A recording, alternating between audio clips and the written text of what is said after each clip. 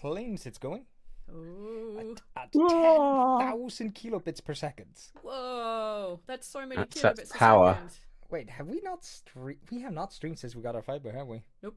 Nope. God, we live in a different world now. Alright, let's check everything is working. All right. Well, it claims it's upcoming. Oh, there it is. It's live. All right. Hey! Huzzah! That's, Hurrah for the planet. Well, now I'm gonna copy play the pa- stream, but I'm gonna mute so I don't have you guys like 10 seconds behind me. I have to drive anyone crazy. Crazy. Yes, just Crazy. a tad. Just I was a crazy tad. once. They put me in a cell, a padded cell. Rubber Yes. room full of rats, and rats make me crazy. Crazy. I was crazy once. They put me in a room, a rubber room. It's like an room full of MK rats. Ultra trigger And phrase rats for make me Neil. Crazy. Crazy. I was crazy once. They put me in a room, a rubber room full of rats, and rats make me crazy. Crazy. I was crazy once. They put me in a room. I'm gonna start the stage on this moment. Yep. And sock puppets. And that should ping everyone who wanted to be a part of it. Festive A, no, boom. There we are. And yeah, we're live on the YouTubes. Wow. I can see all the all the windows. Oh, I need to ping the Patreon as well. All right. Well, we And battles. publish. Oh, that didn't I'm take like long. on the ball today. Yeah, I had it literally ready to go. I just had to hit publish. But I didn't want to hit publish until we were actually live on YouTube. All right. Well, beautiful people. This is our first stream in a while, so we thank everybody for showing up. If the audio is at all scuffed, let us know. We'll try to figure it out. We're very sorry. If you're viewing us on YouTube, we are in Discord, and that's where we're taking questions and chats from. So I can take chat questions from the YouTube chat because I'm in there. okay. Well, I'm Throptonaut, nailed it. Throptonaut King is hanging out with me in the chat over there, so I can see that. So yeah, we can see all spaces. Ask any questions anywhere, and we will find you. We just may not be able to answer you straight away. For everyone who is on the YouTubes, we're about 10 seconds behind. So if you ask a question, it will be a bit of a delay. But if you're here in Discord, it should be fairly instant. But again, we may not be able to answer straight away. I will cut off anybody for questions. Before you do the inflection, Eyþór's just going to kill it.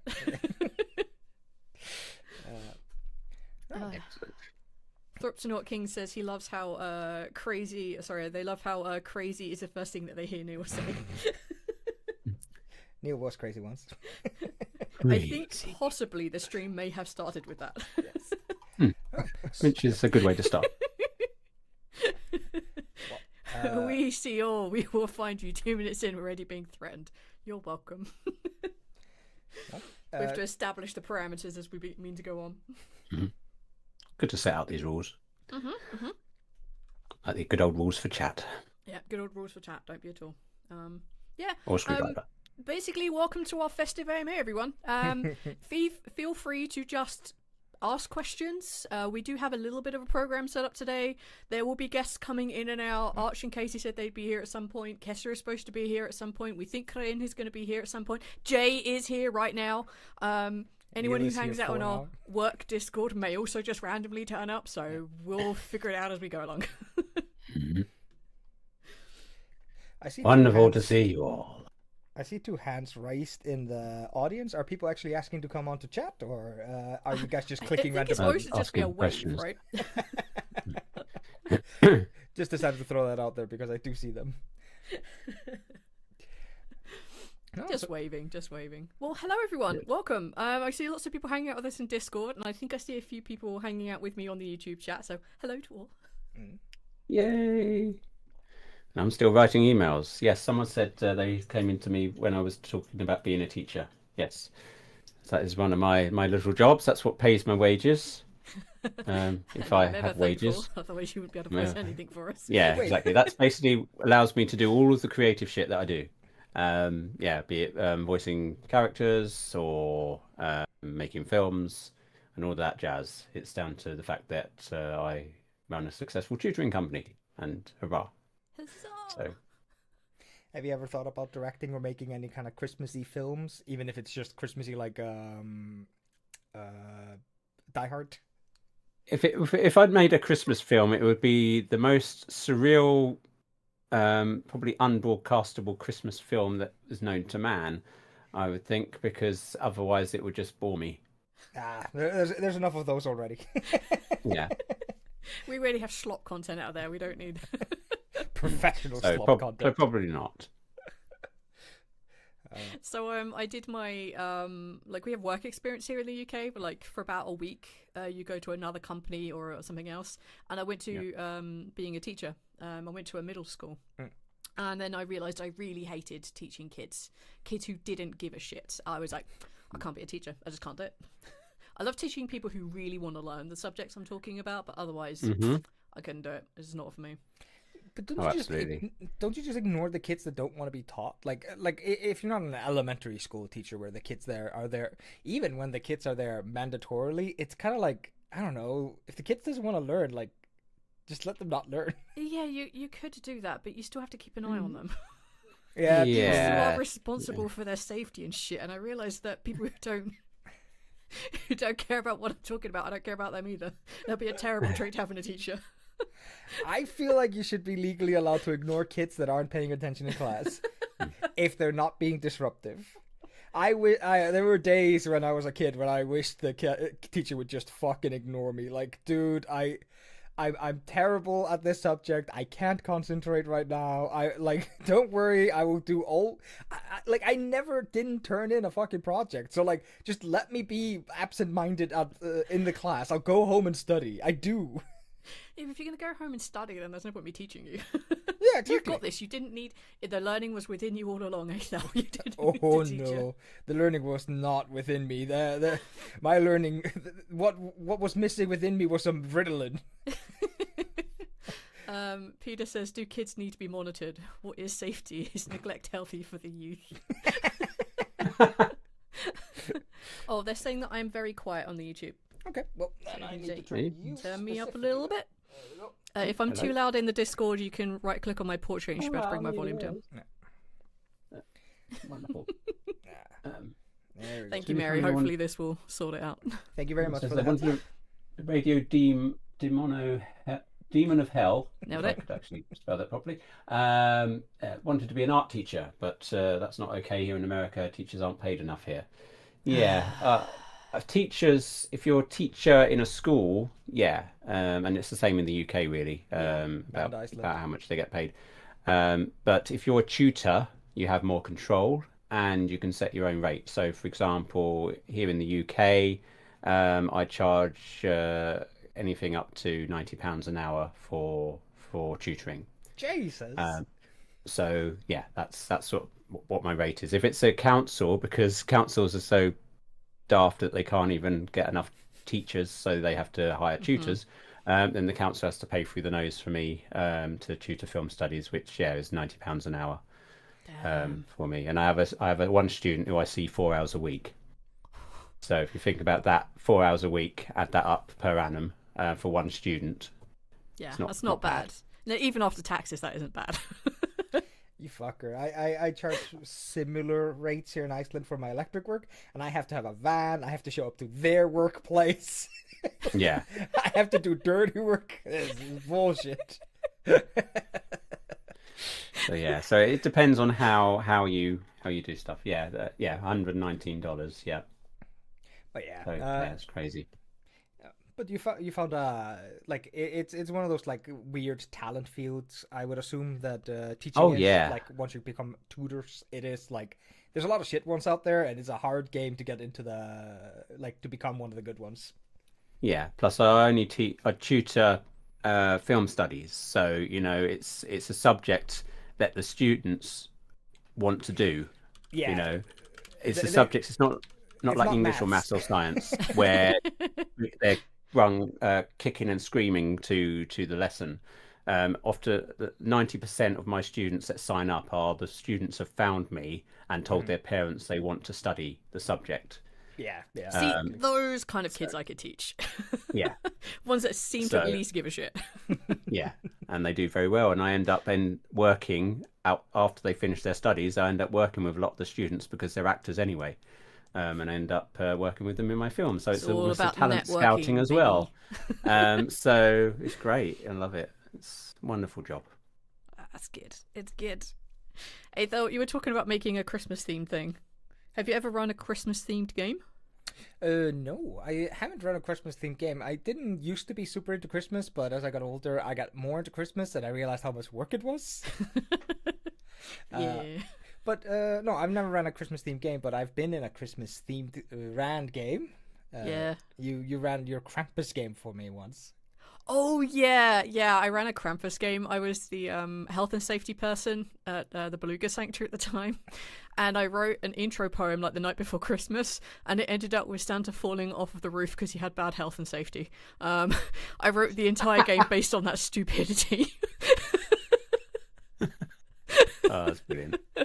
But we've had a friend of ours, Dar. He ran us Christmas games in Ghostbusters. Did he? One of the first games I played where we were outside of Costco, and there was a Yola cat there. And I was driving a car into the Yola cat because it was on fire and we needed to destroy ghosts. I have no memory of this.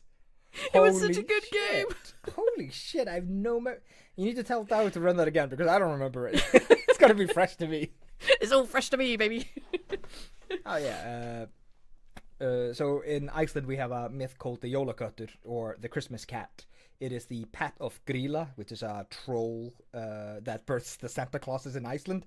It's a whole thing, but long story short, the Christmas cat, it will come and eat all children that don't get socks and hats for Christmas. Yep, socks, new hats, and new clothes. So that's how kids were bullied into being appreciative of hats and socks. Crazy. Yep. We just have a fat old guy that eats all your cookies and drinks all your milk. This is mummy. Like a criminal and But like in takes all America, your sweets. but in America, doesn't he? He's responsible for all the presents under your tree, not your parents and not your family members, right? Yeah. Santa is supposed to be the Yeah, one that but puts you all the have presents them- under the tree. Yeah. That's You have a mixture usually, but yeah. That's ridiculous to me. Like in Iceland, we have 13 Santa Clauses, and Yola boys.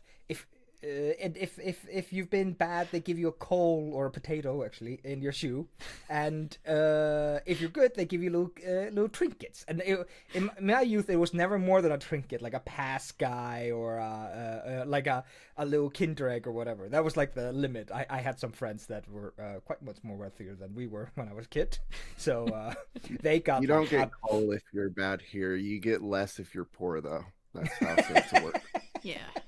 Yeah, or in a case of my family when we were very poor one Christmas, we got lots of really shit presents. Like the pound store, like a bunch of those. We had like 6 or 7 of those because we could afford that, yeah. I remember that. But like to me, it's such a wild idea to like go shopping for your kid and like, oh, I'm gonna get him some nice thing, like I'm gonna get him a skateboard or whatever, and then putting Santa Claus on it. It's like, no, that's a big ass fucking present that came from mom and dad. Yeah, or, like, that's why you uncle. have the mixture, right? Because like you want your kids to believe in Santa or whatever everyone else's kids do, but like also, fucker, it's my money. Like I want nice things to come from me. Yeah, the Icelandic Jule lads, as some people translate them, which is fair. Like they're not Santa Clauses, they're Jólasveinar. Gorilla's kids. Yeah, they're Gorilla's kids. I can go into detail about the whole like Santa Claus lore of Iceland later if people are interested. We should, but we definitely have a question that I've seen that's definitely directed. From Matt T. What would one of your PCs want for a Christmas present? I think I said. And more specifically, at Jay, would you buy the Immortal Lich that has everything? Yes. Oh, what would Emma want for Christmas? I don't know. No, he's got a bottle of poison. Yeah, it's difficult. It's difficult to. I think. That's such a perfect answer. I don't know. A can line. Some like a unique experience. Like he'd have to be the guy you have to buy like vouchers to go do a thing, right? No, like he's done all the things. Like that's why he's evil at this point, because he's done all the legal stuff, and now he's just left with the illegal stuff. No, I think with Emil, it has to be a joint experience. Like, all right, Emil, this Christmas you and I are gonna go hiking, and it's gonna be like, oh, I've hiked everywhere. It's like, yeah, well, you haven't hiked with me everywhere, so Maybe you'll fall off the cliff. we can both pray, buddy. What about Squash and Graf? Oh, Graf just wants something big to eat, so I think he'd be like super happy with a ham or like a like smoked, like a big smoked ham. I think Graf would be super happy with. Like he'd want something practical. Mm-hmm. And to Squash, it needs to be something small, simple, and something he shouldn't pawn. Not sellable. Yeah. That's old Squash. I don't know. Like I think Squash would like enjoy like crafting kits. I think as Squash grew as a character, he realized he enjoyed making shit. Oh. So I think he'd always enjoy, like, you could give him any kind of stupid crafting kit. Give him like a what's it called, carving kit, like a carving set, like a couple of knives with. Oh yeah, like my first carving kit. So like all the I know exactly what you're chatting about. Oh, yeah. God damn it. Carving tools? Yeah, like, they have a carving specific tools. name. Can't remember. Yeah, just anything that like gives him something to do with his hands. Thoptonaut says an even cooler kettle. So there's a For Emil. Yeah. His tea kettle is actually very precious to him for reasons that have not come up in story, and I cannot say whether they will because Iguapo. It's very dumb because I of course have interacted with tea kettles like basically zero my entire life. So the only tea kettle story thing that lives in my head is like a really ancient atheist talking point, which is when people say like, okay, disprove God or whatever, the atheist is supposed to reply, disprove there's a tea kettle orbiting Saturn. Mm-hmm. It's just like, you can't disprove something, you can only prove that something is true. It's just a little like thing. So every time we talk about Emil's tea kettle, he had to go retrieve it, my brain is always like, yeah, it was in orbit, like 100%. It was in orbit around flat Bicron. No, we cannot start the flat triangle circle within a circle shit. I'm not having it. Stand by it, it's a donut shape. Shaped like a D12. D12 is best D12. What about you, Neil? What about Rajak and Ivorus? God damn it. So It's been a bad right now. while. It's been a while. I think Raw would like those, those like muscle massager things that have the little fucking the balls that Yeah. Kind of do vibrate. the punch Like, action. I Yeah. hate those because they either tickle or hurt. But Raw would Raw would let that thing beat the shit out of him. He would love that thing. This thing? Like, yeah, what the fuck? Come on, Eyþór, what is that? What are you massaging? My What- back! what I is have. that? It's got one big ball. Dun, dun, dun, dun. Yeah, are you a fucking ogre? What are you doing? What large of a creature are you massaging with that? How tiny is yours? I have to reach my back. If this thing was like this big, I'd be like, oh no, I can't reach my back. That's insane. You an ogre. Wow. Peter says it sounds like a new game to show me, tickle or hurt. I've forgotten I have this thing. I'm bringing it out. Oh God. Your back has been hurting. On You need- special It has, occasions. yeah. No, I think I genuinely think it went into that box last Christmas while we were Christmas cleaning. Yeah, it may have been when we were prepping for last year's Festive A. We did a big clean up this year. Last year. This year, a lot less prep clean up. What about Iris? He would get a bigger one. An ogre version. No. Ogre. I don't think Iris has really ever received gifts, if that makes sense. Iris is lucky to have Baskin spending time with him, so he'll just take that. But yeah, He likes going to. as far as gifts, I'm pretty sure that opens it up to anything being a really good gift to Iris. just the thought of a gift is nice to Iris. Oh, it's the thought that really does count with him. Aw. Yeah. I think going out to eat is Iris's thing. Yeah. Yeah, the just kind of low pressure social Yeah, kind just of yeah. get to go somewhere, just get to spend time with his loved ones, and like have just nice food. Like because I also like imagine that to Iris, restaurants are a safe environment. It's something that he values highly, and he puts a lot of emotion into, and he doesn't even know why, but obviously we do.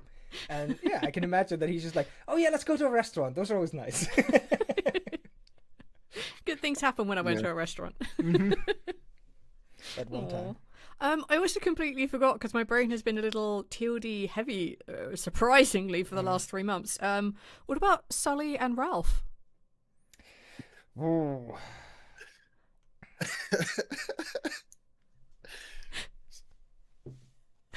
So we haven't touched Sully and Ralph in about a year now. Yeah. It's wild. Just been using episodes recently, so my brain's like, oh, you could start writing things again and things. It's like, nope, I need to do Kino first. Yep, we need to finish Kino. I would give Sully something explosive. I think Aww. Aw. I think any kind of survival shit would like Sully would enjoy, like a book of like 100 like safe flowers to eat or whatever the fuck, like any kind of survival kit based stuff. I think he'd enjoy. Something really practical. Oh yeah, he's a practical guy. Yeah. Doesn't keep bullshit on him anymore. Just loses it. Would Sully want the same whittling knife as Squash?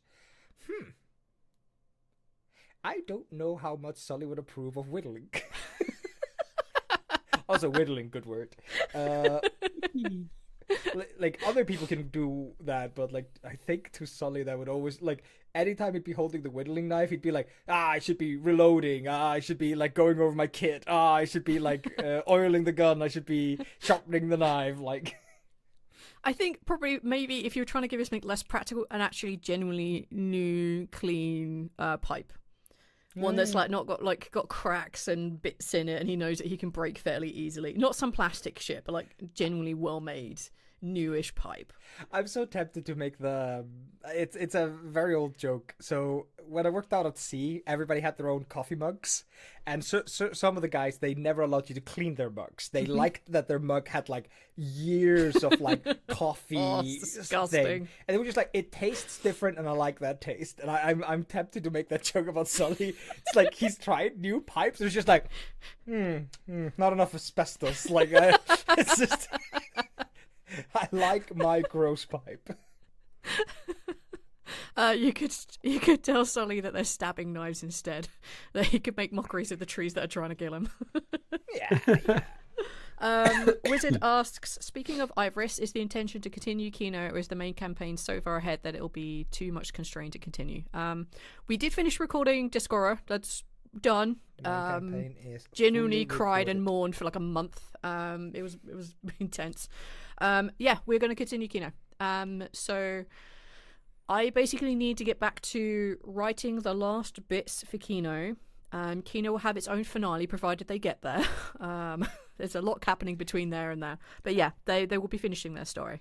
Because, well, I wrote the finale for the Discora crew with the idea that Kino is probably also going to be happening as well. So yeah, they will have a finale, but it won't be quite the same as the Discora crew. They're always going to reach the finale. They've got Graf. More accurately, they have Suvi and Daisy. Who cares about them? There's no one person who has tried harder than Gref to keep us from surviving long enough to reach the finale. No, like, I may be misremembering, but when we were doing the Yuan T thing, I feel like Graf like pulled the fucking team that day. Like, I feel like I was like hitting crits and like making like like really intense fucking decisions like all the time. I need to go back. I know the Yuan-Ti happened before we did Forge of Worlds, but I have a genuine blank of so much Akino right now because I haven't even like thought about it in like well over a year and a half now. But I'm planning on listening back to the episodes so I can at least pick up where the threads are for the threads I know that are left. I glanced over my notes the other day of like, ooh, this is gonna happen and this is gonna happen. I'm like, uh-oh. I think I just go back and listen to like 90% of what we've done because goddamn. It'll be fine. That's what the Christmas break is for. Radio Demon of Health. We blew up a mountain. We dropped a mountain on a dwarf. And then I got on a gnome. and then I got you on mind control. Yes. So no, I'm misremembering. There was a lot of good, but I do believe when it came down to it, Gref just ate shit the entire. Oh my final god! Was fight. that the fight where I made Gref throw his weapon away? Yes, you used like a really Yes. Wait, what did I... Yes, there I was like remember this now. It's coming back in an unflooded memory. He was gonna take my sword, but you said like throw your weapon, so I chucked it past him. Yep. Something stupid like that. Oh my god, yeah. Fuck me. Careful punching the table, you peeked the mic. I know, super I was so excited. I'm sorry if I blow anybody's ears out, my bad. Gave it to Zarissa, yeah. Oh, Zarissa, I miss her. She was a good time. So if in case you haven't been like keeping up with the AMAs, we have actually finished recording all of the main story. It is all fully edited, fully recorded, and is currently being edited. It's sitting in a very fancy, magical hard drive box. It's all done, V. We did it. No, Yay! We can release it as is. Thank you, Eyþór, for finishing this for us. Yay! As a Christmas present, I edited all of it for you and deleted the raw file so you can't go back to fix it. You are free now. Wow, thanks. No, what I was gonna say is like all the episodes are in a thing called a NAS. It's got like 4 hard drives in it, and 2 of them can fail, and the other, like, we can still recreate and fix all the files. We are very precious about that box right now. Yes, yes. So until the day that the final episode has been scheduled, I'm not deleting anything off my hard drive, just in case. I am very tempted to like go get everything from the NAS, just like save it on my computer as well, just in case Texas blows up. Like we still have access to the files. We also like recorded like the final session. Like, so pull back the curtain a tiny bit. We stopped recording just before the final fight, like 1 or 2 episodes before. So when we went back to it, it was really easy to slot ourselves back in. But we recorded everything on video as well from that point. So like we will probably release some clips. We probably will never release the unedited video because there is so much of us just fucking around and pure bullshit. But we'll definitely release little clips and stuff. So it's a Kessir! Hi. Hello! We made it! Hi. Yay! You got a full teacup? Tea kettle? Yes! Yeah. I knew I could count on you. I've been really sneaky. I decided And to a bowl of bring. lychees. I thought I saw you eating those the other day. I'm like, I'm pretty sure they're lychees because I don't. It wouldn't be like you to eat marshmallows. Kessir was eating them in the middle of a 4 top 3s. I thought that was quite bold. Yep. And I wasn't talking, I was eating lychees. Forever solidified on video, I might add. No edits. Yep. And then there were 5, yes, and then there were 5. Ragey Demon of Hell asks, what would Raka want for Christmas to bring the question round to counterbalance? Oof, peace and quiet. Oof, that's a feeling.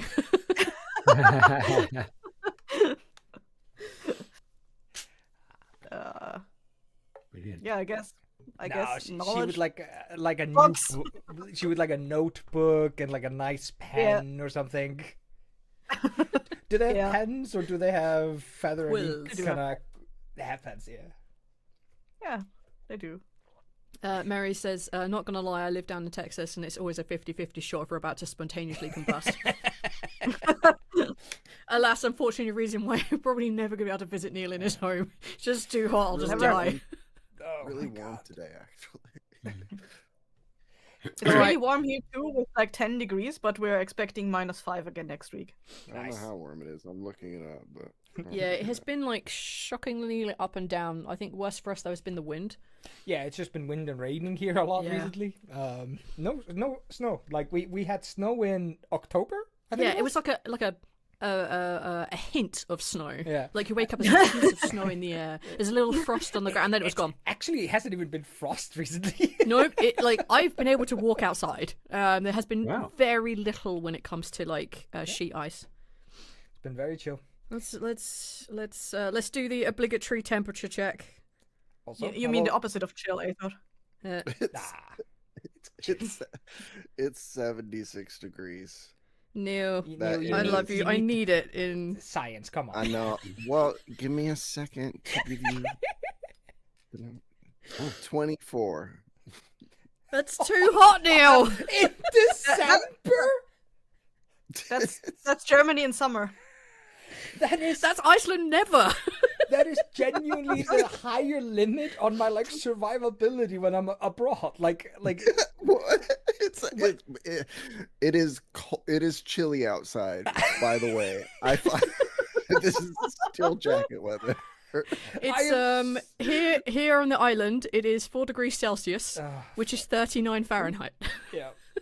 I think it's Like- chilly at night though. Oh, that's Yeah. interesting. I've got How eight cold it would be, but- degrees for where you are at the moment.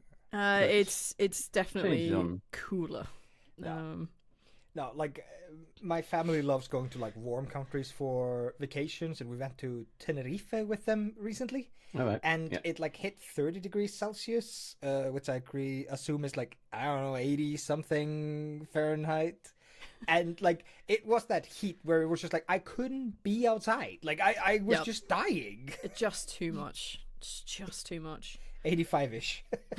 Like it's like I see people doing like menial labor, just labor in that kind of heat. I genuinely don't know how people fucking survive it. Like Have they considered not doing it? yeah, move somewhere colder.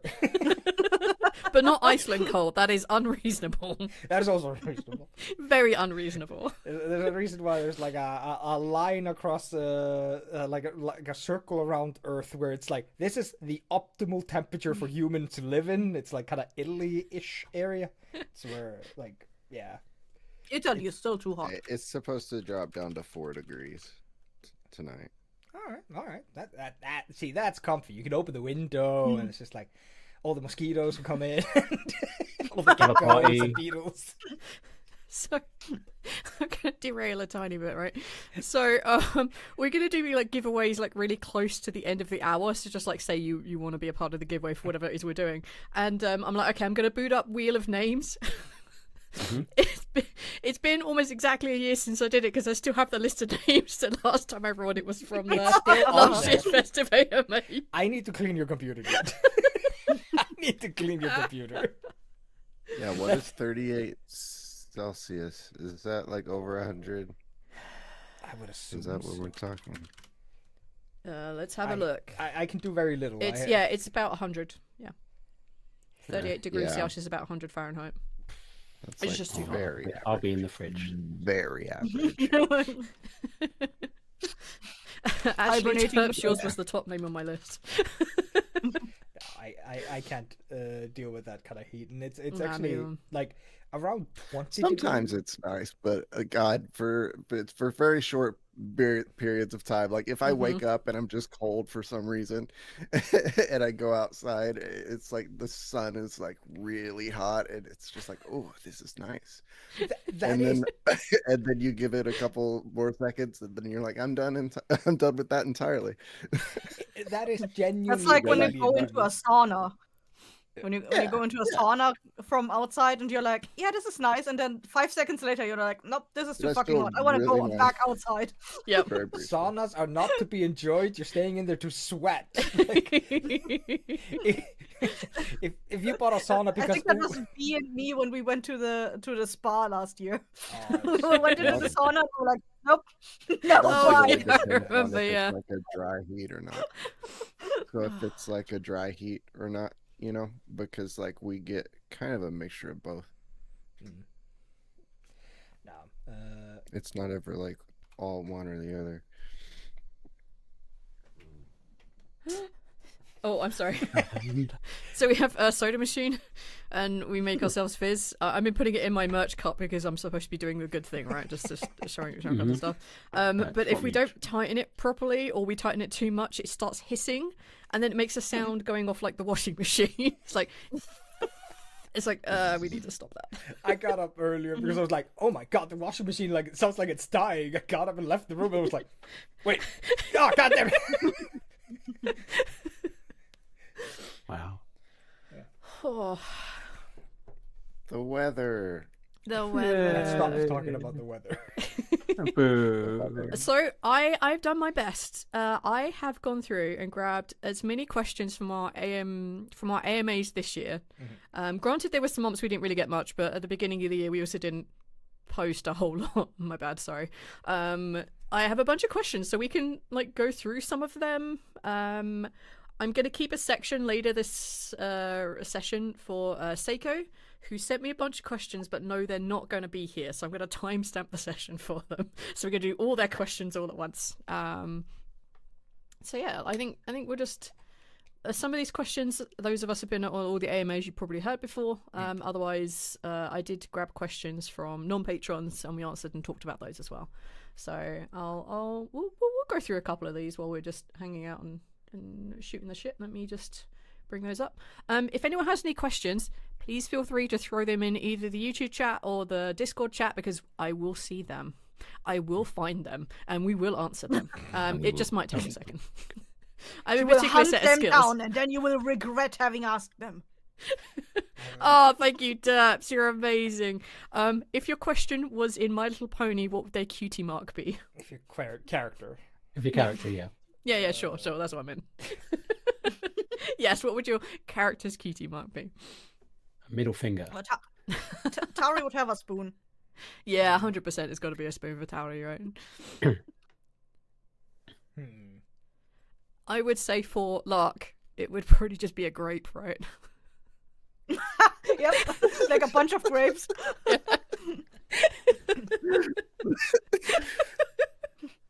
Why is that your whole personality?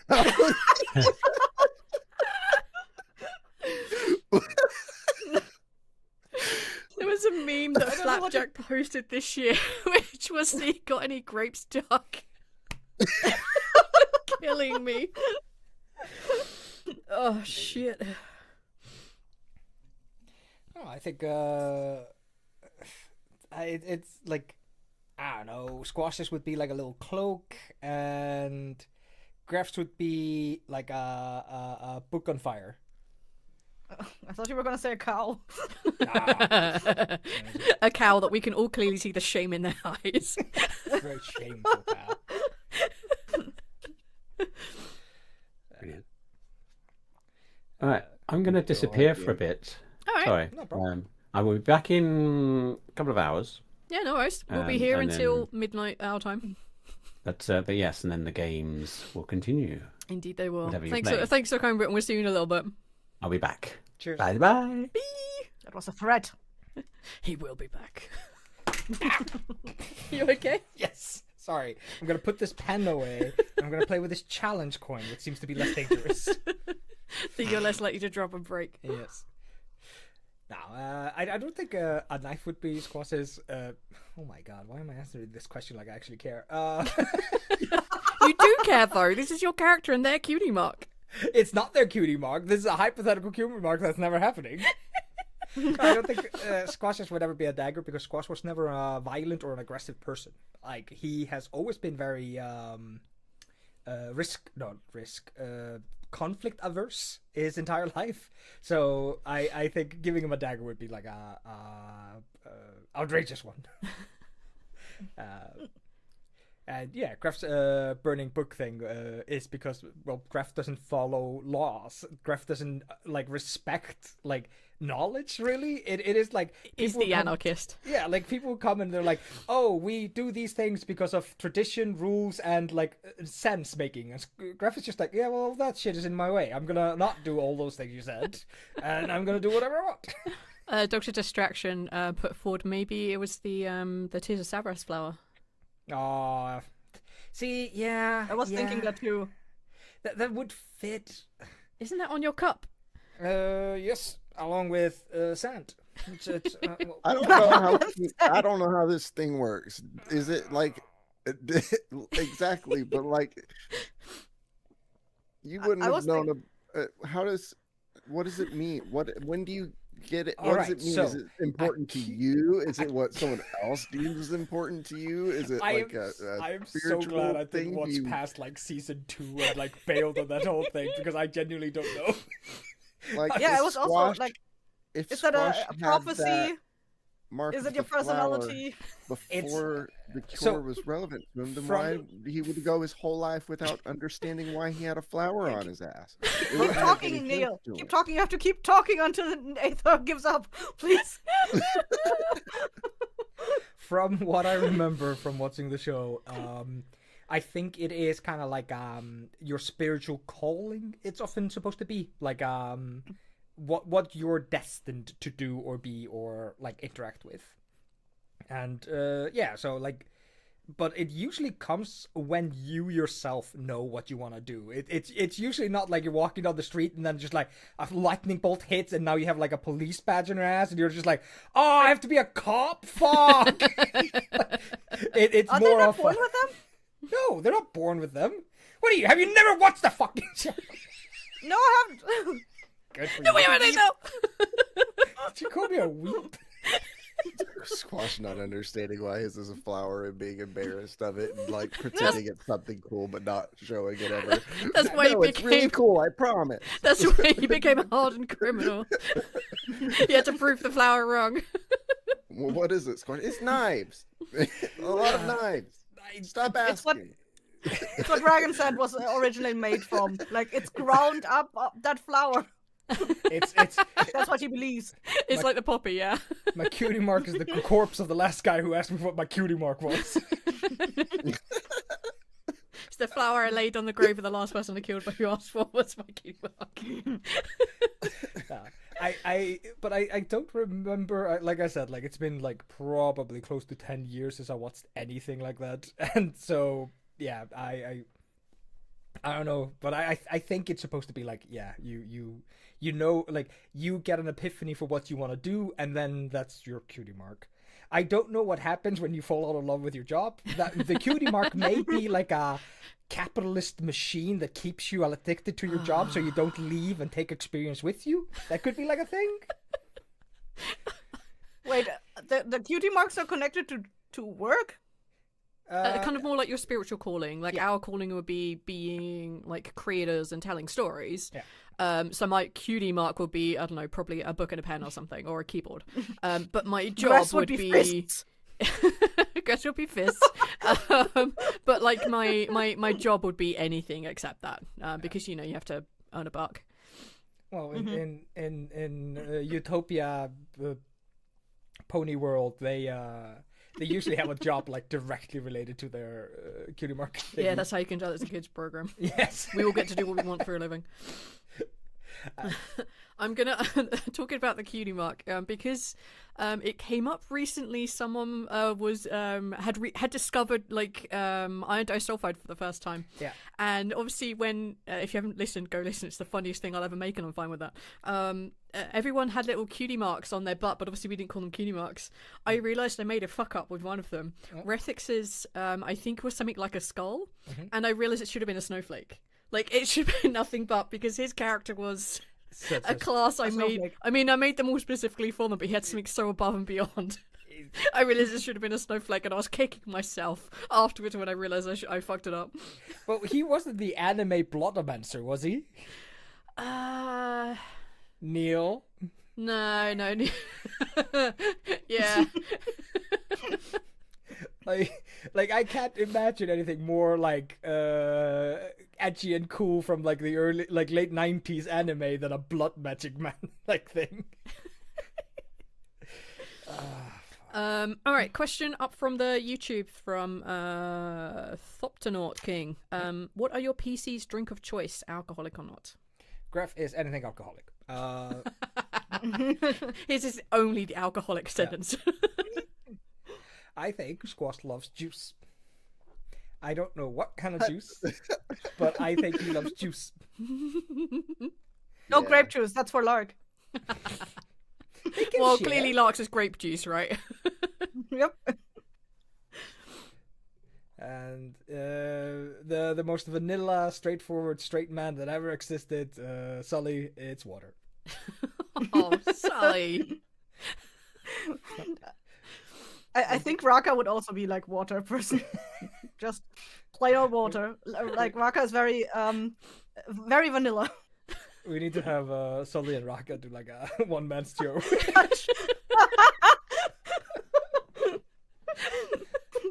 Raka, wanna hear a joke? No? Good.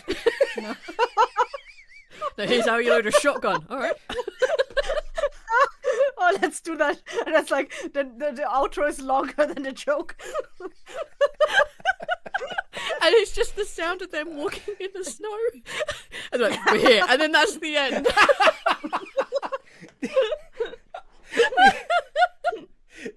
The episode starts with, "Are you okay walking in silence?" It's like 10 minutes of just snow walking. Are you okay walking in silence? Did you say something? Don't worry about it. Well, now I guess you have an April Fool's episode. It won't be that difficult to record.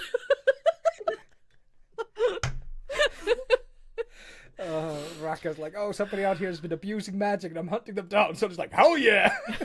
All right, let me use magic. No, you don't. So it's just wrecking the shotgun. I'm in. Shame. Shame. We're thinking of that meme too. Oh my god. I've really got to get myself one of these PCs so I can answer these questions. You have all the PCs. What's Demi's cutie mark? Oh, just flame. There's nothing else. What's Demi's favorite drink? Absinthe on fire. No. No, see, Demi isn't just fire. She also is a little bit of chaos. So It's I also a don't- personality. yeah. Like 95% water or something. Like... It's a 95% water and 5% surprise. Do what you want for the last 5%. I'll deal with it. Her favorite drink is liquid death, or whatever the fuck that's called. What? I think that's just isn't that just Like a hot like a sauce? canned up water? No, canned up sparkly water. Liquid I death. don't even Called know liquid if it's death? sparkling. Yeah. I don't know. It might just be regular water. Liquid death is water. Mountain water. Yeah. So she drinks 95 water and 5% mountain water. The fuck are you talking about? What a cocktail. Yeah, but the name is confusing, and that's a chaos. Yes, you would never see it coming, right? You would always expect if you drink her drink, it's going to be absinthe, it's going to be like cinnamony on fire. No, it's just water. So she is also a basic vanilla bitch, but she's really good at hiding it. She makes more of a chaos show out of it. Thrup to Not King, Demi just says surprise me every time. Yeah, basically. There's a part of me that thinks like Debbie would just drink whatever anybody else leaves behind. It's kind of like, Oh, she just drinks the dregs Yeah. because she can sanitize it all by setting it on fire. no, bro. Caden also drinks 6 espresso shots mixed into 1 cup of coffee. It used to be 5, but then he met the gang. It goes up 1 year every year that Taylor grows older because she's just such a wild child for him. It's his intention to get a heart attack on her 18th birthday. It's like, up and I'm out. Oh, poor Caden. Oh my god. Poor man. He was freed of that destiny by hitting the bucket early. Yeah, but then he gets brought He's got a back. fresh new heart now. Then he gets brought back and Taylor's is old. And he's just like, oh boy. The shit. He needs to do some calculations how many espressos he needs to take now. I think Caden is a tea drinker. Like I think he's like a fruit tea drinker. I think that's gonna be Caden. Yeah. Just keeping himself chill, relax, like alert. I think it'll be that. Demi's drink Caden's is- totally a lemonade guy. Taylor and him make lemonade. You know they make Aw. lemonade. You're right. You're absolutely right. It's too cute. Yeah. He Her first business is setting up the lemonade stand. Oh, blimey. Hibiscus raspberry tea. I love raspberry tea, and I love raspberry beer as well. It's one of the only beers that I drink, as if it has raspberry in it. Oh, super good. All right, let me grab a question off of the old Christmas question list. Excuse me. Kessir, top, middle, or bottom? Bottom. Okay. Yeah, What are we Kessir's the talking bottom. Yeah, I am. So what? So I have a huge list of questions, so I'm just going to pick randomly from them, depending if you say top, middle, or bottom. This question came from Soroji Lazalai. Lazalai? I don't know.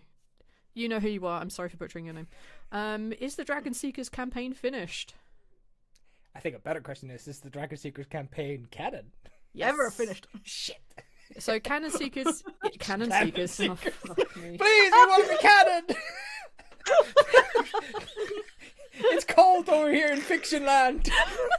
Well, gonna write, Mr. Steve. Wayland. Now we need you on for an April Fool's called Cannon We weren't Seekers. supposed to tell them about our pirate podcast yet. We Canon Well, Seekers. it's not real. Neil is lying. Please don't believe him. Or is he? He is! I need to finish Kino, so bring me pirates as well. Yes, Dragon Seekers is canon. And yes, as for like the whole group of the Dragon Seekers, yes, their story is done. They are complete.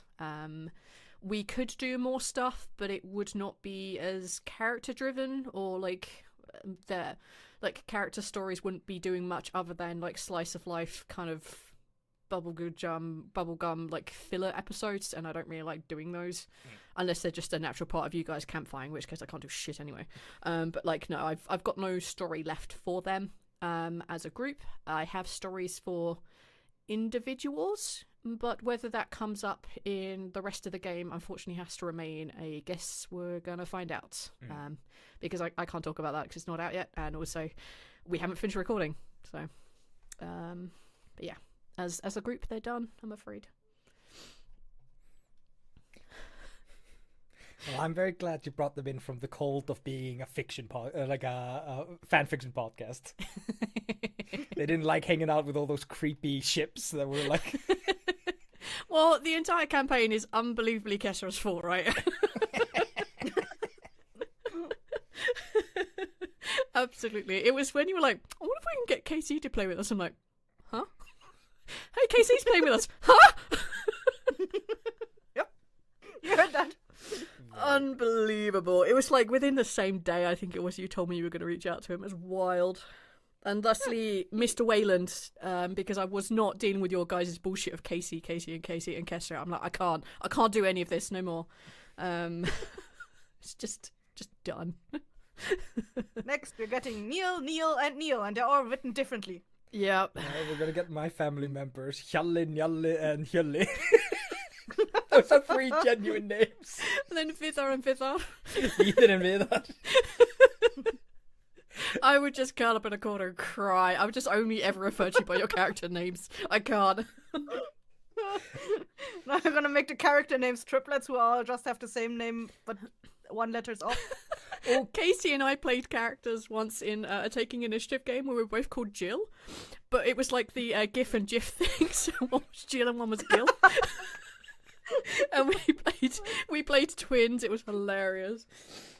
In our more recent short campaign thing with our friends, we were playing a goblin game where we were all playing like evil little goblins that are like going out and doing awful things. And when the DM was like, all right, so what's your names? Everybody went, I'm Boblin the Goblin. And so we ended up with Boblin with 2 B's. Yeah, that's me, Bobbling. That's me. That's some Ed, and Eddie bullshit. Yes. And they're all called names like that. And Vidit, bless his soul, has done such a good job of actually going Boblin. Yeah, Boblin. Yeah, he nails it every time as well. The only person that seems to pick it up is you, which is really funny. So good. So, Oh, goddamn. Question from the YouTube. ooh. When the team first found the underground temple, Balance received an unknown blessing from Ogma. What was it, and is it still in effect after Ogma died? I cannot actually reveal the answer to what it was, but it is still in effect. Even though Ogma passed, the blessing had still been bestowed upon Balance, Laffian.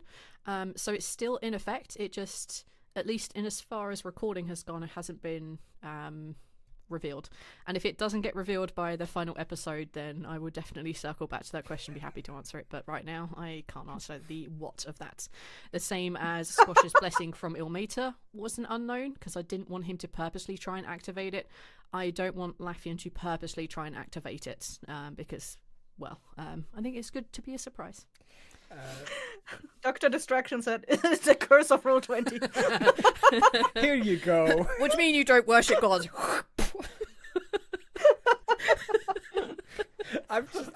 My brain is so fucking terrible. I'm just imagining that scene from Smiling Friends where the guy goes like, here you go, here's your little prize. It's a tiny version of me. And the guy just goes, I don't want that. That's just Balance in that moment, like, here you go, the prize is a curse of roll 20.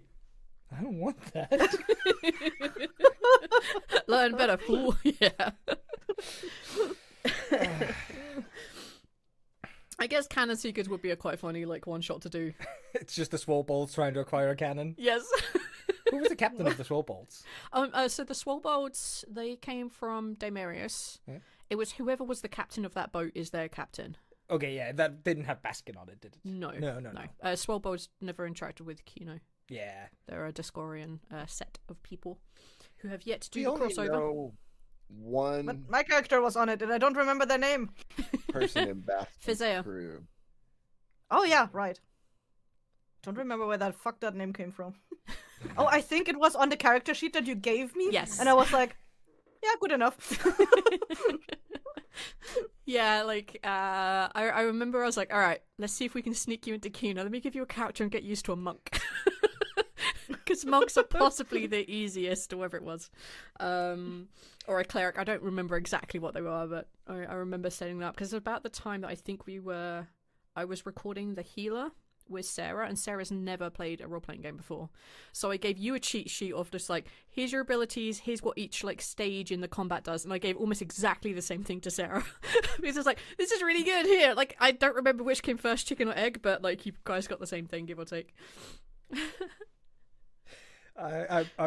People in chat are talking about like Baskin should meet the Swolebolts, and all I can see is just the Swolebolts working on Baskin's ship, and Baskin's just like, "Oh God, you test me, but I resist my true love." Never. They have true love, Eyþór. Stop it. He can be horny. Been on a boat waiting for Ivers to unlizard himself or fully lizard himself or whatever the fuck he wants to do. I think it's more get off Chaos Island, however fucking long you've been there. Takes him like 3 hours to get ready in the morning. He has to shed his entire fucking skin and then eat it. Yeah, Cleric of the Tempest. Yeah, you're right, yeah. Thank you for that. Do not true. Why is it so funny to me when I say something so obviously outrageous and stupid? I get told, Eyþór, that's not right.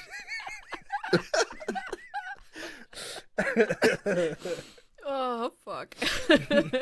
But I do understand your worries, Neil. I somehow got the dragons are made out of wishes and haunted cliffs into the game, so when I say stupid shit, it sometimes happens. I'm not kidding. Like, from day one, you have been an irritant to me. Like, so obviously, like, the first thing Eyþór and I record for TLD is Squash's backstory. And I edited that episode because I didn't want Neil to have to deal with genuinely the 20 minutes of bullshit I cut out of that episode. And I was this close to cutting out your friend Cole that you had drawn on the wall. I was that fucking close. Cole is, like, iconic. It was so much shit in that episode. It was unreal. I just think I need some praises for like being told like, okay, you did Sindri on Dark Dice. All right, now you're gonna do another thing. All right, bring in your character. Okay, I'm bringing a character, and the first episode I'm recording, I'm gonna do child voice. entire thing. Like, I'm gonna find this voice eventually. oh god. It was so funny. And I think it was also the time that I started, like, when we hit record on that, we were debating whether we were going to be able to record that day because Roll20 was down. That's why he starts rolling real dice at the beginning of it, but by the end of it, Roll20 was back up, so he went back to the character sheet and actually real rolling. I remember seeing genuine horror in your eyes as you went like, oh god, is Roll20 down? Oh, my notes are there. All of my character sheet notes were there. Because, like, my character sheets for my NPCs were on there, which included, you know, Dacian. And a bunch of other stuff that, I mean, granted, I didn't have a lot of character sheets back in episode 30, like, basically none. But the ones I had were super important to me. And all of our characters were on there as well. And I never did learn from that experience to export those character sheets. So, I'm really glad that Roll20 never shit the boat. Gave up the ghost. Yeah. I have learned, however, from then, and at least in the Sprouting, we have backup character sheets. Yeah. I took a note of them the day that we started, and every couple of, like, when I could be asked to go check, I would also just, like, duplicate whatever character sheet stats you guys have at the time. So I've got a bit of a backup. And you guys, thankfully, have exported your character sheets. Yeah. So that's a huge relief of mine, just in case. I keep thinking of that Chalk Zone character for Squash's Drawn Friend. What is Chalk Zone? Does anybody know? No? I can't remember. Yes, I know it, but the theme song is like just like right Oh crap! there. We missed the almost. giveaway at the end of top of the hour. Oh no, V! You need to get better at this. Yes. Let me go grab something. No, it's a delay. Yes, thank you. Extreme delay. You're amazing. There's a reason you're my best person. I don't know what Chalk Zone is. I've never heard of it. He has I magic don't know. chalk, so he draws things into existence. All right. Okay. V, there is a microphone on that table. Stop there slapping is. it. There he is, Eyþór. There's the chalk zone. All right. Oh. Okay. So we have a variety of different giveaways this hour. For the top of this hour, we are giving away some of the signed Oh shit! Yeah, the deck of cards. The TLB deck of cards. I'm actually going to send my pack because we don't have a PO box anymore. Yeah. Obviously, Arch doesn't want to give away his address, so I'm going to send you guys mine, and Arch is going to send me one pack to make up for the one that I'm missing. So I might even write a little "Hey, how are you doing?" Notes. It is the whole deck, so all 52 cards plus 2 jokers. Who are one the of jokers? which is Emil. Ah. Hell yeah, and one of which is Dacian. Boo. Hell yeah. All of the face cards, like the king cards, have all been signed by the cast when they were here. So we have Raoul's signed, we have Sultana signed. I don't think I ever signed any. You were supposed to sign Makes Demi. sense. Eyþór, little Squash, and That was not Eyþór. an old Latvian one. Hell yeah. Yeah, I'll tell you what, if you win, you can... Oh, no, I did. I signed Taylor's. Oh right. Yeah. Aw. Who did the art for those? So this... so if you guys are roughly caught up, you may have come across the episode that has the reference to Shrek in it. Where they go to the stalking and there is that could be any episode, maybe. yeah, Shrek I is mean, the amazing. flower is 100% a reference to Shrek anyway. Every episode has the all-star theme hidden somewhere in the soundtrack. Neither did I, long cons. I collected all-star Yeah, theme. so... Oh, you need to load the episode into the spectral view and then you see a Shrek face. The box is signed as well. So yeah, the voice of Cyric, who is like the accountant of magic, I guess, the font of magic. The guy who voiced that, who is Scottish, his sister did the artwork for this. That's right. Yeah, and then she was in college at the time, or she was in university at the time. So yeah, she did all the artwork for this, and then we turned them into a real deck of cards. There's only 2 spare sets left, so there may be one more next year, but Probably not, because Arch has to send me a set anyway. But yeah, if you want to have a chance of getting one of these bad boys, type me in either the Discord or the YouTube chat. No, don't. No. Yes. 3 me. 1 me is too little. 2, you're 1 short. 4, you've gone too far. And 5 is right out. I don't give a shit. Just put at least 1 me in chat. And then I will roll it at 15 minutes past the hour. So yeah. 15? You have to give them extra minutes. You've dragged the introduction of this item for 7 minutes. You guys kept talking so I couldn't answer the question. Who done the homework? Where's the YouTube chat? Come on. There we go. Hey. All right, let's drag another question out of the big old question list. Neil, top, middle, or bottom? Middle. All right. Oh my. Neil is not a bottom. Neil is a switch. Oh my. Well, middle's a little bit of both, ain't it?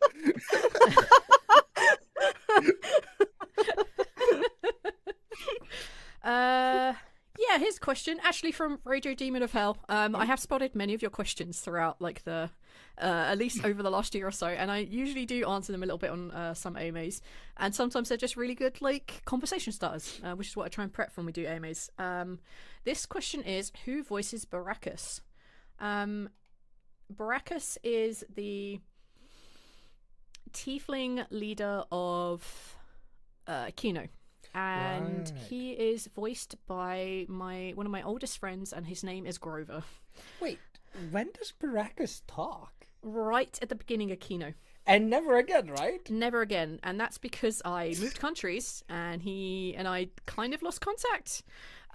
So that's a sneak peek behind the curtains. That's why Baracus' throat was slit. So I'd never have to ask him to voice again.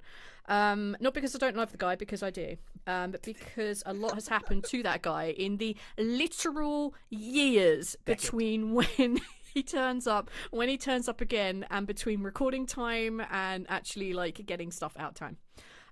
So yeah, it's my good friend Grover. He used to do a lot of acting, but now he has, like, a bunch of kids, he's married, he has a really fairly important and intense job, and no longer has a recording kit. So yeah, but yeah, my friend Grover. Grover is also the voice in Iron Disulfide, who does the Inner World voice. Oh. That's him. Because he did such a hilarious take of it once when he was drunk and he has no memory of it. I'm like, it has to be him. There's no other choice.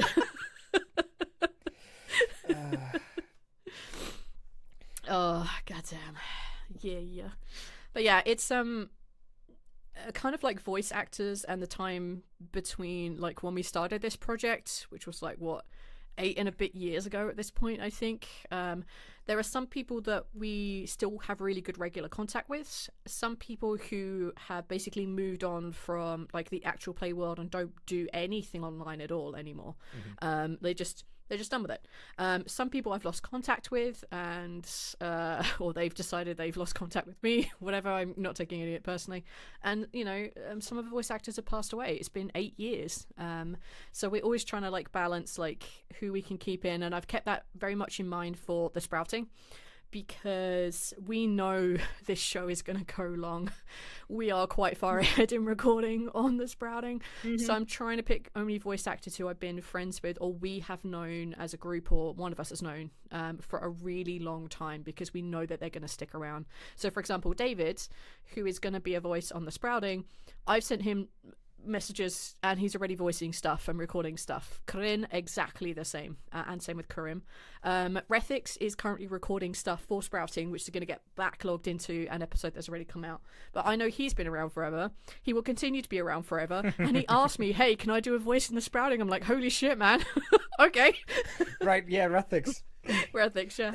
That came so out of nowhere. Like, I love the guy, but, like, when you were like, Rethix wants to voice, I was just like, what? Why?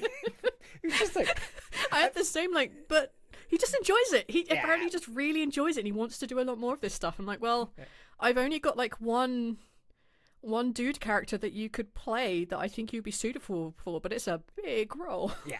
And he's like, I'll give it a shot. I'm like, all right. No, like I understand a lot of people want to voice act and be voice acting. It was just like, we've known Rethix for so long, and he's never gone like, hey, give me a job. Like, it was very like Yeah, and he's obviously he's not voicing it the same way that he does Callanmon, and I was genuinely impressed. Like when he sent us Callanmon the first time around, it was the deepest, most gravelly shit I'd ever heard, and almost jumped out of my skin listening to it. I was actually sitting on Casey's sofa when I first heard it. I'm like, this is amazing. And then when we sent him the lines, massive spoilers by the way, but I'm pretty sure the episode is out. There's take when he is Callanmon the sword and Callanmon not the sword. Oh, you needed to give a bigger heads up for spoilers. No, I can't, man. Like, I can't wait for a minute. You guys will like jump in and I'll never finish the story. And he uses his natural voice, and he made that decision. I was like, that's amazing, and he sounds so good and still so normal. I'm like, I love it. I love what he's done. So yeah, I'm stoked to see what he does with the part in Sprouting. I'm like genuinely really excited. I've heard a little bit of it, and I was very impressed is not the right word. I was enthused. I was like, hell yeah, this sounds good. I want this. Yes, I think First is the person that he's going to be interacting with the most, other than me, obviously, because obviously I talk to my own characters in my own other character voices. You guys sound so like really good side by side. Yeah. Like I'm so stoked for it. So yeah, it's definitely right out about him. Yeah, good.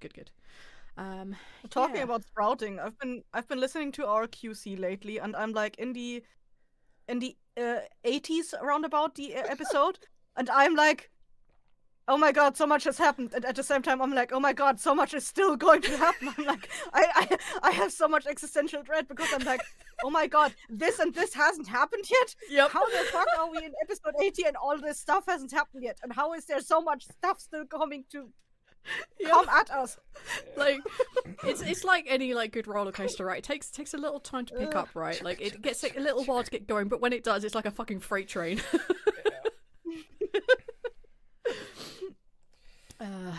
Gosh, but also like Sprouting is such a different animal to like the way that we do stuff in D&D, because Not an animal, it's a plant. it's a very different plant. One is an animal, one is a plant. It's a very different plant because like we have a lot less people full stop in the Sprouting. So like if we give any of those rare NPCs a voice actor, you know they've got to be good and they've got to stick around. Because a lot of them stay for a while. I mean, yes, some will one-shot in and out, and I'm not too worried about having those voiced because I really like important characters to be voiced, or at least people who don't have voices similar to mine, because, well, I can do most of the chick-sounding voices, but anything who's supposed to have a bass and rumble, there's only so far that I can get those done. Who was the voice of motorcycle guy? Name's stolen from me. Oh, Roland. Roland, yeah. That's Karim. Yeah. There you go. I knew he was voiced, but my brain was just completely lost. Like I could hear the voice in my head, but I've interacted with Karim like barely at all. It was the 4 top 3 episode, and then like nothing. So it was just like I could hear the voice, and I had nobody, like no face, no name. I was just like, oh fuck. He's I asked him to. Speaking of this of Roland, I recently listened to a scene where Roland was communicating with, I think, Ralph, and I heard Neil so hard trying not to slip into Texan accent. Trying to stay in character. I am Canadian, eh? I'm not Canadian. My grandmother was. Bag of milk, buddy.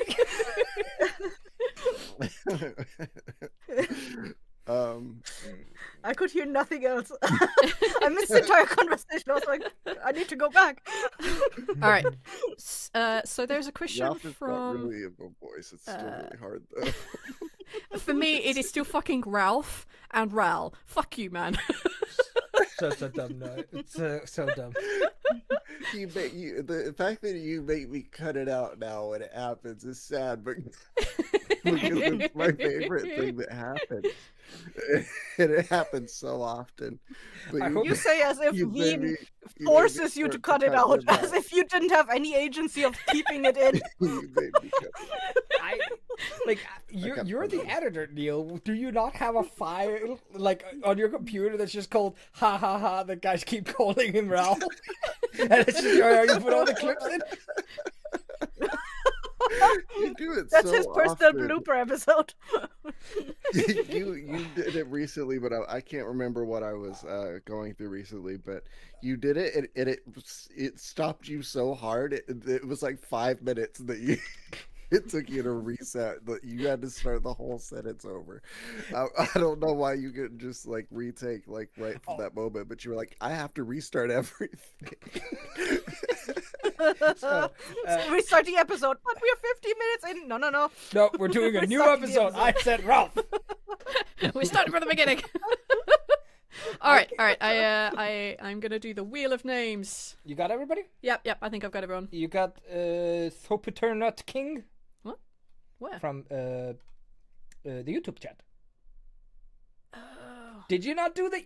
I missed one. I'm sorry. You're so welcome, YouTube chat. I think about you guys all the time. I care about you guys. You are my friends. Parasocial relationships happening. Hey, that was full of shit. Don't listen to him. I don't have any friends. True. Not even his wife is his friend. I heard. Yeah. No, I married her. We don't need to be friends. Ew. Exactly. You married her. She didn't marry you. I'm not marrying all my friends. What is this? This doesn't make any sense. All right. I'm gonna hit share screen. All right, let me see. Boop. Hell yeah. So let me know when you can see it. It is This is the big. last call, and I give you literally like Alright. no seconds to No, figure you it have out. to give them like a minute because people might be like, "Hey, I'm missing." You have to give them a minute. You have to give them You 2 don't have minutes. Matt T on there. Yeah, me? Where? Matt T. Just everyone in YouTube. It is just everyone in the YouTube I'm missing. No, that's in Discord. You sure?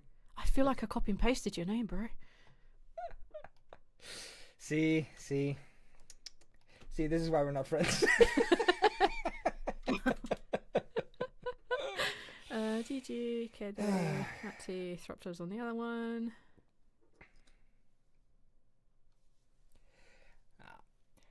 Bloop, bloop. Be careful. I think I've missed everyone. What? It's don't open up your email file. I am sure. Oh, there's nothing in the in our official email. There's nothing in there. Nobody asking to be a guest. No. All right. Hopefully everybody is happy. Yep. All right. I haven't seen anybody cry at me yet. So all right. Let's do this. Click to spin. Whoosh. Oh, I love the sound. It's so good. Does it do the fireworks? Ah, so close, Derbs.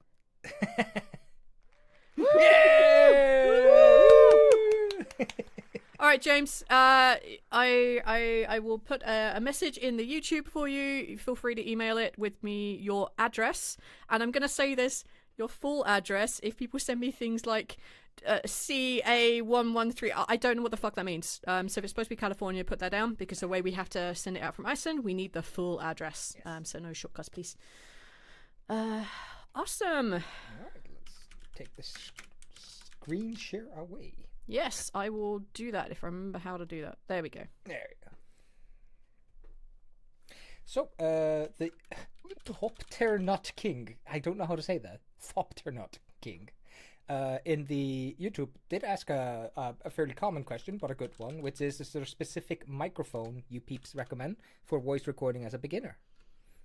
So, my take on that has always been, and people may disagree with me, go get a Yeti Blue or whatever, like get a relatively okay USB microphone, Suit-ups. and then make a big fat blanket for it when you are gonna record. 90% of your audio is your room. It is upsetting how much that does. Yeah. All of White Vault, all of my lines for White Vault season 1 and 2 were recorded under a blanket. Like, All of my season 1 White Vault was recorded on A USB snowball. I cannot believe you did a snowball. That is one level below where I feel like it's okay. But I had built, so I got like one of those shitty wooden cubes that you get from like, you know, IKEA or some shit where you put like, they're like shelves, you put on the wall, Yeah, just they're cube supposed to be shape. shelves. And I filled that motherfucker with foam. Mm-hmm. I cut a hole, like a big slot into it. I put my mic arm in it. Thusly, my mic was in my like cube of like foam. And that's how I recorded it all. And then halfway through season 1, something in my laptop broke. Yes, I was recording on a laptop and it was really shit. And it was this sudden high-pitched noise. I remember. Could not be got out, so I had to throw the biggest blanket I had on top of my laptop while I was recording. So that sound wouldn't come through, but yeah, that's just what I started on. So that sound was your laptop crying for mercy and you smothered it. Crying Yes, for help.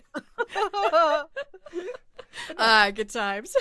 But Thopter Not King, if you check out, like, for instance, V's area where you can see right now, what V has done is basically put up giant foams in all the walls, all the corners, and then we made little drapes because this is actually an old bedroom that we repurposed into a computer workroom. So there's like a little guide rail on the, like a curtain guide on the ceiling so that we have, like, can move this. So this is just... I can push it all the way up to the wall, mostly. But I tend to keep it hidden for 2 reasons. One, it gives the illusion that Eyþór and I may not be in the same room.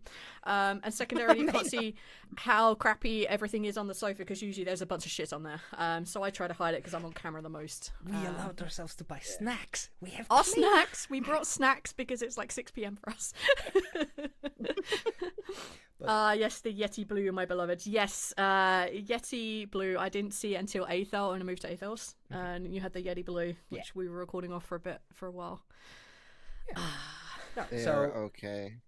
They work. The biggest thing you need to figure out is if you're gonna like go as far as to get an interface, because if you're not, then yeah, get a USB microphone, get a Blue Yeti, go watch YouTube things. There's plenty of them out there of people demonstrating microphones and showing them A to B, you know. But just find a sound that you like. The next biggest thing you got to figure out is if you want dynamic or condenser, right? Yeah. Is that right? Yeah. My brain. You're the audio guy. Yeah, but I don't sit and like talk about this often. You know what I mean? It's it's not something I have people just to discuss with. But we use not dynamic microphones. No. So dynamics will prevent a bit more background noise, but it'll give you like a different sound profile. It's all just, you know, personal taste, but yeah. I think I think that's the biggest difference that like of taste, that like anything will work. Those are the biggest differences in things that you'll find. I think genuinely the reason why we haven't made a concerted effort to move to dynamic mics is because none of us have enough microphone. What's the word? Knowledge? No. Etiquette? Mic etiquette. Mic etiquette. Thank yeah. you. And condenser mics, they have like a very small tunnel in front of them that you can actually speak into and be heard clearly, and your full vocal range will be caught up. And we did not condenser, what was it? Like the direct ones. We did them at a live recording, and Neil had to do a lot of work to make us all on mic again. So, yeah, they're a little more like you hear a lot more room with these, but with a condenser like those. That's why you see These condensers microphones on stage and stuff. Yeah, because they pick up everything very close. Do they have a front and back? I do, like, so talking about Rethix actually and microphones. He did some really good takes, but was unfortunately let down by the fact he didn't have a pop filter. Yes. Or anything like on the mic to kind of diffuse the sound as you speak. Because like you can do a sound and it just sounds atrocious. Or if you breathe into the mic on like certain like sounds, and it just ruins your audio. So these like pop filters. You can work around having a. You can work around not having a pop filter if you stay this far away from your microphone. So yeah. this far. and that's really good, but his mic doesn't pick up that far, so he has to be kind of closer to it. This far? Yeah, it has to be like kind of closer to it. So like a lot of his takes were kind of ruined because of that. Good mic etiquette will. If you have bad mic etiquette, it doesn't matter how good your mic is, it's going to be shit. But pop filter is something that is like a really cheap and easy-ish way to avoid ruining some takes, especially if you have to be really close to your mic, because you should always like test where the edges of your pickup of your mic is, so that you know where you should be sitting. I'm not always the best of it because I have like I am actually talking across my mic and not directly at it. It's the puff of air that's what makes the plosive. Yeah. So yeah, you can also talk like away from your microphone. That will also help with the plosives. Yeah, like so there's like a bubble here, and the front of my mic is like here-ish, and I'm talking across it, so I don't do that. But I have 3 screens because I need it when I'm GMing, so I'm constantly moving, much to Neil's annoyance, and I'm very sorry. And I'm constantly tapping my desk because I'm typing stuff. I am the worst, and I fully accept that, and I'm very sorry, but Neil does his best, and I try to stay here. I can't. I animate too much when I talk. I need to get one of those like rubber mats that they have for like tires in garages and stuff, and just put it over your desk. Well, I think the next upgrade is to get this mic off of the actual desk itself and get it on a stand. Because then when I hit the table, it won't be so shit. Or the wall, like I have. Yeah, we need to get that bitch out of here. Though it's considered rude to the microphone. Not to talk directly at it. Yeah, Yes. never make eye You contact. talk across the microphone. How Don't- rude. never make eye contact with it. Like if you can't get a stand in your room or whatever, or like behind your computer, you can also get like I have like a wall clamp for the microphone arm, which goes along here. Yeah, it's super sexy. And you could see again, Kessir, fancy microphone, V, fancy microphone. Still, you have to sound treat the environment. It is a huge part of it. Yeah, carpets on the floor as well, or a huge rug. Yeah. Top Yeah, tip. Yep, and actually, on more the ceiling. More so with you can. condensers though than dynamics. Yes, true. True. You can probably get away with a lot with a dynamic mic. You can. What about you, Peter? What do you use mic-wise? Yeah. I see you hanging out in chat. See you creepily creep in the YouTubes. You're allowed to creepily creep onto the stage, you know. You don't have to sit there. You're welcome. All right. Get on Discord, Peter. Eyþór. Yes. Top, middle, or bottom? Oh, I'm totally a top. Totally a top. Top. Okay. Give me all 3 Yeah, tops yeah. because nobody else can top as hard as I can. Oh my God. I'm so sorry for Eyþór. I married him. This is my fault. You gave me this power. I did give you this power. Towards the top of the list, episode titles. Who does them and why are they called? What are they called? What goes into a description and why? All right, so when I choose episode titles, I'm not invited, and V does them all. I used to have the posting power, right? And Yep. then I can't remember when that traded off, but now I don't even really Maybe when we- suggest Diddy. When we So, went on Realm. yeah, somewhere around. Yeah, I think it may have been around It's then. shortly Yeah. after that. Yeah. Yeah. So yeah, roughly like a year and a bit or more. Neil used to do basically all the final episode titles and final descriptions. Now I do most of those. You may notice, however, Neil and I still tend to follow a bit of a theme if we can get it. It's usually a music song title or a pun. I can't think of anything that more describes your stupid fucking dynamic between the two of you. It's either a song title or a pun. That is your friendship. I'm not kidding. Still my absolute Or both of them. really early on, we had some absolute bangers, which includes like "Cow Me Maybe," which killed me, and I'm not okay. Are you okay then? Yeah. Those are just like top tier pun names. I love those as an episode's name. When I come to do the titles, it will usually depend on, can I think of a song title? and would it fit? If the answer is no, I tend to like figure out what the theme of the episode is, or if there's something in it that's really interesting. If somebody says something really poignant and I think will make a good title, I'll use that too. That kind of what goes into like my processes. Descriptions, I try to keep it one line about roughly maybe what will happen in the episode, and then a very short tiny sentence about each of the things that the characters do. So like Laffian does this, Rao does this, Squash does this, and I base it on a mixture of what I've just listened to the episode, if I have recently, what I've written in our QC notes, because our QC notes, our quality control notes when I listen through, they'll often have little tidbits in it, or I'll have to go to my description of the episode ahead, because that's often a recap of the episode I'm about to post. So it's a complicated process for me, but I try and keep it short at least. You could not make me like write out like 100 song titles. I don't memorize song titles. Like, it's insane to me how many you've had in the bag and how many you've been able to make up. Well, also usually when I do my QC notes, I'll put at least, and I don't remember when I started doing this. I started putting forward suggestions of titles. Yeah. Because I think all of us used to do that, like suggestions, and then not everybody started listening to the episode because, you know, life. Not everyone has the same. It's Neil and I's baby. Big guy, pants. Neil, No. No. Why, Neil? No. I forgot the lyrics. How? They're so easy. I know. There were 4 words, know. Neil. I'm muting Neil. Muting Neil. Unmute Neil. Not- Give us the not Neil good cut. word.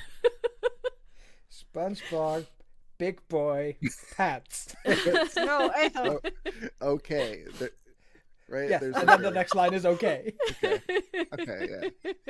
For Uh, those of you blessed enough not to know what this is, just stay pure, stay beautiful.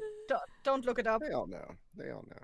yeah. And then for the sprouting, so we do them by chapter instead, because I didn't honestly think we'd get to 200 plus episodes of TLD, and every episode a unique name is such a pain in the ass. So now we do them by chapter, so we only have to come up with one name for like anywhere between 3 and 8 episodes. And that's a mixture of all of us coming up with like ideas on what the arc is, because the chapters are done by arcs. So it's kind of like a mixture of suggestions that Kessir will throw out, or that I'll throw out, or we'll just be like, what the fuck do we call this arc? And then we have a really good name for an arc, and I've already recorded something, and it's like, ah, shit, well, this is the name of the arc instead now then. Fuck. And they can just be anything. Yeah. I don't care enough to argue about it or bring it up, but I do like having episode names. I do not think in numbers for anything other than TLD. Would we do 4 top 3s? To this day, I do not know what episode it is. I save it as the subject that it is with my name, and It's then infuriating. I have to listen to you guys talk and then figure out, okay, this is this one, and then drag my file in. It is dumb. unbelievably That's so infuriating. So we'll call it like 4 top 3s volley season 4 episode 2, and Neil will just name it like pleasure or some shit. I'm like, Neil, when you upload the final episode for me to upload, I don't know what order to put this in. God damn it! So it's just the topic. It's annoying as shit because I have an order, so I have to have written everything down. But those are just named after the dumbest shit that I can think of from the episode. There is no other thought process. Maybe it's clickbaity if there is a clickbait in there. For example, this free podcast is free to share because it like picks up really well on SEO, search engine optimizing. But otherwise, it's just the dumbest shit. For example, like, guys, are we circle ... Because circle jerking probably would have got us banned by Apple. So, yeah. Or a very one of those jokes where we just lost our shit and completely derailed at some point. Like, which one was it with Aslan is not Jesus or something? Yeah. Aslan doesn't believe in aliens. Yep, that one. So dumb. Yeah, 4 top 3s is generally just the dumbest shit that I can't with 4 top 3s. If you are one of those There is no order to 4 top 3s. Well, there kind of You is. don't.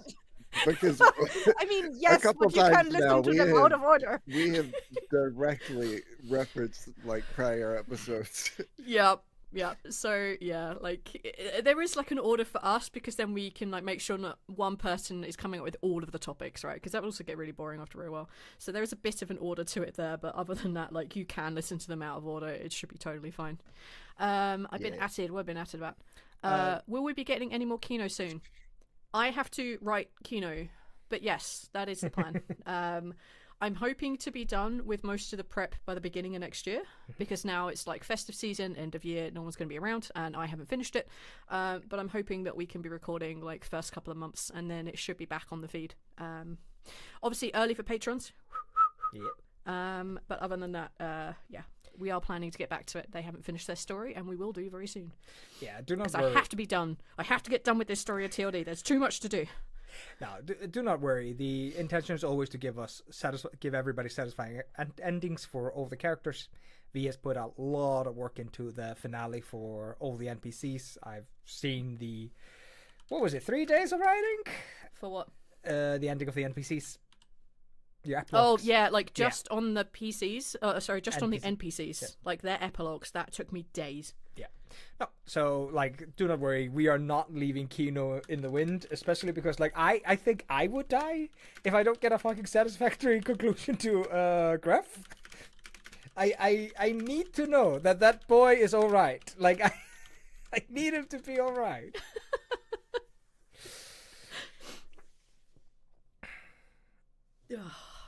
They'll be fine. I love the Kino crew. They're good. They're good. They will live forever. All Yeah. of them. In stories about the time they did terrorism. Hey, I'm a human. I shouldn't be here. How about I go blow up your capital? What? No! I did it for Bad Gref. I did it for a good cause. My gods were in danger. Oh my gosh. Oh my gosh. If you're not doing a terrorism, you're doing D&D wrong. Yeah, our home group has devolved into war crimes. But not intentionally. It was mostly an accident. Wait, the Lord of Heaven? Yeah. We're not doing war crimes. No, wait, shit. We did a huge... They were slavers. It's okay. Yeah. It is okay. It is okay what we did, but still. They Jankiso's ending. So I've written the epilogues for all the NPCs in Discord. If it's to do with Kino, I don't know their outcome yet. I don't know whether they live or die, so I haven't written their epilogues yet. So we'll find out about Jankiso later. Yeah. Squaw's watching Kino story on some playback going, wow, I lucked out.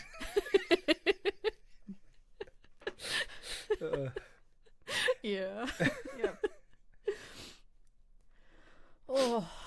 Radio Demon of Hell says, Jankiso is in Discora! Yes. Yep. Yes. Yes, they are. I will not do that ending yet. Because in my heart, there's still a because it's the same as Azed, right? Azed's gone over to Discord as well, looking for Gref's mum. Yeah. Like, I still won't talk about like what their ending is because it's too tied into Kino, in my opinion. Yeah, of course.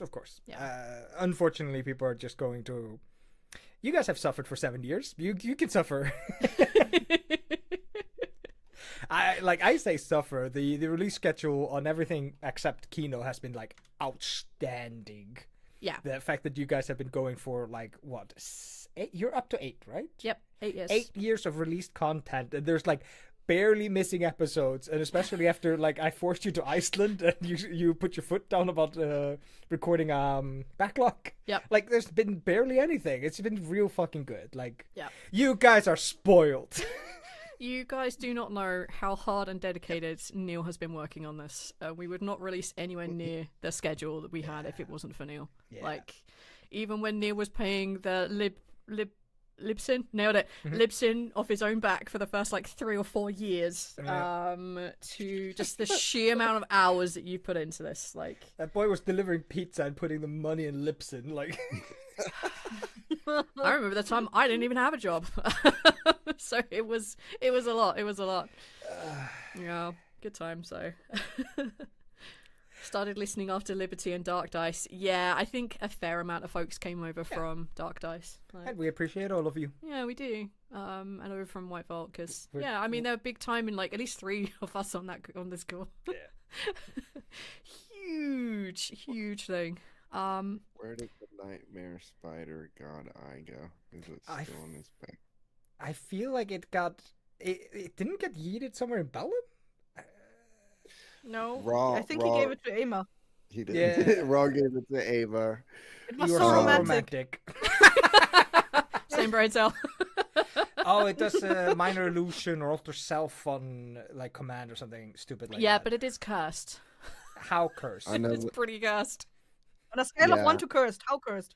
Pretty Well, cursed. Raw didn't know, so I just said, hey, this might be really cool, but it's cursed and I don't know what it is. That's all I could say.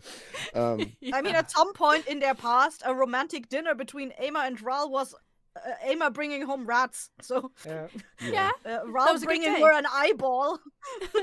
I was gonna suggest that Ava passed that to somebody, but I can't remember if that ever happened. But it doesn't matter. Don't remember. I guess we'll find out when we go back through the QZ for the last episodes.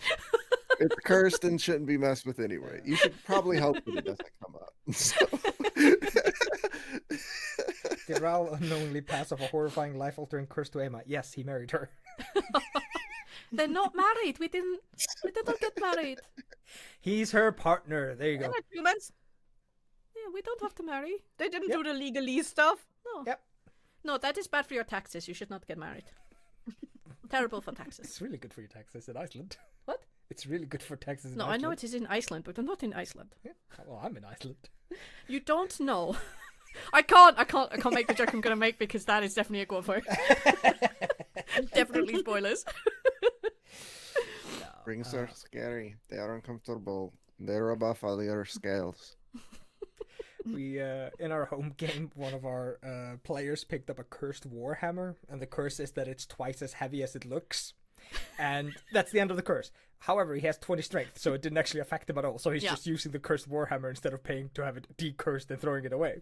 And he also got younger and fitter. Yeah, and recently we got like captured by a bunch of barbarians. They were like, "Give us your weapons," and he went like, "You can have my hammer, but it's super cursed." It dropped and it just like slammed into the ground with the force of 1,000 suns, and the barbarians were like, "Leave it there." He did the Rock Lee thing. yeah, drop the things. All right. I'm gonna pull another question from the list, and if anyone has any questions, then just drop them in the chat for us. We will see you in either.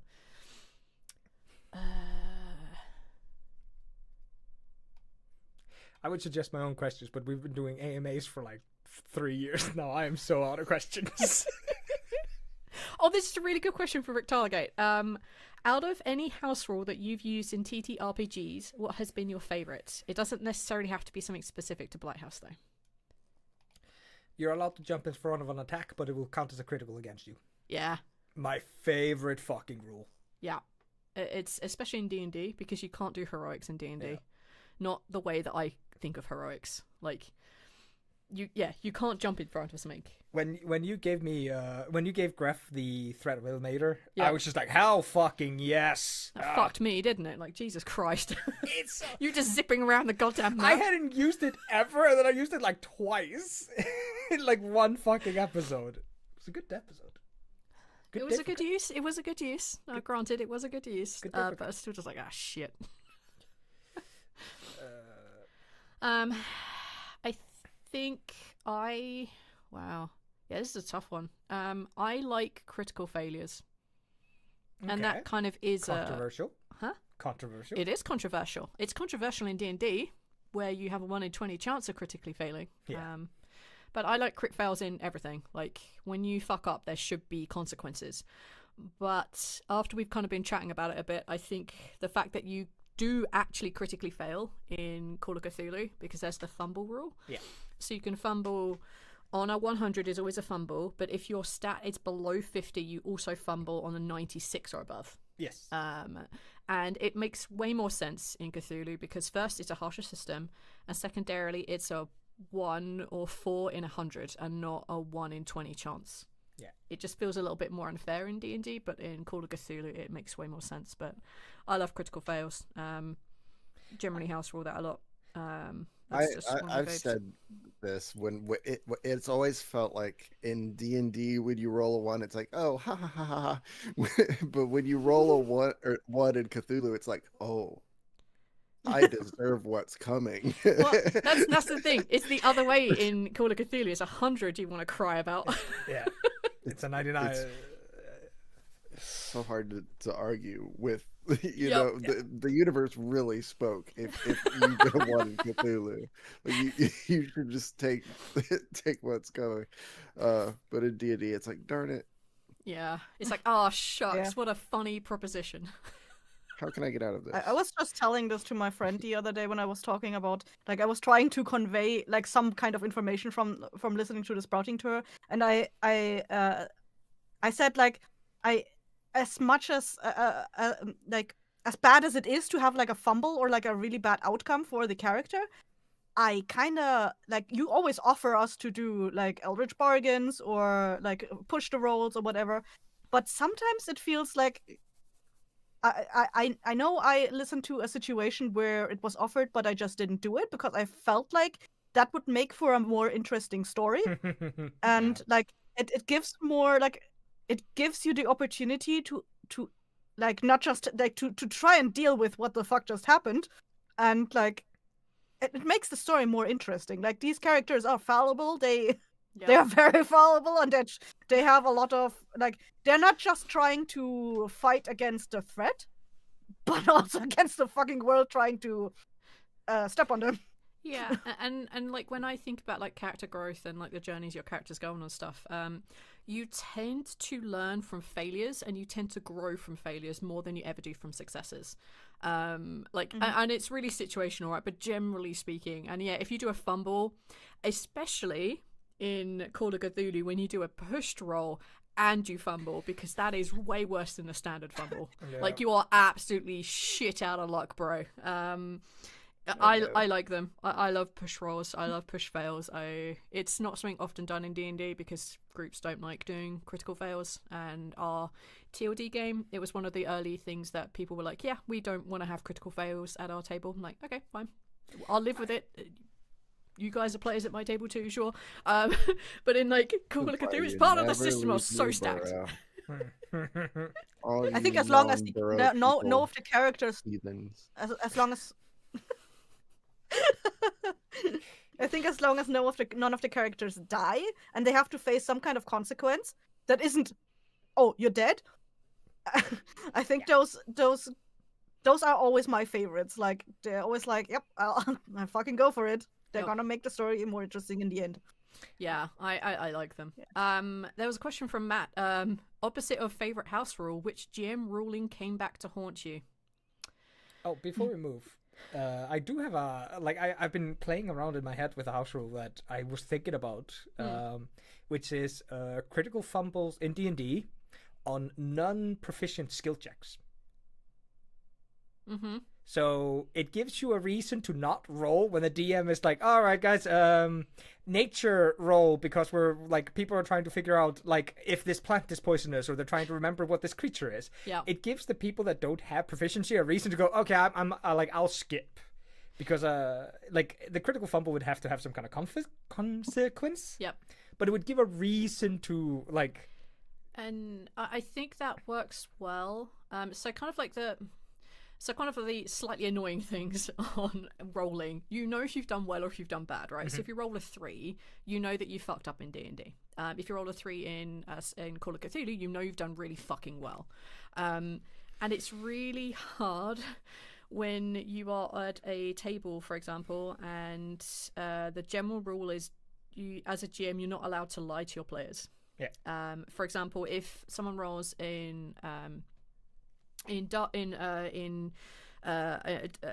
and Dragons, and you get like a 13, and it might be a pass or a fail, or 15 might be a pass and fail. That's usually a better one, right? 15 might be a pass or a fail. I give you information. You tend to figure out very quickly whether I'm lying or not. And we decided we were first started like talking about the rules for our game. We didn't want to do that, so I was like, you're not sure. That's where I'm left at. I would much rather have the system where if you roll a 3, I convince you that even though it's a 3 was a super easy check and you know that thing isn't poison. Yeah. Don't worry about it. Eat it. Nothing bad will happen. I'd love to be able to do that, but no. You tend to see more of that kind of shit on Dark Dice. Yes. Where Travis will blatantly Lot lie to you more of regardless. that. And Caitlin. Good time. Rule that has come back to haunt me. Sure, you can put small things in the stocking. Why not?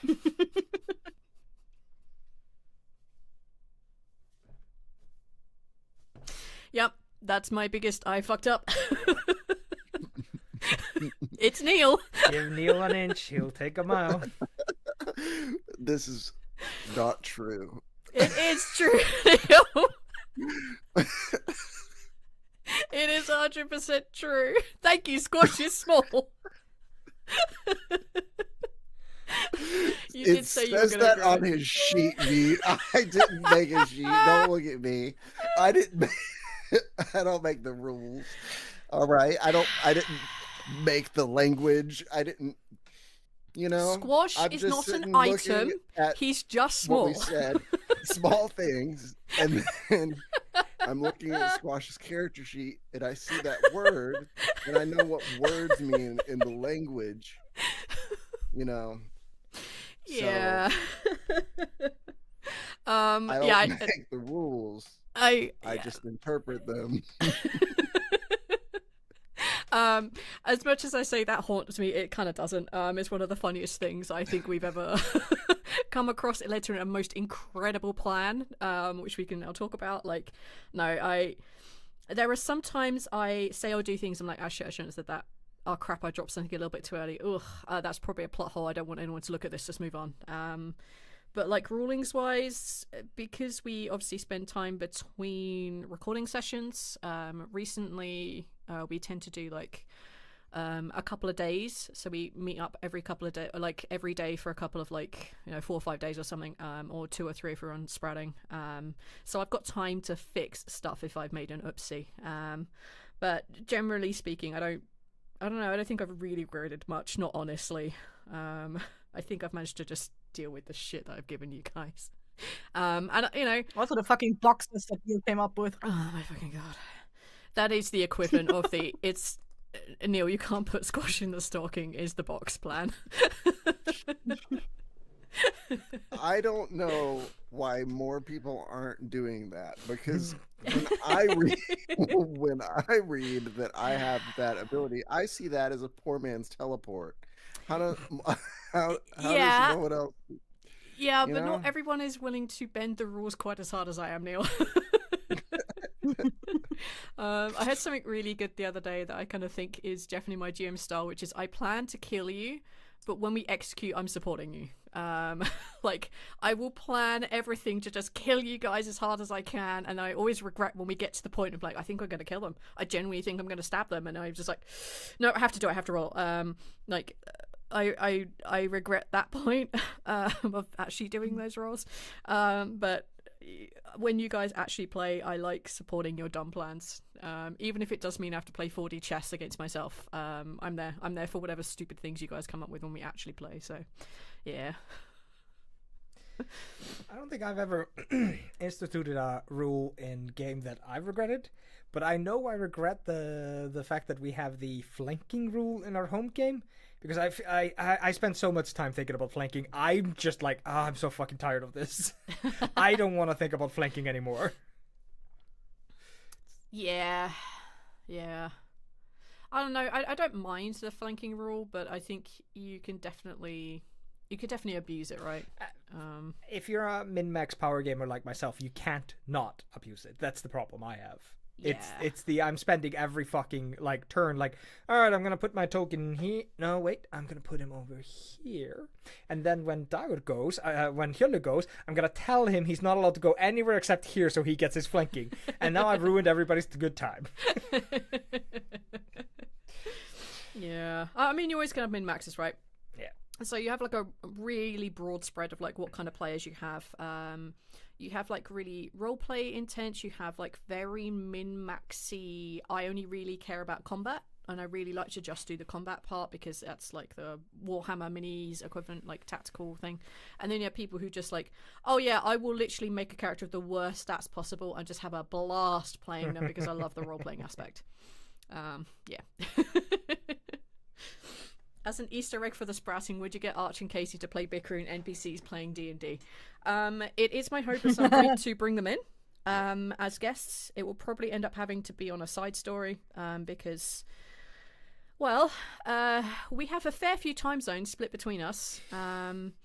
We have a fair amount of somebody works Saturday and Sunday and somebody doesn't work Saturday and Sunday, so it makes it really difficult because of the time zone difference. But I'm hoping to get them in to be at least guests on like various like one shots and stuff to do with the world. But we have to get back to recording Sprouting first, and before we do that, we have to finish off Kino. And then after Kino, before we get to Sprouting, there's a project that we're working on that's going to be fairly intensive. It's going to be an awesome project. I'm super stoked, but it's going to be so much work. Yeah. I'm going to grab a drink. Demon of Hell. I thought you would have regretted the ill-mated bindings over Rail can put small things in the stalking. So when I give the guys like items, abilities, all this kind of shit, I try not to look at their character sheets after that point. Because them coming up with stupid shit based on their spells, the overpowered items I give them, when I throw twists out to players, their twist back to me is either being Neil or Eyþór or Arch or Casey or Kessir, or it's the items they have that I've completely forgotten about, and I love that shit. I love adapting to that crap on the fly. So yeah, like it was a really good use, and I had genuinely forgotten he had them. No regrets. There's a beautiful story that came out of it, and the idea of Gref zipping all over the goddamn map is just, it fits in Chaos Island, right? That's just beautiful. I mean, could you imagine, V, if it were like down to the wire and we were fighting Dacian, and Rob pulls out that big gross eyeball that he's had in his backpack forever. It just throws it and hits Dacian with it. Yeah. I don't know what it would do, but it's cursed. Maybe it'll hurt him. I do like the idea that you intentionally curse people with items, right? But that's also so mean.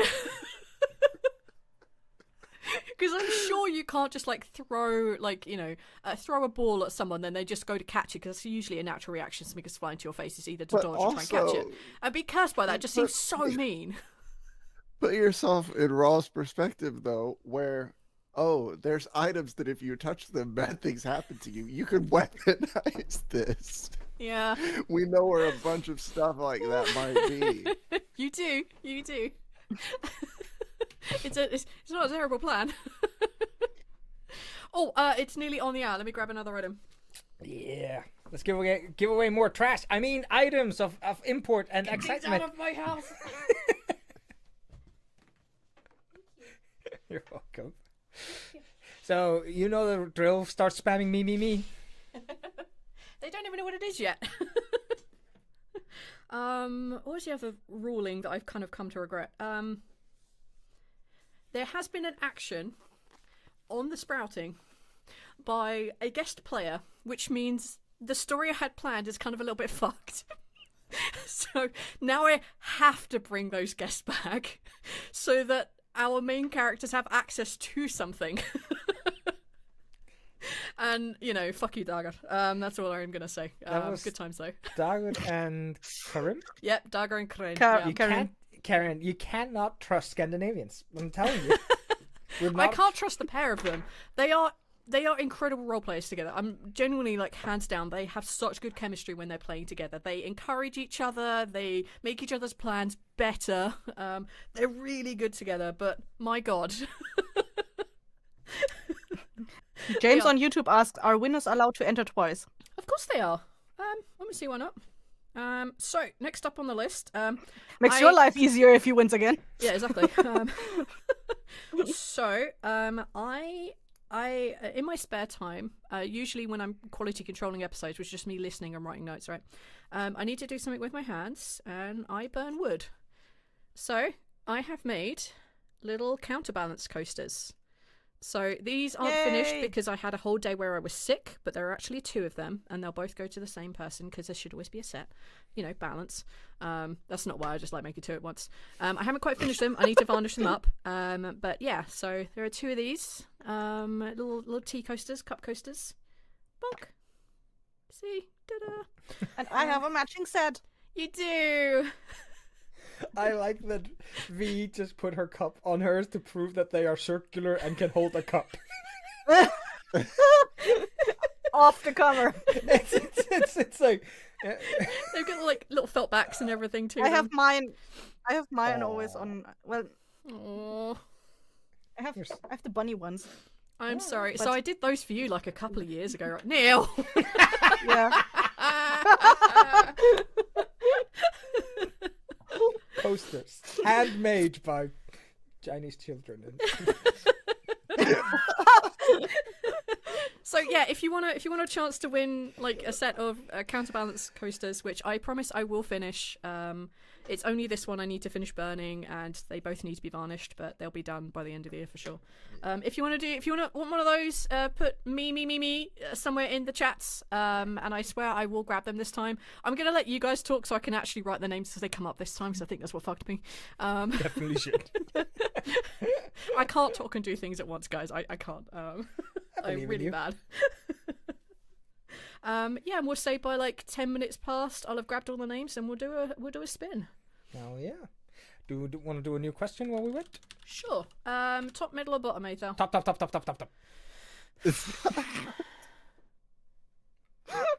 Top only. You know when I bottom? When I break my hip, and that's it. So this is really hard because some of these questions only I can answer. Oh, okay. Then I've got it. Another question from Rick Tarlegate. If you had to give words of encouragement to any character during the events of any released episode, who would it be to, and what would those words be?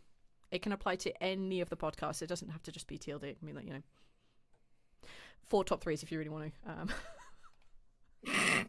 Okay, I got it. You know, I got those it. characters. Yeah, those characters from 4 top 3s.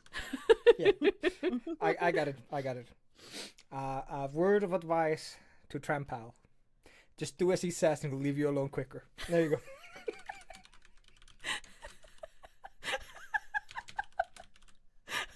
Sorry. So, for a weird reason, I have a weird, love for Trampal. I genuinely enjoy that character. And I think Squaw's interaction with Trampal is one of the weirder highlights in my brain for Squaws. It's just such a, Squaw's going, roping somebody randomly in to help him with his weird projects. I think that's very fun. And I hope it doesn't come across annoying to the other players as I hog the limelight, as I talk to an NPC by myself.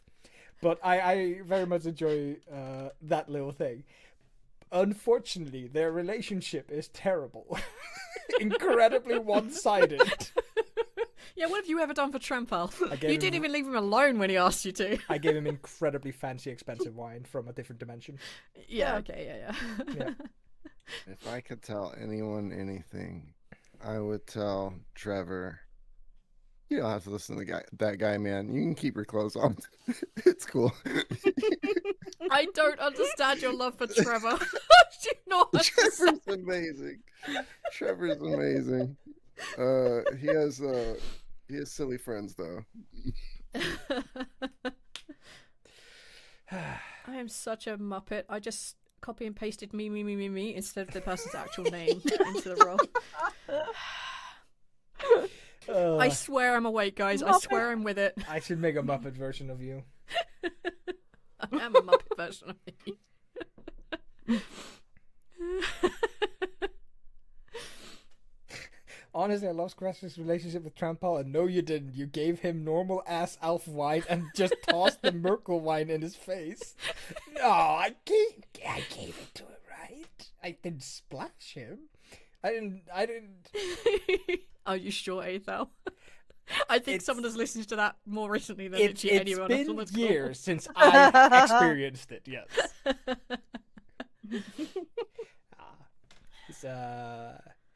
It was just always something about Trampal. Of course, like I love Trampal because of his weird like relationship to my life, which is that Trampal's character sheet during the battle arena scene is based on one of my friend's character sheets. Yeah.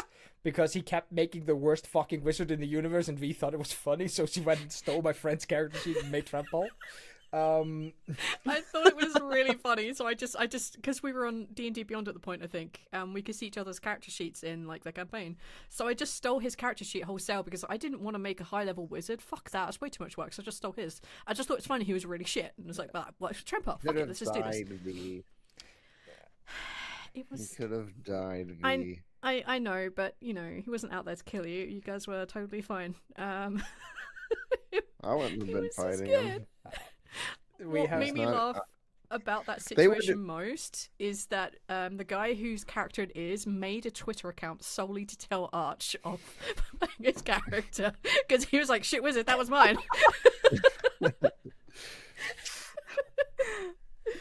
Actually, that just made me think maybe that could be a tier for patrons at some point where people can just submit character sheets they played around with for NPCs to play with.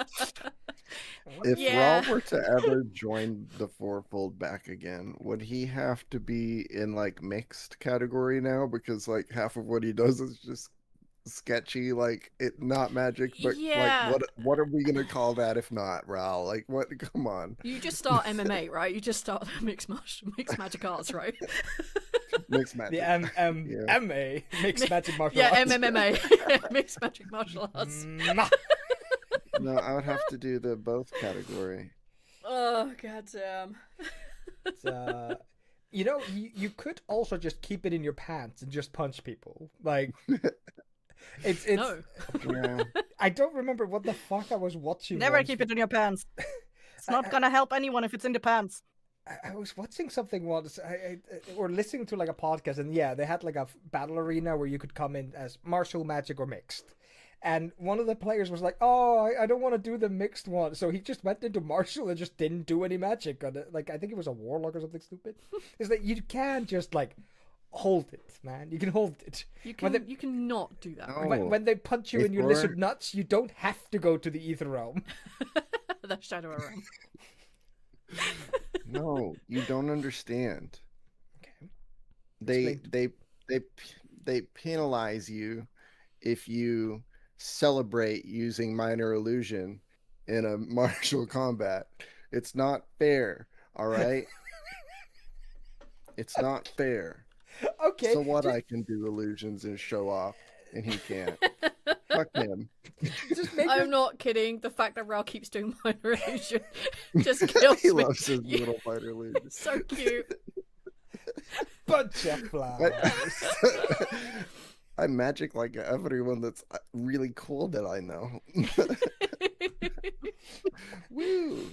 Aw, Squash, thank you for thinking about me like that. Whoa. Oh god. He took over my screen. You forgot the people. No, wait. Yep. There's some people's. So yeah, if you want a chance to win yourself the coasters, me in the chat. Now or forever hold your peace. Yeah. I thought I'd just slide it in there while we're talking. On YouTube, Gunny Sora did a show of hands. I'm not sure if that's supposed to be, hey, I want to be in or not. If you do, just put me. If you want to be. There we go. We got Cotterat. Yeah, I see that. There we go. So you can see on V's screen the advertisement for books. This is a fun little fact. At least it's still true, but it's rapidly becoming less true. Books used to be the biggest gift in Iceland for like 30, 40 years in a row. It was just the most bought presents, and they were not just returned every time. People just read books like crazy back in the day. So every Christmas, all the advertisement in Iceland is basically just books because, well, yeah, it's They're what I'm going to give treasured, man. You guys don't have trees to be making. They're a finite resource. That's why importing books is super cheap. Yeah, it's like 10%. It's one of the lower taxes. No, it's not 10. It's like 3, dude. It's crazy low. Oh, because I thought most things were 24. Most things are 24.5. Food items are 11 or 10, and then it's like books 3. Oh, we used to put the tax on them at 11% at the Beluga Sanctuary because that's what we were told it was. They may have changed it, but back when I was a teenager, I want to say. Let me see. Vaskur á bókum. Here we go. Yeah, sure. I'm reading this 45-page document. Fuck off. How have I done what now? How have you taken this whole thing and made it to where I can't see the cameras anymore? So if you click on the It's at the streaming bottom. thing, we get hidden at the bottom. There you go. I've scrolled down. They're now viewable on the YouTube stream.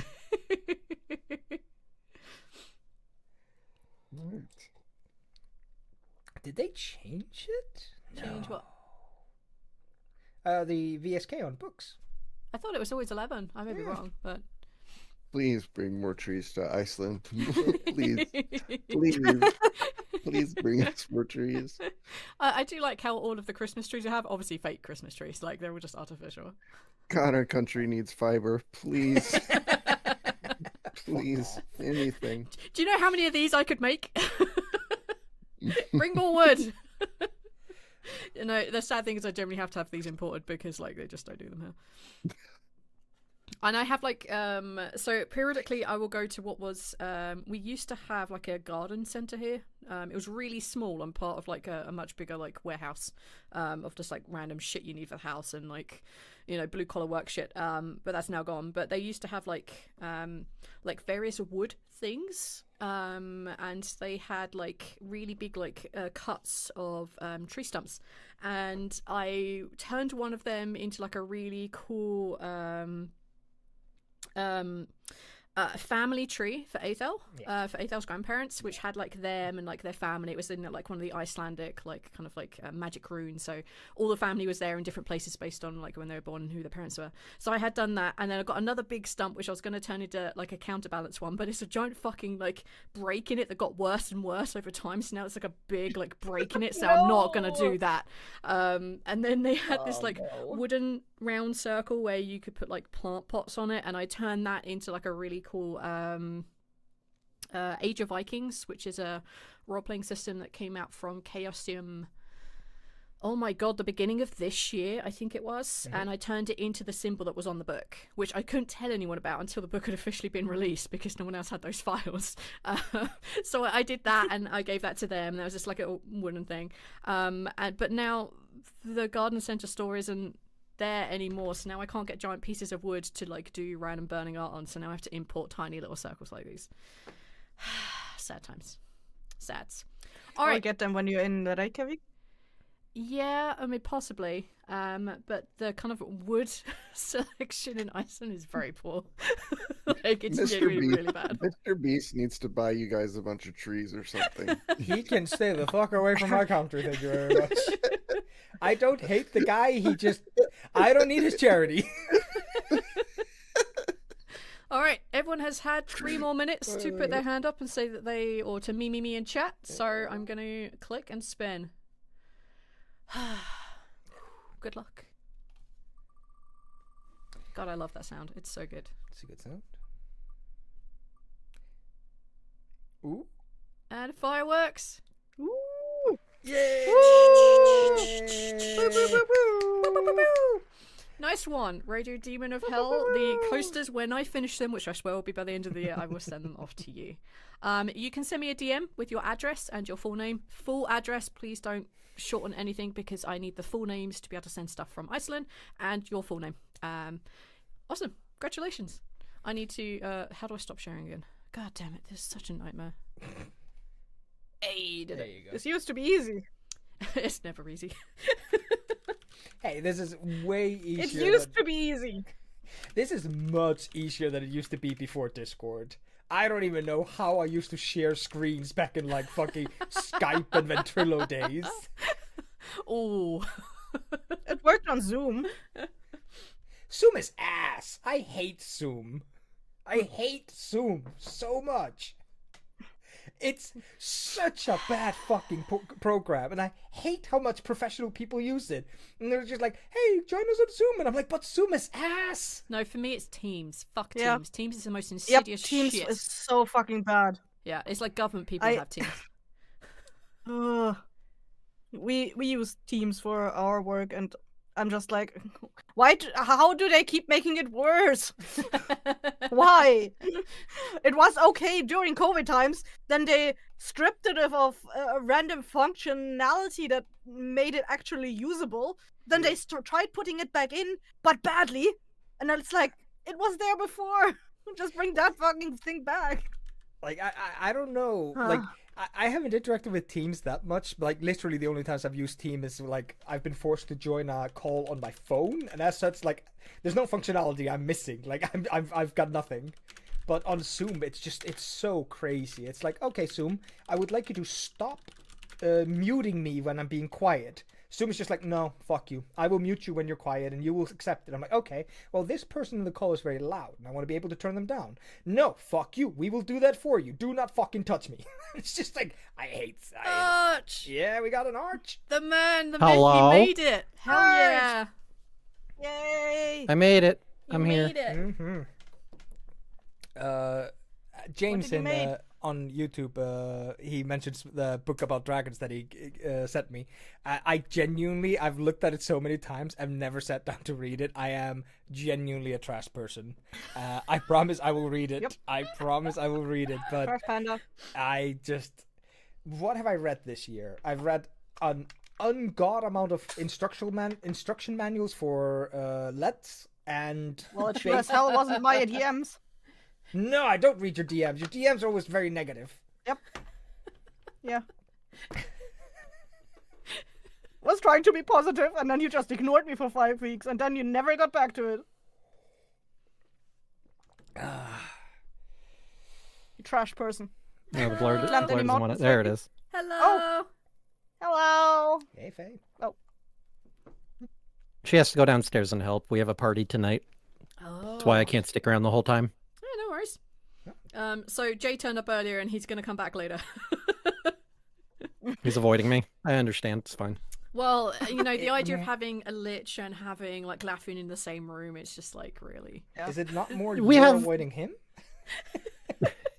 We have differing points of view is all. It's fine. Yeah.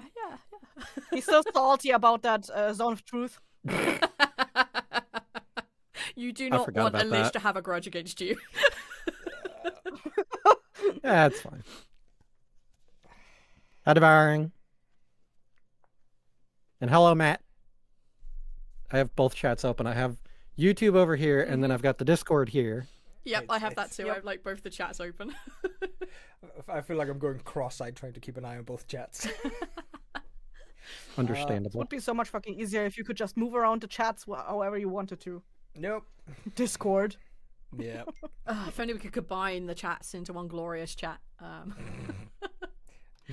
Yeah. One chat to rule them all. I mean, if this was like Twitch and YouTube, then you technically can with OBS, but like All right. Discord's Arch, weird. Me. What Christmas presents would Laffian and Vox want? You can also mention a Christmas presents for Aaron if you want to, but it's Christmas. Let's try Oh to my keep God, it. spoilers, Let's Eyþór. keep it light.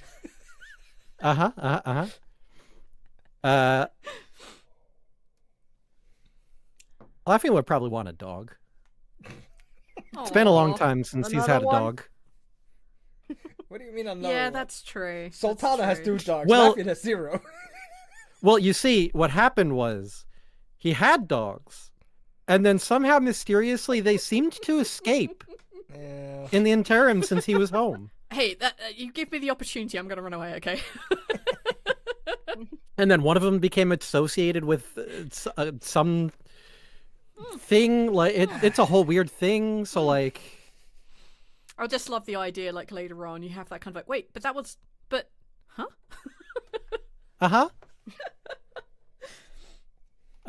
Vox. I don't know. I feel like Vox would be the type like you could just give them whatever, and I- they'll be I- appreciative. A mycena of a mushroom they haven't seen before. Oh, that would be phenomenal. Like one of those like home-growing mushroom type kits, Yeah. but it's a bunch of like surface mushrooms. So it's like, ooh, wait, what the fuck is that? Is this red and white one edible? Definitely, go for it, buddy. I love the idea of like the mystery seed packet is what Vox gets at Christmas. Like, here you go, just have fun with this. Don't worry, I can cleanse poisons if I eat the wrong one. Don't worry, I've got it. Nah, I think Vox needs a hat. That's what I think. What kind of hat? Not a beanie, like a nice warm hat, like an outdoorsy hat. Oh, like the fluffy ones that cover the ears and have like the little dangly ball things? No. Yes, absolutely yes. A spirit hood? What are like the lumberjack hats or whatever the fuck it is? No, just a good those, hat. okay. In Iceland, we just have hats. You guys made hats. There's different types of hats. No, in Iceland they have the hats for the kids that have ginormous pom poms, like here that's and for here. It's so babies. cute. Vox is not a baby. Oh my God. How old is Vox? Cute. I don't remember how old we. I don't remember how old we set the. Fuck. Yeah, I would have to pull up the character sheet. I think like 20-ish. It sounds about right. Yeah, so he's not a Ish. baby. No, Let me check the archives. it doesn't matter. Vox isn't a baby, and that was the point. I could turn into one. I Maybe. don't have my hats. All my hats are in the back of my parents' car because I was washing their fucking car and it was cold outside. Oh. So you pulled out all of your hats and wore It them. Okay, wait, hold on a second. Okay. Eyþór, I need a. 22. The same as Round, the same as Ivorous. Oh yeah. Eyþór, I need to connect the dots here. You were washing your parents' car, which means for some reason all of your hats were in that car, So and it was cold outside. Where is? So it was close to freezing temperatures, but I had used their car just before Christmas, and they like their car cleaner on Christmas. So I had to go and wash the fucking car. The car is about 3 meters long. That's about 2 elves lying like foot to head long. So it's a lot of fucking surface. So I was outside for like a good 40-50 minutes spraying water and getting wet and cold. So I put on 2 hats. No, that's not where my camera is. 2 hats. And then I put both those hats in the back of the car because they were wet. Because I didn't want to be wearing them anymore. And then I forgot to get them when I dropped the car off. Okay. So I don't have hats to show you when I see hats. That was an emotional roller coaster that I will never recover from. I also got a picture message from my brother-in-law today saying, "Hey, is this your hat at my house?" Wait. When we went over there to eat dinner. Oh, Yeah, I left my hat there. We left the hat there? Yeah. Okay. Oh, right, when Kaz and Ivorous did. Yep, right. Kith. Oh my god. I don't know. People leave paper trails. Eyþór leaves a hat trail. I don't know if I ever went on record telling people what the joke behind Kith is. Because I don't think that ever released, did it? I think you talked about it before we recorded the episode, and then I jokingly said when you were trying to figure out a name during the episode, I told you, "Hey, use Kith," and you were like, "Okay, fine, I'm going with it." Oh, yeah. So nobody knows context of what Kith is. Nope. Yep. Oh, my fucking god. Sometimes I could play joke characters. All right. Arch, top, middle, or bottom? What? Oh wait, no, never mind. A question has appeared. A rogue question has appeared. Sucks. You don't get to don't get to define yourself. Not yet. You have to say top, switch, or bottom. That's the question. I was No, about to stop say, that. like, is this Stop a sex thing? No, it is not. Question from Code Red DX. How would each of your characters start a bar brawl? Graf doesn't need to try. Graf enters the bar. Done. Which one of you motherfuckers wants to fight?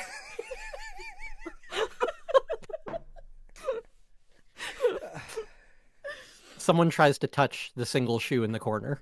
Yeah, that's how you fucking start a brawl. Gref takes offense. We will never learn the secret of that shoe. I'm just saying. It's written into the stars. The Is mystery that a of the shoe. challenge? Yep, I'd like to see how you guys get the secret lore of that shoe with so little left for the Kino group. I like that Kessir just makes it their purpose now to try to get it to do a bonus episode like the Wizard of Oz and Don't Let It Drag On and like episodes like that. And then Kessir's like doesn't actually Soap opera. Yeah, soap opera. Kessir doesn't actually explain what the plan is. The plan is just to get the shoe there by the end of the story. We need to go to the leaky bucket now. Why? This is like Don't what ask the current, questions. Let's just go. The current timekeeper has to do. They just know that if the shoe isn't there, something in the timeline is wrong. So we play versions of Hope and Hope's friends, just trying to get the shoe back to the right time. It's like the spinning top in Inception. Yeah. Oh god, the shoe is missing. Somebody's been messing with the timelines. I guess one day we will find out then, but I'm not writing that episode. Laffian doesn't start brawls. Laffian doesn't really do brawling. Yeah, I can't imagine either of I think any of my Laffian would characters probably instigating a plan fight. the idea in someone's head. Or Influence other people to fight the bar brawl for me. Yeah. I like that idea. That'll make for a good gunshot. V. Get on it. No, I think I'm done. I'm done. Like, you guys can do one-shots now. I'll just decide afterwards if it's canon or not. I'll fucking do it. Do it. I'll run stupid I believe in shit. you. I believe in you. He started before. He'll do it again. That's my specialty. Running stupid ass one-shots. I believe in you. I will play this. Well, you're gonna have to wait a year. We already did Turkey Amat, and you didn't imply a shoe anywhere. Nope. What's gonna happen is that you're just gonna keep teasing me with this shoe thing and just drop it when I'm not expecting it, right?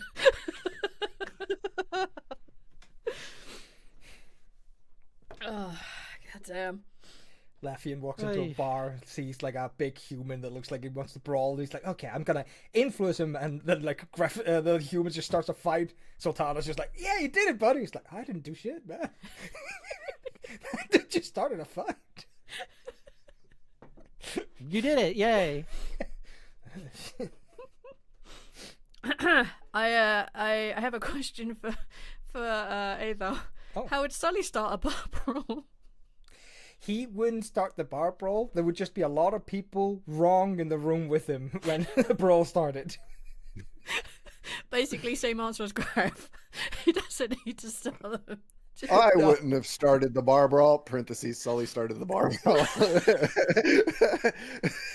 If you idiots want to fight, you can. Quote by man who started bar brawl. Oh, God, I wish sometimes we had decided, like, actually, let's do, like, funny chapter names for Sprout chapters, because definitely, in brackets, Sully did start it. Like, would just be so good.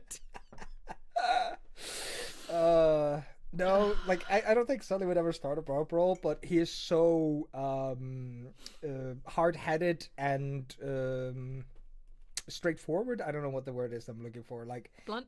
Yeah, blunt. He's hard-headed and blunt, and I can absolutely see, like, the all bar brawls Sully's been part of have been, like, a dude talking about, like, crop selection. And Sully's just like, no, that's stupid. Don't do that. You need to grow this thing. And the guy's like, what? No, I'm not going to grow that. Well, then you're a fucking idiot, aren't you? So, Sully's existence just starts bar brawls. This is what I'm feeling. Graf knows what he wants, and he wants a bar brawl. That's the goal. Actually, he just likes temple brawls. Graf, how many temples can we get him thrown out of? Come on. What were we up to? 3? I think it's only 2. What? Only 2. Only 2? I'm slacking. Slacker. I technically did bar brawls, but my bar brawls were underground. So, like, I guess the answer is organized. Actually, yeah, even when you all went With to that gambling. underground bar where you actually were fighting in a ring when you were on your way down to Vanlas or whatever it was, yeah. The guy just said all my hats equals 2 hats. How many fucking hats do you have? Why am I getting picked on for having 2 hats? Well, you shouldn't need more than one hat, Eyþór. I agree, but it was very cold. I also have a work hat and a home hat, and I was wearing both at that time. It was cold. Once TLD is done, do we get stupid annual one-shots for the sprouting? Everyone is a plant. I don't know is the answer to that. We have done a bunch of prequels because we needed to learn what the system was like. Those who had never played Call of Cthulhu before needed to learn the system. And obviously we have a different table. We have a very different like set of yeses and nos. We have a very different set of like, as soon as you change one thing, be it the system, be it the game, be it like players at the table, the whole like vibe is very different. So we did a bunch of prequels so we could kind of like figure out the world, figure out whether it like worked together as a four. So we've done a bunch of prequels, and they were never one shots, although they were intended to be. They were quite long. We have done a couple of side stories. We will be releasing them at some point, but because we're only monthly, it doesn't feel right to start dropping bonus eps yet. None of them, with the exception of one side story, they're all pretty serious. We don't have a lot of jokey shit in Sprouting, but we do have one, which was baller. I don't know. Like, I don't know. It's a much different story. Like, I think with D&D, especially fantasy, comes a lot of chances for goofs. Maybe we'll do October drops. Yeah, like we do like the scary drops. Because like TOD will keep continuing, so we'll still have one shots every year. Like we'll still keep making Arch run dope ass one shots for us to play in. Like we'll still make him do it. Fine by me. Exactly. It'll be beautiful. Until we finally figure out what the shoe is about. If I'm in them, I'm always steering us away from shoes. And then the shoe will be on the other foot. That would just be what the episode is called. Like, we have no other choice. If you see that as the title name, that's when you're going to find out what happened to the shoe. The anti-foot fetish character. Demi can be nowhere near this. Write that down. Write that down. Poor girl. Yeah, someone put that in the Ultra of Content somewhere, or the TLD chat. Like, put it in there. Yeah. But yeah, like we have one shots lined up for Sprout, but we're kind of too early in it to start dropping those. And we may not have a lot of funny out haha ones. But never say never. I don't know. Maybe one of the players will just be like, "Yep, here's a funny one shot for us." Who knows? But they're probably a lot more serious than the TLD ones. Or a gloriously lethal Cthulhu landscapes. Everyone dies multiple times and works through backup characters. Actually, the true Call of Cthulhu experience is backup character sheets. Yeah. That is like generally how it's supposed to be. There is some. What the hell's the name of? There's a. Are you thinking Shadowlands? Hang on a second. What the hell is it called? There's a tabletop game. D&D. Call of Cthulhu. Call of Cthulhu. City of Mist. Fate. Paranoia.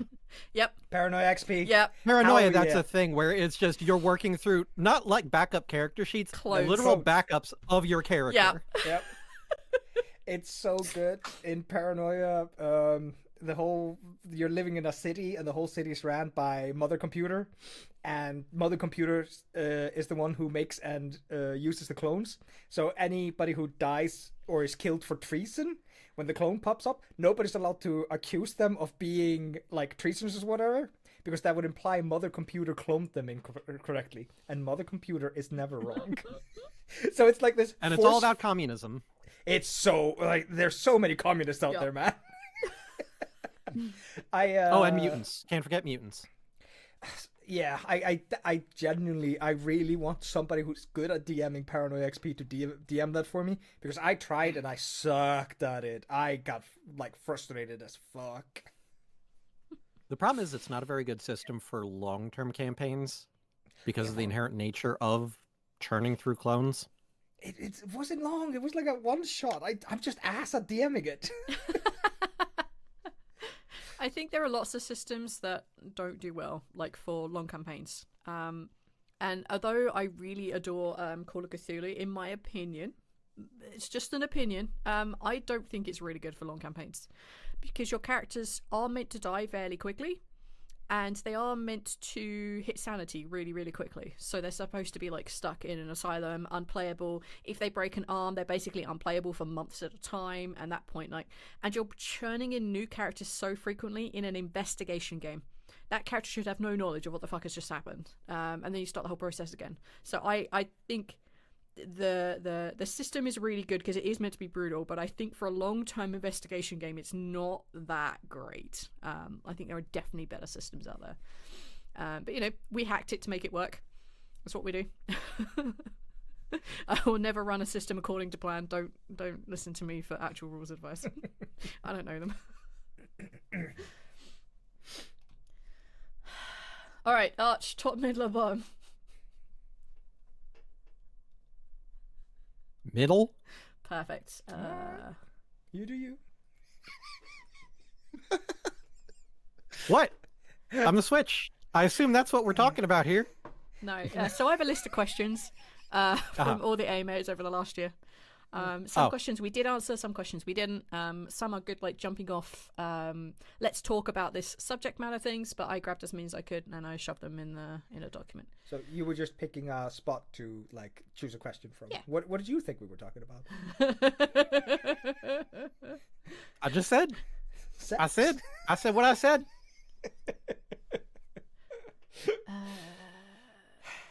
All right, there's a question roughly in the middle. It's about you, but I'm not sure that you can answer it.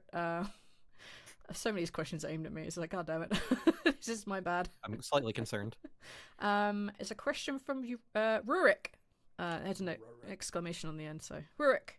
I always can't help but wonder if Arch had rolled better during his backstory, how differently his story would be. Basically talking about the interaction you had with Glengareth, where I asked you to roll and you failed.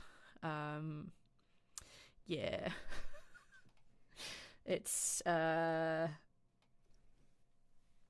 you were dancing with your parents or your mum, and then you ended up dancing with Glengareth, and I asked you to roll a perception check or an investigation, I don't remember, but basically you failed, and she put a sigil on you, which kind of marked you for Dachin. And if you had spotted that, yes, your backstory would have gone vastly different. I had to find a different way to infect you, but like, that would have been that. But yeah, it's I don't think that would have changed anything long term, really. Then, not really. I think the only thing it may have given you is a real indicator that your aunt had something massively to do with it. You would have gotten that hint far, far, far earlier. Yeah, 100-something episodes when you earlier. actually did get it. Sorry? 100-something episodes earlier. well, because the problem is, like, dice rolls can really fuck some shit up. A good example. Yep. I rolled poorly, but me, Arch, red flags. But I can't act on it. It wouldn't be right of me to. Yeah. And we were so talking it's the same about thing, that. like, I had suspicions, but... Yeah, we were talking said about like how difficult it is in a role-playing game because you know if you've rolled well or if you roll bad. And if you roll bad, like, I could give you information and you know it's bad. So you can either choose to act out as like, oh yes, this information is bad. I know it's bad. I'm going to go with the goof. Or you know it's bad and you know the opposite is true. So you know it is, but your character doesn't. And that's a really difficult thing to like balance as a character and as a GM. Like, it's really tough. But you guys wouldn't let me lie to you. So like, I can only say you're unsure. I tried. Yeah, it would have been different. And like many things when we go to play and it's left on a dice roll or a choice, often I've only written like very vague sentences on how that plays out. I don't go, here's path A and path B and path C, because invariably you guys will pick something and it'll be path D and I'll be absolutely screwed. So I just put out the trigger points into the world of like, let's see what happens here, let's see where it goes, and then I'll write the rest of the story properly. It's very few times where I've gone like, here's option A, here's option B, and I will happily just scrap option B because you chose option A or option C or something. I don't tend to detail that far far ahead. I have very broad brushstrokes, which allows me to go with whatever the fuck you guys want, because you guys are chaos, and I love that. It's a lot better that way. Yeah. There's a theory in chat, by the way. Okay. Arch, when the team entered the temple underneath Falsum for the first time, you got a blessing from Ogma. Do you remember this? Yep. Ogma will remember this. Yeah. The theory is currently that was the roll 20 curse. You got the roll 20 curse as your blessing. That's depressing if that is the case. I promise you it wasn't. That would mean that, like, Ogma's dying wish was for me to go fuck myself, basically. So we had a question earlier. It was like, what was the blessing from Ogma? And I was like, basically, it's a Guatfo. I can't say because those episodes haven't released, and we won't find out until those episodes are released. And if it isn't found out when those episodes are released, I'll tell everyone afterwards. So yeah, good times. So lastly, the theory that the Roll20 curse came in. That was a side effect. Here's your present, Lavian. It's so brutal. I also love how in each campaign someone has that Roll20 curse, and I genuinely thought it was hilarious that Mr. Whalen had that curse when we were playing Dragon Seekers. It was like, yes! This is the true D&D experience, being screwed by the dice. The sad thing is, and I only just thought about this recently, is I think I had the curse before even the show that shall not be named. Yeah. There was a campaign that I was part of for a brief time where the DM did the thing that I despise with Nat fail and a chart that they roll on if you do. Mm-hmm. Where random things can happen, and I seemed to do that frequently and get very bad options. Oh. Including the final straw that made me quit that game was I rolled an @1 to attack with a bow, which led to apparently my soul being shunted into the astral plane. Yeah, that just makes no sense. Like, so we were talking about fumbles in, like, D&D versus fumbles in Cthulhu, right? So in D&D, it's a 1 in 20 chance that you're going to fuck it up. And that's way too much. Like, way too much. But in Call of Cthulhu, it's a 1 in 100 chance, or if your stat is below 50, like a 4 in 100 chance. So it's a lot more forgiving. So having, and it is literally written in the system, it's a fumble, bad things happen. And if you push the roll, really bad things happen. But it's much less likely to happen. So if you're someone who's proficient in swords, you're not going to be dropping your sword or shunting your soul off into another world. It's going to be things like, yeah, you break your hand. It's still pretty bad, but it isn't your soul being shunted. Makes no sense in the world. Yeah, we were chatting a bit about fumbles earlier. It's just too much. Although talking about the podcast that shall not be named, I think I had a really bad set of rolls. When we did the first interaction together as a group, we were in a pub and my character died. Yeah, I remember. Straight up died. And we re-recorded that so my character didn't straight up die because it was the first session. I forgot that. Yep. Died of embarrassment. Oh my god. It was absolutely ridiculous. I had the worst rolls of anyone when we were playing that. It was really bad. Oh my god, I forgot that happened. Yeah. A lot of stupid shit happened in that game, I but believe I still have those. I thought that. See, what had happened was I remember deleting all of that shit. But your computer said no. Well, like, I think that one of my drives is like one that I've had to like Cursed. at this point like pull things off of and rescue with like software. And so I think that software pulled things that I had deleted off of the drive because that's how drives work.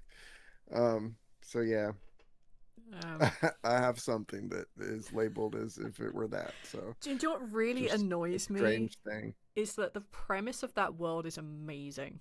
I would love to go back and run that world because I have so many good ideas that would come from that. But I would also really miss role playing with you guys as characters because that was super fun.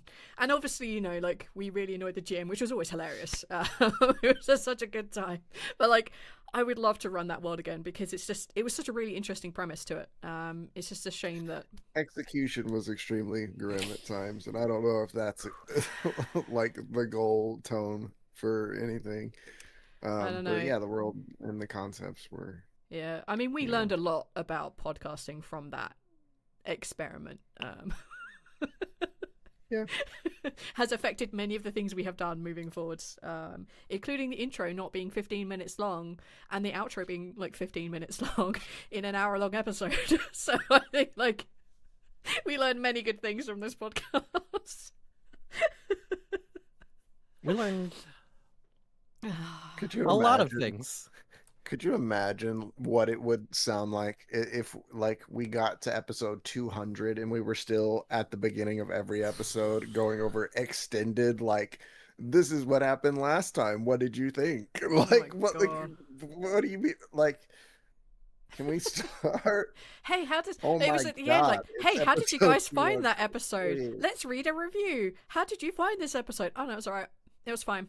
I was literally asleep during this episode because I spent 15 minutes at 3 a.m. doing literally fucking nothing. So I'm good. I'm good, mate. Thanks. Fuck that There prick. was only ever like 20 or 30 minutes of meat in an episode of that one. Yeah. Just crazy. That's wild. A question in chat from Radio Demon of Hell. I have a question about Kaz. What would he do if he was allowed to go back to his home in the Underdark? I answered it in chat because I didn't want to talk over anybody. Aww. But then people who Basically are watching just- it again can't hear it. Kaz would basically just find a secluded cave system and just set up a little mushroom farm. And all their friends can come visit. But they would just live a happy farmer life. Cave Farmer Sim 2025. Yeah. I feel like Kaz has unfortunately been one of those people that have just been dragged into the limelight. You're like, I just want to go home. I can't go home. They don't like me there anymore. And I think also the same with Suvi. He's also been like dragged from their home by a higher power. Like, no, I just want to go home. I think I left the stove on. Yep. Suvi and Kaz, just such sweet people. Meanwhile, Gref's out there like, I'm gonna fuck shit up! Make me important! Yep. I'm gonna make a deal with everyone. Nobody chose me! And I'm gonna make you all regret it! Iris is like, wow, things are going really well for me. I finally have a home. I hope Gref doesn't fuck this up for me. Now, Gref, I'm gonna trust you with all my money. Gref! Don't make bad decisions with it. Oh, there's gonna Gref be comes back. So I invested it in the stock market. I bought a mine. It's in Gietza, though. You can't go to it. It's a haunted mine.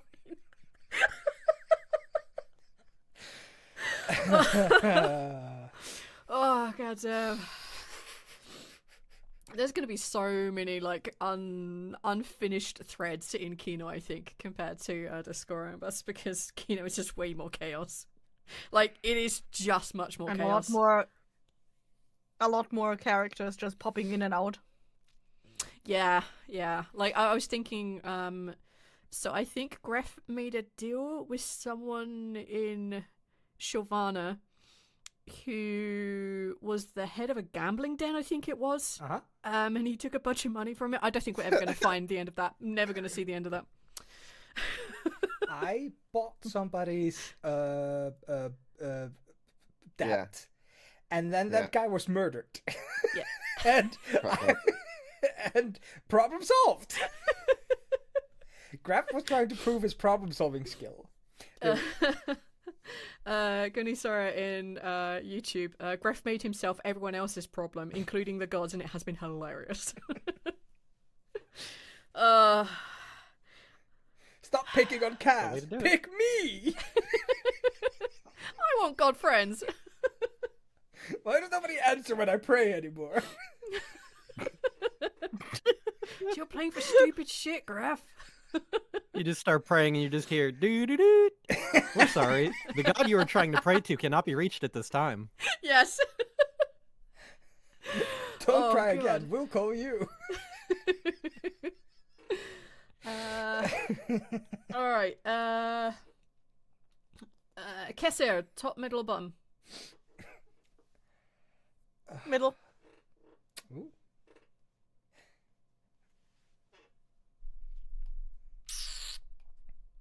That didn't make me happy. No.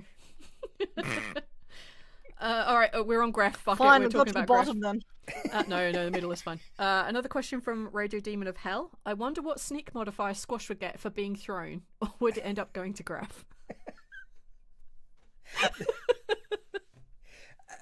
The sneak modifier, according to the rules, actually, the sneak modifier is always Squash's, but he would have to actually sneak, so he'd be using Gref's stealth, which I But believe is 0. Gref has sneak attack. Right. All right. Give me 5 minutes. I'll be back. I'll tell you what. I'll let the two rules lawyers figure this out. I'm gonna go take a piss. Okay. Okay, wait, so- hold on a sec. Give me like. So What is the context of this? Gref picks up Squash. Uh-huh. Squash is holding a knife. Let's say. Okay. Gref is now gonna throw Squash at an enemy as a weapon, Okay. and Squash is gonna try to stab them as he lands. Gref has Ah. sneak attack. Squash has sneak attack. How does this action happen? The way that at least me as both a DM and a rules lawyer would probably translate this, because a lot of this is like raw versus rye. It would Written as- probably be a case of Gref would have to make a improvised ranged attack, Mhm. which would actually invalidate Gref's ability to do sneak attack, because sneak attack Ah. cannot be done with improvised weapons unless you have proficiency. He doesn't have So if Bar Gref is- Brawler. He would have to have Bar Brawler. So in that case, Gref would not get sneak attack, but would still get to make a ranged attack roll. It would basically just probably Yeah. be whatever small modifier of damage. I'll tell you right now. However, Okay. Rules suck. Squash would basically have no problem with that. It would be more of a case of Gref would need to do a stealth check, because as a projectile, you can't really like hide. I'm sorry. Have you ever spotted a projectile before it hit you? Didn't think so. Lawyered. Well, I mean, if Gref is hiding well enough to throw the projectile, then it doesn't really matter. But also, it would be a case of Squash would basically Yeah, have to do like a held lovely. action. A monk would be able to Monk would be able to what? I have my bottle. know that there's an object projectile being thrown at them because they react to it with a reaction and catch it. That's a good question. Could Rao grab Squash and throw him back at Gref? Yeah.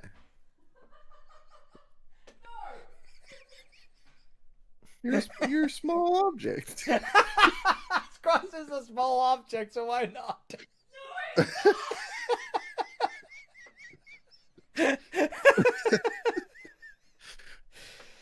It's on your as, character sheet. as has been established. I have tears in my eyes. Oh my god. Fuck. We're getting into some real muddy shit here. Because I think at that point it would come down to more of a concern of like carry capacity. Camera's off. Oh, I was just What? gonna. I was gonna interrupt. Okay, sorry. V was hovering above me, so I decided to turn on my camera because I did. Did you come up with a solution, rules nerds? Yes, we do full maximum damage, and Raoul is allowed to deflect me. No, I have a better answer. He has a better answer. Okay. So we have to assume that Squash is a weapon, right? Yes. So Squash is the weapon for for this one specific scenario. That means, for example, if you have a weapon and it did 8d8, that's just the weapon damage, right? So Gref throwing it, provided Gref has sneak attack and has the ability to do it, he would get Squash's damage, which would also include sneak attack, because you would also have advantage on your actual damagey thing. So, and then you would get the sneak attack from Gref? Gref as well. So you would I have think 2 sets Gref of sneak is- damage. Yeah, That's what we said. Yes, that's what you get. Yeah. You No, don't get full natural that is not what maximum we damage. said. We- You don't we- get like we 8 get- on the D8. You just get whatever you roll. V doesn't have her headphones on, so I could just lie. You Everybody agrees. add the damage. So I couldn't be fucked trying to explain what we came down to. Also, I forgot sneak attack requires a Correct would just finesse be weapon. drastically increasing your movement. That's all. Squash counts as dex weapon. Mm, Squash is not a strength weapon. Squash, when you're being thrown, Squash- though. Squash is a weapon. He has hurt and damaged everything he's interacted with. He is a weapon. Would you use the word finesse to describe yours? Oh, I would always describe Squash as finesse. Ooh, look at me. I'm going to teleport. And then he just wakes up someone else. So finesse. I am obsessed with this fucking skit that I saw where some dude was saying that he learned how to teleport and he picks up a bottle of Everclear and chucks it and then the camera cuts to black and then it cuts back in and he's like outside somewhere. He's like, oh my god, I did it. I teleported. I've invented teleportation. And then somebody comes up to him and is like a cop or something and they're like, hey, you're not allowed to sleep here. He's like, oh no, and chucks it again. And then he like wakes up in a I think it was a hospital. He's like, oh, I've been chained to the bed.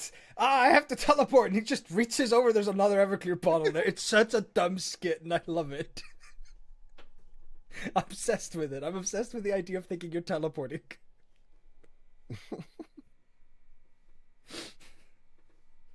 He's not stuck in time. He's Oh teleporting. boy, stuck in time. That's such a. Is that a vine? Is that where that's from? I have no idea. God. Man. I love that so idea. much. I do remember that you shared it on one of the chats at some point. It was a very short video. Oh no, it was during COVID. So good. The video's from COVID, yeah. Yeah, That it's cannot got be. that virus. Boy's got that virus. Just the way everything is said is such an earworm. It's amazing. We need another question. I'll do the cleanup. Okay. Use it Ooh, Also, 3 more minutes. Ooh, 3 more minutes. What are we giving next? I will put it to one side until the hour. Ooh, you guys are gonna have to wait in suspense for 3 more minutes as 3 more Eyþór minutes. plays with a plastic bag. All right. All right. I'm going to educate you, Luddites. This is It's a mine. kleina. There you go. Definitely. A No, it's not kleina. as big. It's kleina is a thing you have with your coffee. Coffee. Your coffee. And all a other It looks like a nugget. chicken wing. It's, It's a not chicken nugget. No, it's not a chicken nugget. Oh yeah, that doesn't Yeah. make it look any better, does it? No, goddamn, it looks like a That's chicken. a thick ass. That's It's a basically thick-ass dough. chicken It's just nugget. dough. It's not a chicken nugget. So it's bread. No, no, no. Well, Breaded chicken. It's Breaded chicken nugget. it's more like a Stalish donut. So it's basically the like I would yeah, I agree. Like it's a very like thick donut. Or deep like, fried. Yeah, it's deep fried. No, just not a deep little. fried, but like in. Yeah. Yeah, it's fried a little bit. I don't know how it's fried. I've never made a kleina, I'll admit. And they're fantastic. And if you come to Iceland, you need to have kaffe and kleina. It's fantastic. It's so nice. It's super nice. Why didn't we do that the last time I was there? What the fuck? We were busy Yeah. What the It fuck is wasn't- wrong with you guys? watching wrestling. Kleina's were in season. Oh, just like muffins, they weren't in season either. You know. They totally were. They just threw all of them out. Actually, talking about the puffins, Out into the ocean. the puffins that you guys saw when you were here, they're all now in the UK. Yep. They're now at the Seal Sanctuary in the UK. Oh, I have this strange feeling that the sea life here in Iceland is just being used as like a weird way to export animals they want. Because we keep sending shit out. I think it's because I still want to eat actually... puffin one day. It's so good. I got to try some this year. Oh my god, it was so good. It's crazy good. I want to try it. Yep. It's very full on, but it was so good. Absolutely. Now, how do you eat it? Like breaded, deep fried, like Smoked. grilled? Smoked. Smoked, and then you just have it with bread. Or at least we had it with bread, or we had it with. We had with butter. So yeah, butter. Oh yeah. So you literally have the the puffin. You have the puffin meat, and you just draw it over a open packets of Icelandic butter, and then you just plop that bitch in your mouth, and it's so. That sounds so good. It is. It is genuinely really good. It's really nice. I'm sorry, I'm talking with my mouth full. I'm terrible. I want that, and the next time I'm there, I also want to get that whale steak. Because I regret not getting it when I was there, because the one bite I had was fucking phenomenal. Yeah, it's gonna be difficult. They stopped whaling for the country this year. Yeah, they stopped whaling for a while. There wasn't a lot of money in it, and it was causing. Basically, the government subsidizes basically everything, including whaling. And there was enough pushback that they were like, we're going to lower the subsidies. And the guy who ran the whaling was just like, guys, come on. I'm barely breaking even. He's the guy who's like, no, this is history. This is our traditions. Like, you shouldn't be getting rid of this. The only reason I'm keeping the license is because it's part of our culture. And it was like, how about we just tax you a little bit more? He's like, all right, fuck off. I'm done. You won't arrest those goddamn Greenpeace guys that came and like sabotaged our boats? Like, fuck off. We should protest the taxes by throwing the whales into the ocean, like we did with the tea. It's genius. Do it. Can I just throw vegans in the ocean? I feel like it would be easier. And if they sink, that means they're a witch, right? Oh my god. Yeah. Right. Let's find a question. Obviously. Neil. Show me a vegan that doesn't sink and I'll show you a fake vegan. Oh, no. They would have to float to be a witch. Because they're like ducks. You know, with all that veg that they're eating, they build up a lot more gas, so they would definitely be floating. All right, we've hit the top of the hour. We've hit the top of the hour. That means it's new giveaway time. Oh my god! Is that what I think it is? You are probably correct. So, we had this map made, and the Kessir had it made into this. How cool is that? That I can't is see the crazy screen. cool. Whoa. Lift it higher up. There you go.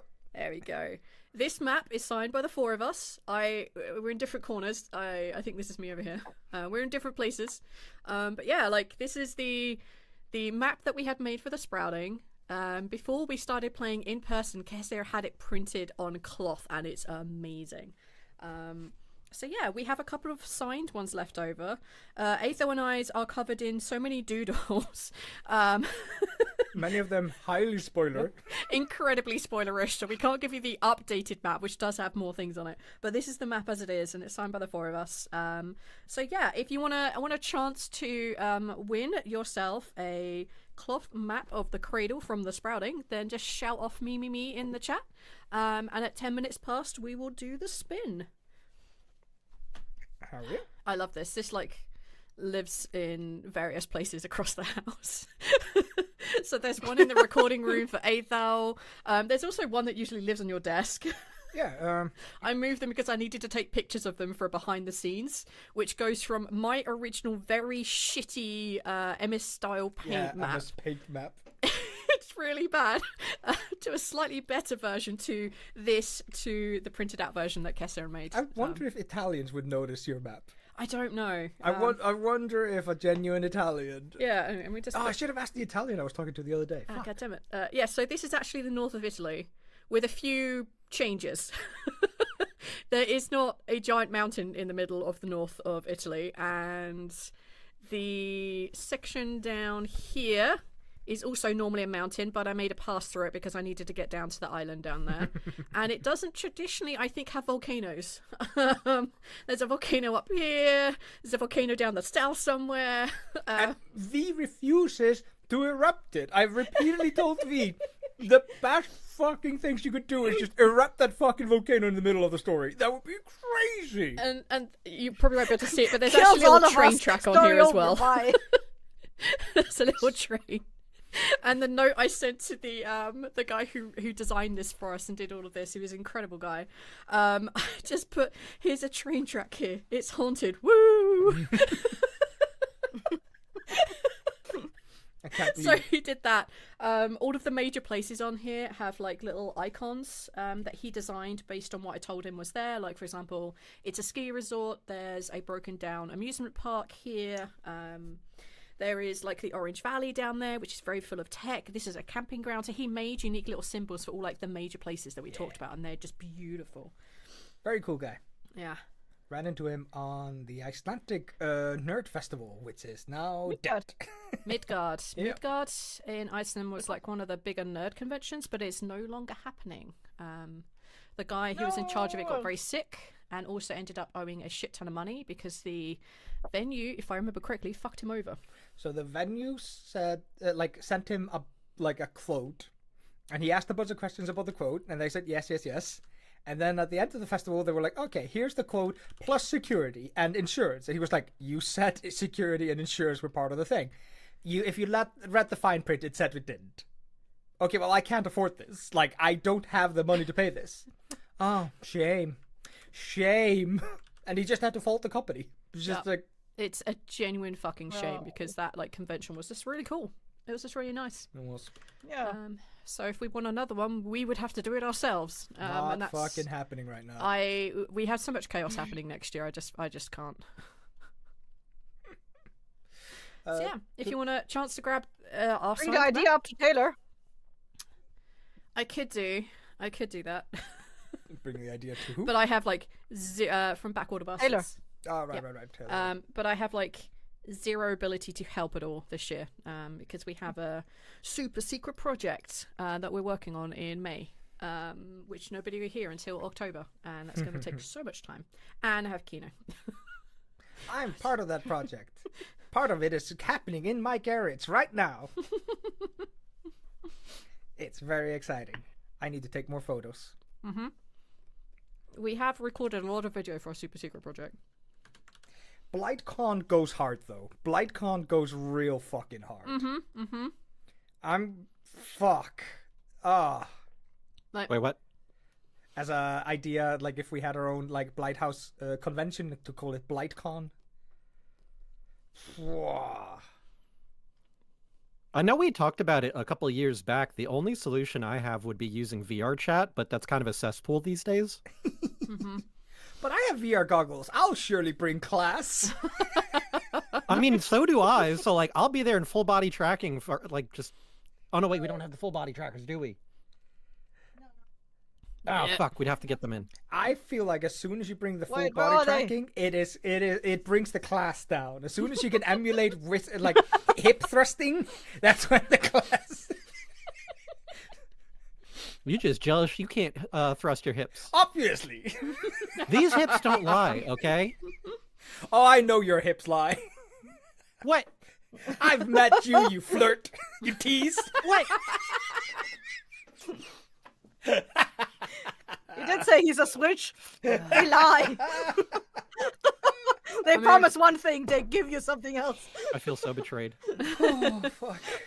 So here's like one of the other things about BlightCon 4000. If we were ever to do BlightCon 4000, there's always a minimum of 3 flights. So, for example, if we were going to go to the States, that's 3 of us flying in from Europe. If we were going to go to Germany, that's 5 flights.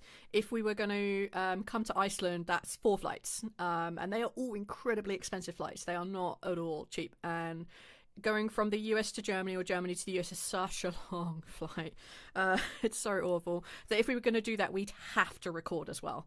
And because, we're recording, we're supposed to be trying and make some money to at least make ourselves maybe even. We have to record, we have to get content out of it, and it's such work to do that and then also run a con as well, especially because we don't have lots of fans. If we had loads of fans, this would be like an easy choice. But I mean, never say never, and hopefully one day we'll get us all in the room where everybody else can see us too, because when we come here to record, we're recording, and also it's in the middle of Iceland where no fucker will get to because it's really expensive to just be in Iceland. But you know, We'll just do the Tupac thing with the laser thingies. The what? The Tupac thing. oh, hologram. Yeah. Yeah. I mean, that is an option at least, right?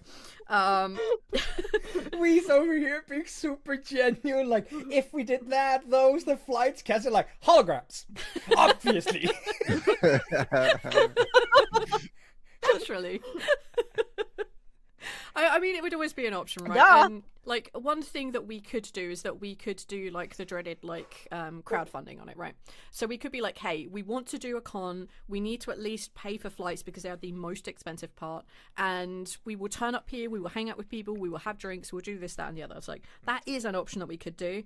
But I don't think that's a viable option, at least 2026, because Oh no. we have so many people either coming to us or we're going to other people over the summer. Yeah.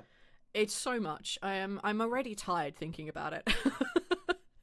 So we got to go back to the UK for something. My brother's coming. Kessir and Jay are coming roughly the same time. A secret project is happening, so we got a bunch of people in our house again. It's just so much next year. I'm so tired. Fuck out of my house. I think I got everyone. If I missed anyone, shout at me. This is your last chance to me. Thobernot King in YouTube just Top- shouted. Yeah, top 10 outcome king. I just didn't actually say their name. I just read Thobernot. We I should compl- download Marvel. The king has for spoken! these types of things. Oh, marbles? Yeah. Marble drop. I don't get it. I Don't don't get the marble drop thing. It's here's all you need to get. Just marbles. This or marbles. Marbles would be way cooler, though. I will be right back. I mean, right? Like it's a wheel it does the job. Don't get me wrong. But think about a marbles course, and then think about not having a marbles course. Yeah. That's really just all you're looking at. Yeah. It's just not, you know. You know what? It's, Yeah. it's that- easy instead of- math. 0 + 1 is marble course. Not having a marble course. I should just cancel whatever garage project I have right now, and I should make a marble course. Isn't that right, And V? that's how we decide everything. I have to I mean, go. isn't that basically just... I hope oh. everything's okay, mate. Yeah. Thank you so much for hanging out. Yeah, no, my mom has this habit of getting into a certain hurricane for holidays. And the hurricane started. Classic. Okay. Well, good luck, and give Faye a high five for me, and also thank Faye for silent commentary from her side because it always makes me giggle. Will do. Give your best to your family from us. Yeah. Bye, friends. Goodbye. Bye. Bye, chat. I wonder if he gives our best to his family or not, or I wonder if he hoards it himself. No, their best will be mine. So in Iceland, we have a phrase which is "Ég bið að heilsa," I give my best, and it's such a common phrase. And if you don't do it, people get legitimately pissed. So I am now like, I wonder if I'm allowed to get legitimately Icelandically pissed. All right. Does his mom know? 3, 2, 1, spin. But I'm talking about Archie's mom. Oh. Oh, Oh, boom. GG. Nice. I see that you're on the GG in Discord. chat. GG in chat. GG. Nice. Send me a DM. They should be open. Just send me your full name, your full address. Please don't use like a small address like CA to mean California, whatever the hell that means. I need the whole thing to be able to send it from Iceland. Yes. So yeah, that'll be awesome. Just DM me and I will send off the map to you. We have a certain hatred. So in Iceland, when we ship things out, we have to do so much like preliminary information. Yeah. And one of the worst things is the like we get like somebody. Yeah, like somebody says it's like, oh yeah, I'm CA 132. That's Colorado. How would I know Colorado. that? Hey, just back. Hello. Welcome back. Yes, thank you very Arch much. and Jay are the same person. What? Arch and Jay are the same person. Never seen them in a room together. Craziness going on. Wonderful. What did I miss? Anything interesting? We talked a bunch of Much questions. Miss Arch. Mm-hmm. Yeah, we talked about the sadness of Midgard no longer being around. We talked about Kaz. We talked about hurricane parents at Christmas. Mm-hmm. Oh, Arch, of course Jay shows up when I leave. Shaking my head, Jay. Heartbroken. That's because you're the same person! I can Oh, hardly and you missed Squash being classified as a dex weapon. clearly. Okay. Has anyone won me saying a line for them yet? Not yet, because you weren't here. Fair enough. No, you spoiled it. It's a surprise. Jay! Really? Arch, don't fuck. I mean, Jay, don't fuck with that. Let's blame. No, you're right. Blame it on Arch. My alter ego. Yes. Oh. Alright, let's Jay, top, middle or bottom? Middle. God damn it, guys, stop going in the middle. Undecisive little beta bitches. What do I win? Just ask small, medium, or large. That's true. So a question from Redacted. Is there a timeline for TLD? Yes, it's on the website. So our TLD website, Let me see. actually I'm gonna share screen it. So if you didn't know, we have a Lucky Die website. It has so much stuff on here. It has all the episodes because I updated them super recently. And it is so far ahead, it even now automatically adds it itself, at least for the episodes that I have done.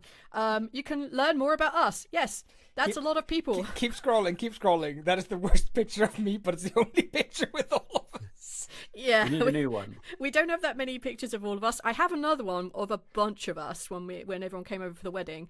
But it's on a little Polaroid. I'm not putting that up on the website. It's ours. So here you can find stuff about our characters and the NPCs and these beautiful artworks and their like Spotify things. I think Demi's is here too. Yep, and as is Bogrim's. Emil's not on there. No. Emil's not on there, but I don't have a pretty picture for Emil. Bogrim's list is on there. The Kino guys, as they were, are now on here.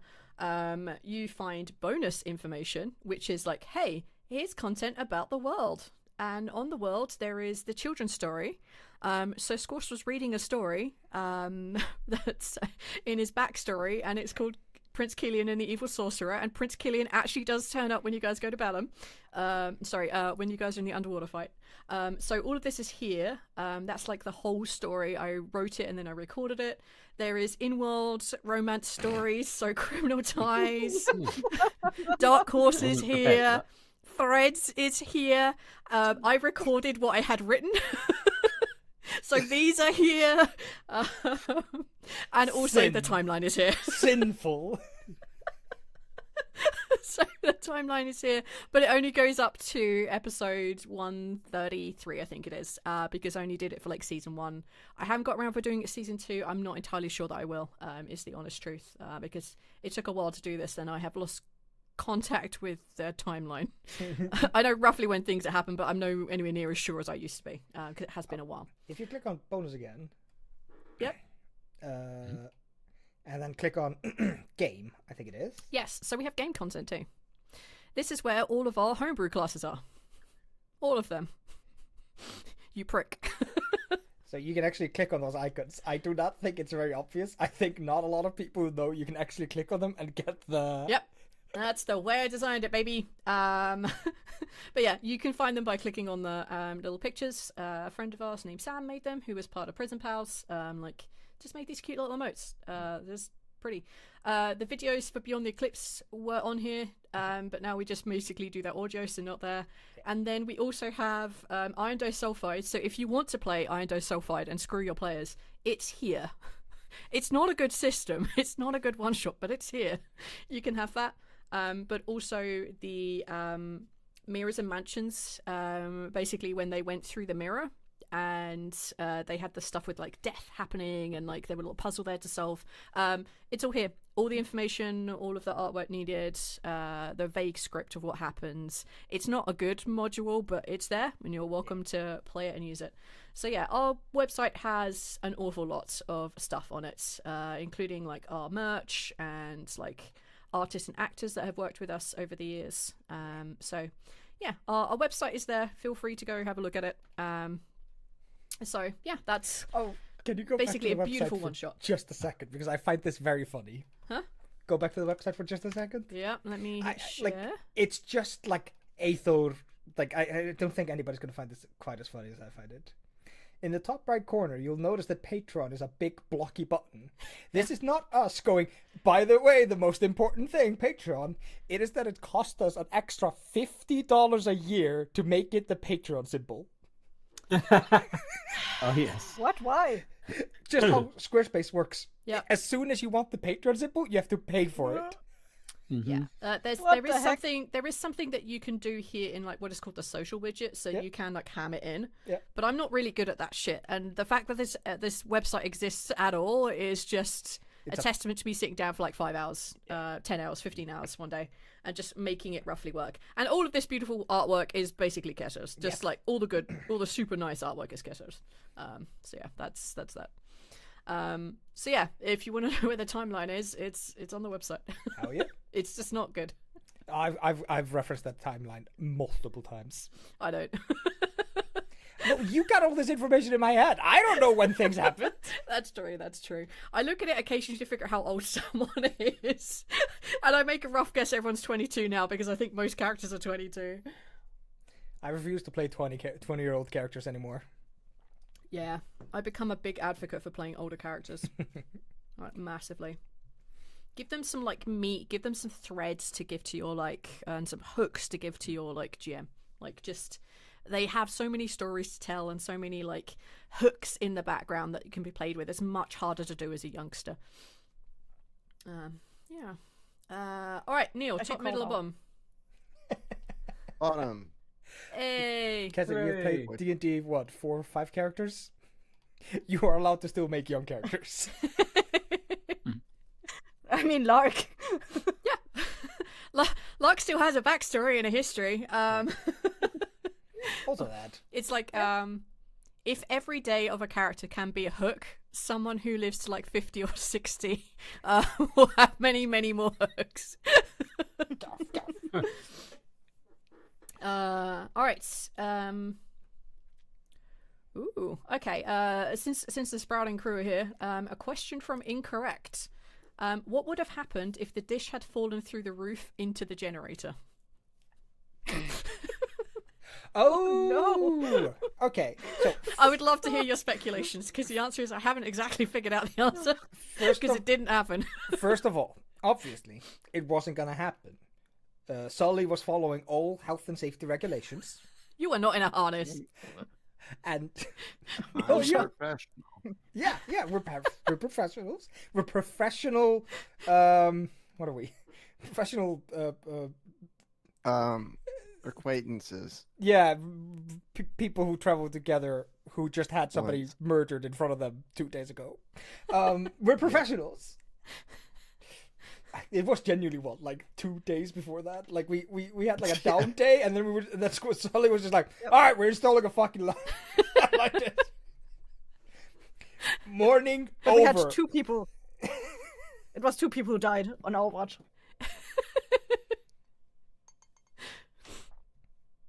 Henry and By the time we hit Gumkendorf. oh fuck Asta. yeah of Asta. course Asta yeah. Well, he doesn't Way back when, count. yeah. He doesn't Asta. count. So a pull behind the scenes. Asta What was do you mean meant... it doesn't count? Asta was meant to be Travis's character. So you were actually supposed to meet Seeker first and then Asta later. But Travis couldn't play with us when we wanted to start, so I put Asta in first. So Seeker turned up later. You have a curse that like when you try to introduce a guest character early in your series, they have to bail. It's just so annoying. Our guests do not last long in our world, unless you're Dagon Crone, in which case... Oh, I'm sorry, squash that. If only. He was. I last. He was, yeah, you're right, he was. I last forever. Wait. Wait, no, my goose from my brother. If you're the timekeeper, maybe. But you're not the timekeeper, my friend. Is the goo episode out? Huh? Is the goo episode out? No. Okay. idea. Okay. It might have come out really recently, Close. or it's the next one. I don't really remember. I have no memory. We have like scheduled quite far ahead now, and I'm very happy with that. But I have no memory of where we are. It's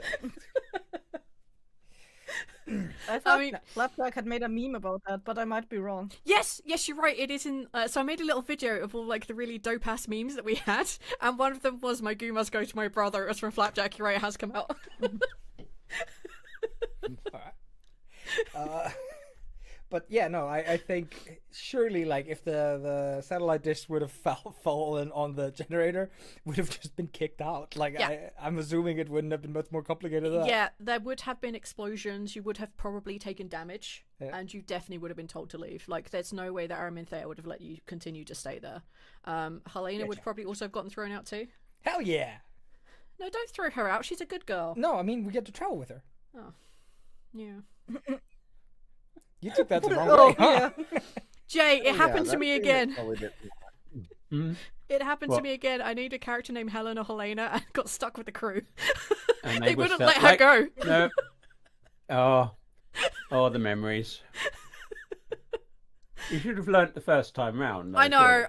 And I did genuinely put the character in as like a goof because they wanted to find someone to do stuff. Like, okay, I'll give her a character like when we finished it. And now they wouldn't leave her alone. I feel like she injected herself into our problems. I not don't think she did. I feel like I walked up So to the that goo is- woman. I said, "Hold my goo," and she went like, "That's my goo now." And I was like, "Okay, well now we have a problem." The goo goes to my brother meme happened in 3.5. Is that the latest episode? Yes, I think 3.6 came out. Maybe. But either way, if it's in there, then it's either out on the Patreon or it's out for Yes, in the regular feed. you're right. 3.6 is out, so it was the one before. It came out in October. Nice, nice. What a perfectly scary scene. So, to build a little more context, back when I lived in the UK, I GM'd a game for Jay and Thirsty and a few other friends of ours, and literally the very beginning of the game, the kind of like, we go through session 0, we build our characters together, we talk about like things we do want in the game, things we don't, like when to say stop, that kind of stuff. We do the whole thing, and then we do a little like a really mini like prequel with all the characters where they get on a spaceship and they're going to get jettisoned out into space and like be in long-term sleep until they get to a new galaxy as a way to save humanity. And I had a character who interacted with all of them so we could like narratively weave between all of these prequels. And then it got to Thirsty, brother of my heart. He decided he was going to refuse to get on the spaceship and be jettisoned into long-term sleep across galaxies unless she had also gone on the goddamn spaceship. So Helena had to go on the spaceship so I could get his motherfucking character into the game. It was fucking infuriating. Oh, that was a good campaign. It was. I loved it. But Jesus. the problem was we made it such a good campaign that we could never do a campaign that lived up to it. Yeah. Afterwards. Yeah, like the campaign we did afterwards, I think it was called like Only Fools and Snoots, I think Fools it and was. Snoots. Yeah, I just couldn't. It was way more like it's a little bit more one shot, just linked together, and I'm not particularly good at those, so yeah. Good Yeah. times. Good Good times. Yeah, I mean, if I ever do a space game, it'll probably be loosely based off of that one. Because it was so good. It was so good. But hopefully they don't get attached to the NPCs. Let her die. Please. So, Radio Demon compared the Helena incident to the Tabaxi lady from Freedom's Bluff. The Tabaxi lady from Freedom Bluff got off easy. She did. She went, "Stop calling me," and we kept calling shit like, "Okay, I'm blocking you guys," and we left her alone after that. She left. We Girls be need- great bonds. I'm leaving. That's what I should do next time I have an NPC you guys won't leave alone. They just leave. I stand by. Giving her the arm was a nice thing. You just misinterpreted it. It's her fault that she was there when we went to look for her. If she wasn't there when we went to look for her, Yeah, we yeah. wouldn't have had a conversation. But she had no reason to not be. God damn it! This is what I get for trying to stick to like the truth of story. The worst. All right. Who haven't harassed for a question for a top, middle, or bottom yet? Yourself. Yeah. Cool. I will take one at the top. Question from Lark Loxley. Is the Traveller the same god Vex helped in Critical Role Season 1? Jester's god, you've done some lore crossovers before, so I just have to wonder. The answer is the Traveller that Kaz/Vox has is not the same Traveller god as Jester's Traveller from Critical Role. Partly because I actually don't know the full lore about the Traveller. I read enough to be able to be like, yep, I know the gist of this, I know what that is. But I've also changed a lot of stuff. So you'll hear me refer to things like, this is a creature. It's a big fleshy bulby body with eyes all over it. That doesn't mean it's a devourer, but it probably means I've based it on a devourer, and I changed so much for Homebrew because I'm incredibly bad at remembering what these things actually do. But no, the Traveller god is not the same whatsoever.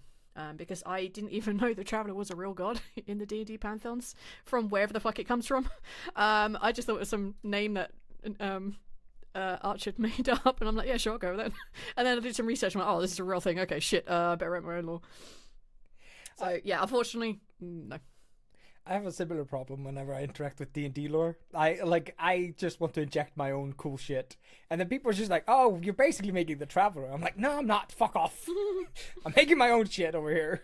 Yeah. So there are these three gods that create like a triforce. of Oh, power. you're talking about the Triad, Ilmater, Tyr, and Torm. No. My gods are the god of like fist fighting, the god of the shield, and the god of the armor. So like fight, defense, and suffering. Oh yeah. Yeah. I'm just notoriously bad at remembering other people's lore.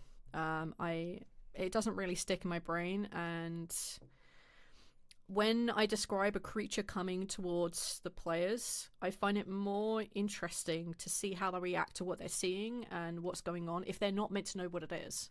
Like, so a random peasant who decides to go dungeon diving doesn't know what the fuck what's the cube thing? What? The oozy cube thingy. Gelatinous cube. Yeah, the gelatinous cube. Like, they don't know what gelatinous cube is. And if you say gelatinous cube, there will be people who know everything about gelatinous cube. I don't know what the fuck a gelatinous cube can or can't do. I just think the premise is super cool, and I'll have a look over it, I'll grab stats, I'll change what I want, or I'll make it exactly what I want.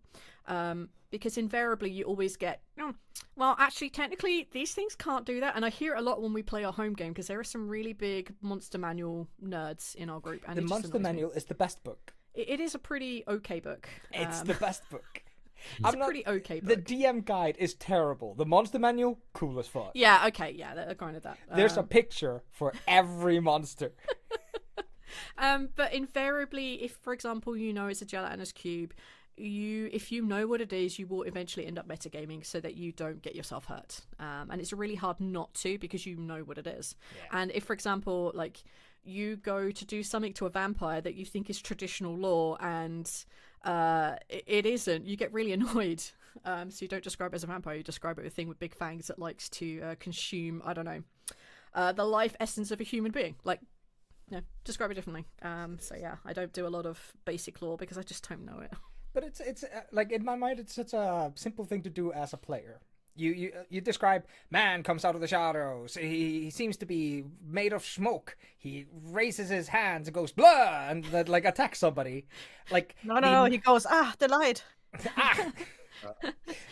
He hits you for 1 2 damage.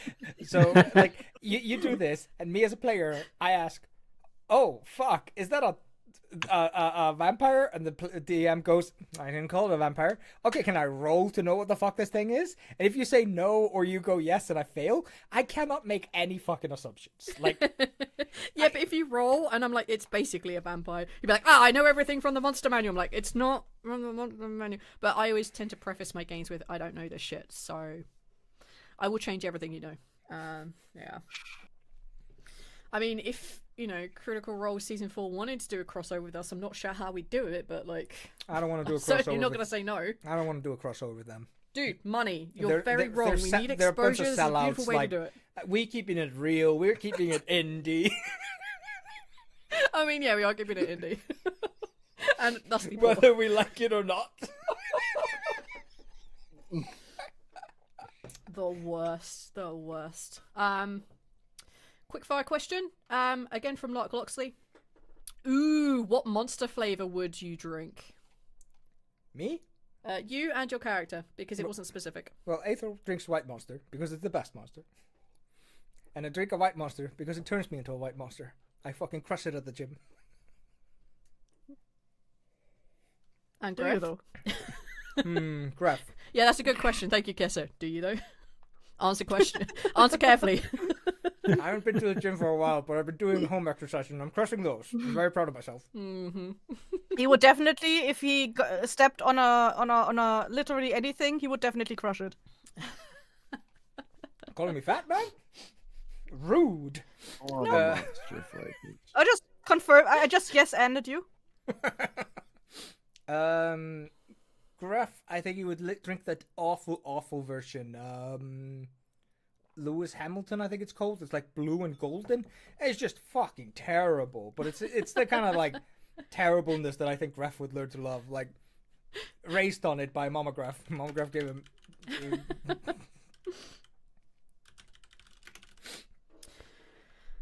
I don't drink Monster. I genuinely hate it. Yeah.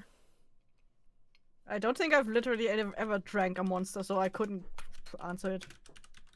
I like Monster and Monster Assault. Those are the only ones I've really tried. Because that's the Assault is like the first alternate flavor I think they had way back in the day. I'm not going to devolve us into a giant monster talk by asking you what is assault and all that stuff. It's like a red cherry flavor. I choose to believe you. No, it was like a weird moment in Iceland where like Monster and Collab, which I don't know if it's like big anywhere else or if it's Icelandic or whatever, those two energy drinks came in and they just took over the energy drink aisles. It used to be like a bunch of mixed bullshit from all over the world, and now it's just Monster and Collab. That's the only thing they sell. Then there'll be like 3 Red Bulls somewhere. I don't think that's just Iceland though. I think that's like a lot of different countries. Mm. They're just really getting monsters everywhere now. Don't you guys like? Isn't one of your grocery store sodas that is like pretty damn cheap an energy drink? Euro Shopper energy drink. You're right. That's still everywhere. Do we still have a case of that in the garage? I might have to throw it away, but yes. I bought it with the intention of doing shit in the garage and having an energy drink at hand because I drink a lot of them. I've limited to 1 or 2 a day. Try to keep it at 1. More is it's unhealthy me. But yeah, I haven't drunk those in a while. Yeah. Oh, I was on the topic of inventory. How's your tea, Em? It's pretty good. I still have like, at least 1 full box left. I am, however, Wonderful. I grabbed a handful and put it in a small bowl by the tea thing, and it's just been like depleting over time. Yeah.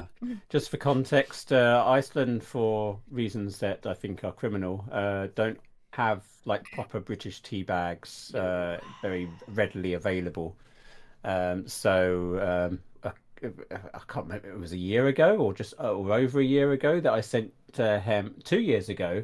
Yeah, that I sent him basically as much tea that you can possibly post to someone without trying to raise eyebrows. But even I think even they were slightly curious themselves, bless them. But yeah, and him is still devouring Yes. the British goodness of tea. Because the only tea that we really have here is like the fruit or herbal tea, and I'm not really into those. I pretty much just like tea, or it's raspberry tea, and we can get raspberry tea, so super easy. But at least on the island, getting normal British tea is really difficult. My mom keeps trying to give you like herbal tea and shit like that. She's British. She likes tea. She loves tea. Have the loose leaf Christmas infused tea. I'm like, I can't. I'm so sorry. I can't. It's not for me. Kessir, I'm gonna horrify what is you. the tea? Sorry, go ahead. Yeah. Now, what is the tea? Like, if you say you just like tea, what kind of tea is it? It's is just like tea. Like it's a tea called tea. Yeah, but is it? I'll go get a package. Yeah. I suppose typical brand names would be English breakfast. If you know like an English breakfast type tea, it's just like a standard. I mean, yeah, it is a black tea, but black tea is actually a specific kind of tea, which isn't the tea that we're talking about. I know. Yeah. That's why I'm asking. It's all from the same fucking plant. There they are. Like green tea, white tea, yellow tea, black tea, oolong tea. I think it's all from the same plant. It's just different ways of preparing the leaves. That's why I'm asking. So I guess the closer would be their black tea. But I'm very British, so I have it in milk. Yep. So I don't quite have builder's tea tea, but I do have milk. tea. Yeah, I'm not a huge fan of for example, dandelion tea. That's not for me. I tried the chamomile tea thing to help me get better sleep. I just can't stand it. It's disgusting to me. So I can't. It's just I've learned my lesson over many years. It's just normal tea. I do like a nice green tea though. I had that when I was away once. That was super good. Yeah. Can I do a psychic damage to Kessir? I don't know. Hell yeah! All right. So my mother came home from Gdansk, which I believe is in Poland. Yeah. And she came home with Christmas tea, loose leaf thingies. And she was like, I'm going to try these out. So she put them in like this little sieve thingy. And then I hear the coffee machine go off. And she had made the coffee machine just run empty. So there's no water, like no tea, like nothing in it. And it spits out like 60 to 70 degree hot water. And then she like leaves it in there for like 2 minutes and takes it out. And then she drank it and went, it just tastes like hot water. It's got to infuse. It was like black tea, so it had no, like I looked it up and apparently black tea is like the hardest one to actually get to like give the taste. You have to pour it in like super hot water for like 5 minutes. And my mom sitting there with her lukewarm water from the coffee machine. That's why you need a kettle. That's why we have a kettle, because hot tea should be fucking hot. Are kettles not common in Iceland? Super uncommon. No. So uncommon that I actually got called out because one of my electric clients, had a kettle and he had no idea why the power was always going out in his house. And I came over and I was just like talking to him and he was like, "Oh, what are you usually doing when the power goes out?" And he was like, "I'm in the kitchen doing things." I'm like, "Okay." And I go into his kitchen, I see his like hot water kettle and I pick it up. And the thing was genuinely 2,000 watts. Like, check your own kettle. That is an insane number. I think that thing probably boils water in seconds. It was crazy. And I'm like, brother, it's this. Where the fuck did you get that from? That's what I want to know. Or heaven, depending on your view. From hell. Yeah, it's not difficult to find like standard kettles. It's just that hardly anyone has them. I think we're the only one in the family that has one. Yeah. Yeah. Mom refuses to buy one. Dad only got his egg thingy because somebody gave it to him, not he bought it. Aww. Mom is like a clean kitchen kind of person. She doesn't like anything on the counters, and all the shelves are full, so Dad is not allowed to buy appliances. You need one of those the things that keeps the water hot forever for like ramen and stuff. Oh, like an urn. Or is kigurumi the like costumes? I have. What is kimono? Is I think the only way I know it is no, that's a robe. I only know amigurumis, and that's the little keychain figurines. Crocheted. I don't know. The logo is like an elephant, but those things are awesome. We're just I'll get Mom a perpetual heating machine for her kitchen. She'll love it. Yeah, we should buy your dad a kettle. Oh Let's just do my it. god. They will never see it coming. Your mum will be so angry at me, Christmas but she won't be able to presents say settled. anything about it. Christmas ruined.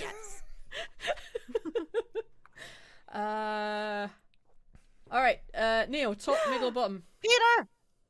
Kangaroo Peter! is definitely the Peter's animal been in the audience onesies. for a little bit. I think he just joined No, he's been on here for, Discord. he's been like probably 20 minutes. Oh. I noticed have him a when he pic joined. of a but kettle. Is he this did- good or bad election? Oh my god, that's so blurry.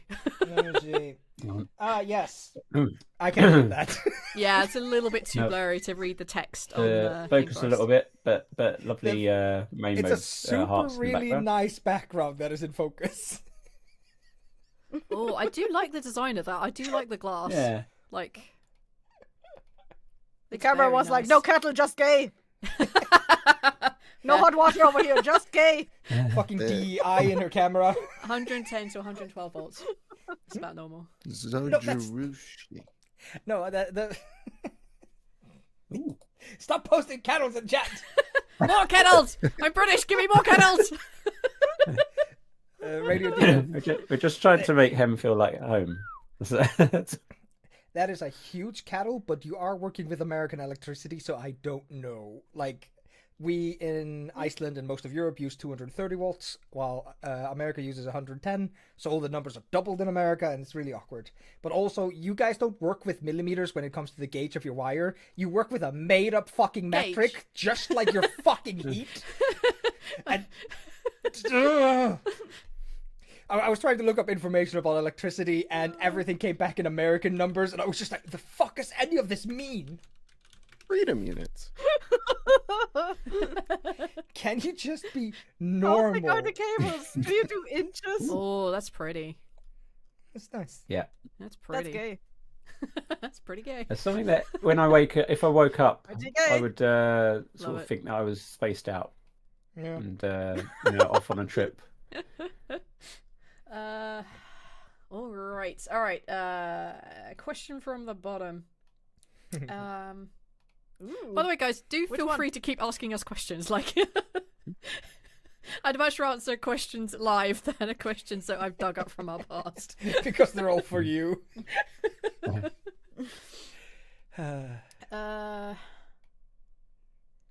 Question from Elliot. Go, Elliot. It would be a huge undertaking, but how cool would it be if at the end of the TLD, someone took all the intro bits and pasted them together to make an audiobook version of the Lucky Die? Neil, how difficult would that be? Just fast forward. All stare I at Neil. understand the question. So all of the intros that I record, Welcome you put back, them together in traveler. one Welcome, file. traveller. The lucky That's the one. die. Like, how difficult would that be to do? Not very. Just It would- time-consuming. I don't know if it I don't know if it would sound very presentable. Like it would just be you back to back to back to back with no like context of what episode Yeah. this is introducing. So I think it would be vaguely unlistenable, and I'm not sure you'd get much of the story out of it. And you're also doing like a very almost monotone, right? Mhm. It There's was like very a monotone voice. when we started, yeah. Yeah.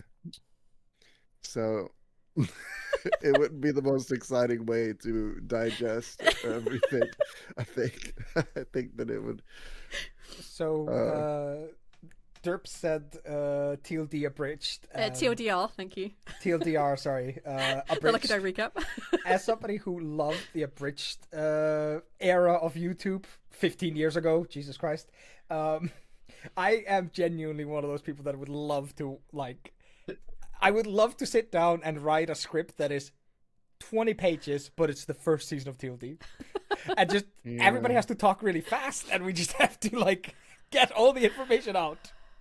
Let's put it like this. If someone wrote that script, I wouldn't be opposed to doing it, but I know I don't have the patience or care to do that. But I have terrible transcripts. You do have the world's worst transcripts.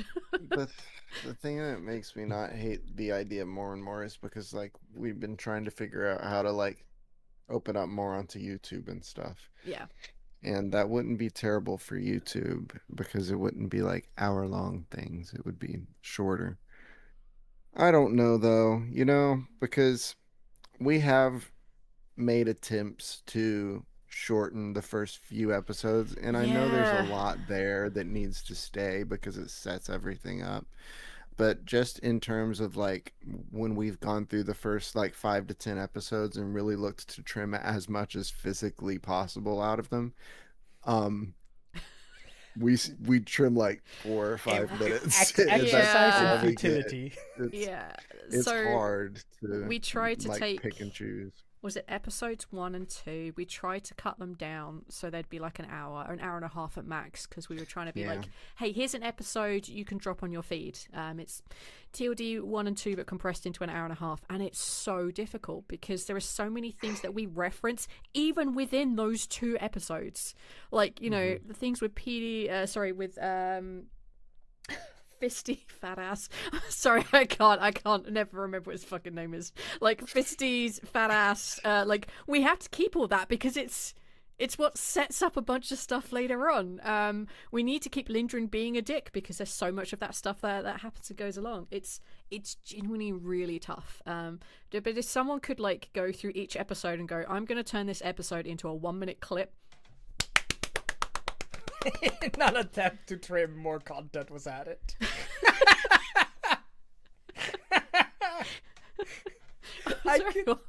It was on the YouTube. It's just such a good comment. I can totally see that. We sit down and we're like, okay, we're gonna take the first episode and we're gonna write a script to condense it, and we end up with a 20-page script. Just like, oh fuck.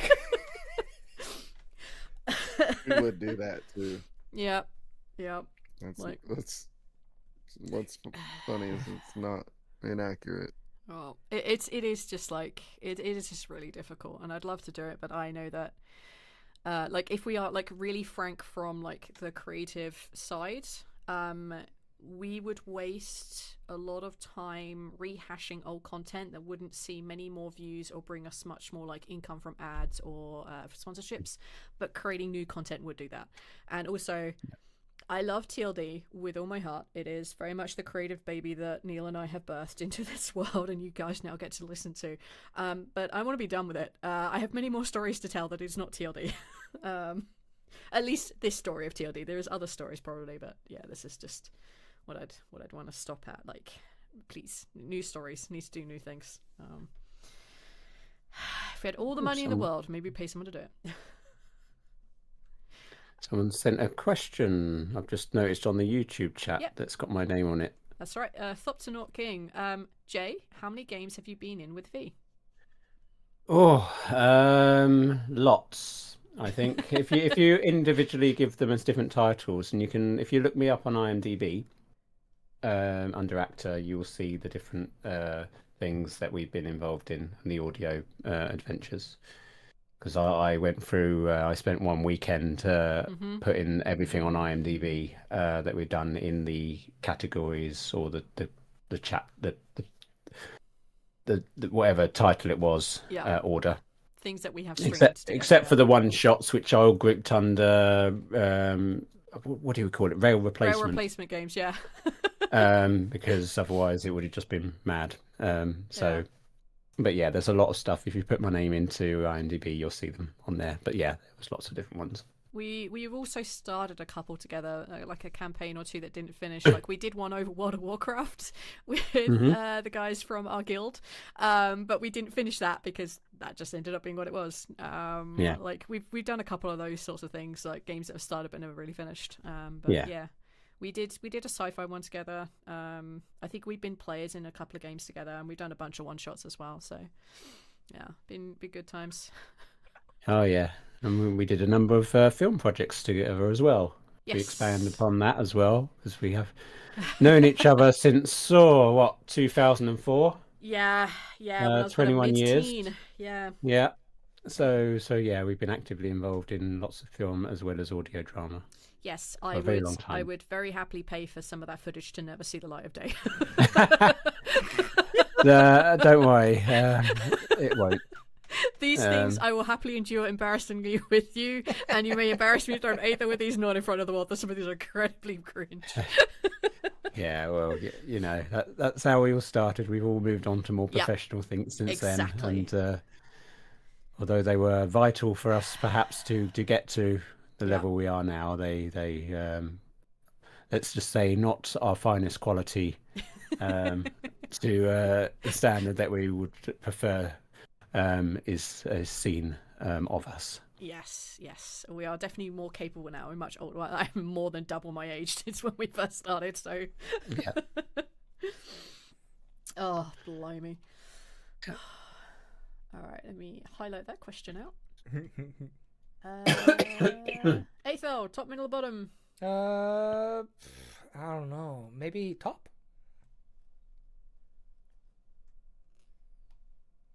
All right, we have answered this question a million times, but I think generally only on the Patreon AMA thingies. What flavor Goodberry would each TLD main character have? I give a different answer every time.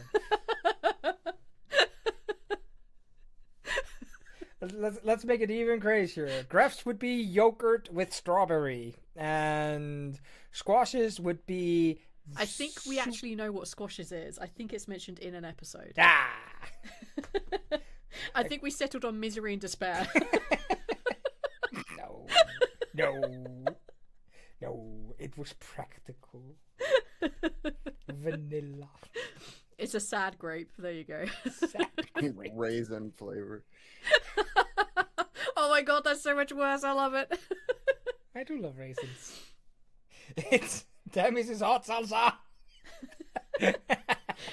It's just like ghost chili, whatever the fuck it is. Ghost chili. Genuinely Mine is hot. beans. Naturally. Beans. What is the Emil's Licorice. Was that a Taste of Yeah, death. yeah, we said it last time. Yeah. Yeah, Licorice licorice is doesn't the taste of death in this world. Licorice is great. No, it's awful. It's so really nice. It's awful. It tastes like death, Eyþór.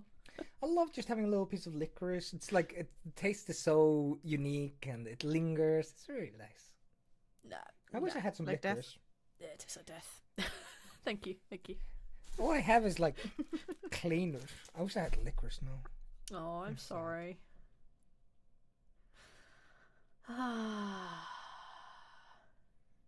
Does somebody want to Venmo me licorice?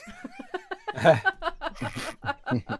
do what I did with the tea. And, Can someone please Uber me some licorice right now? I'm a country that doesn't have Uber. never what you wish for. You end up with 3 giant boxes of it coming through the post across country. Oh, we're 3 minutes away from the new thing. Hang on. Ooh. Oh wait, I don't need to leave. Why are you not Hey. I don't leaving? need to leave. Huzzah! Why are you not leaving? Spoilers, Eyþór. Spoilers. Oh, okay. Well, Okay, so over the last year or so, we get, and it happens quite frequently since we've been started doing TLD and whatnot, we get a lot of emails and questions asking how to podcast. yes. And I mean like a lot of them, like how do I do lip sync, how do I record, how do you do effects in the middle of the episode, that kind of thing. So I actually have a bunch of these questions that we can talk about from an AP side, from an actual play, and also from an audio drama side, and also from we just record and we release.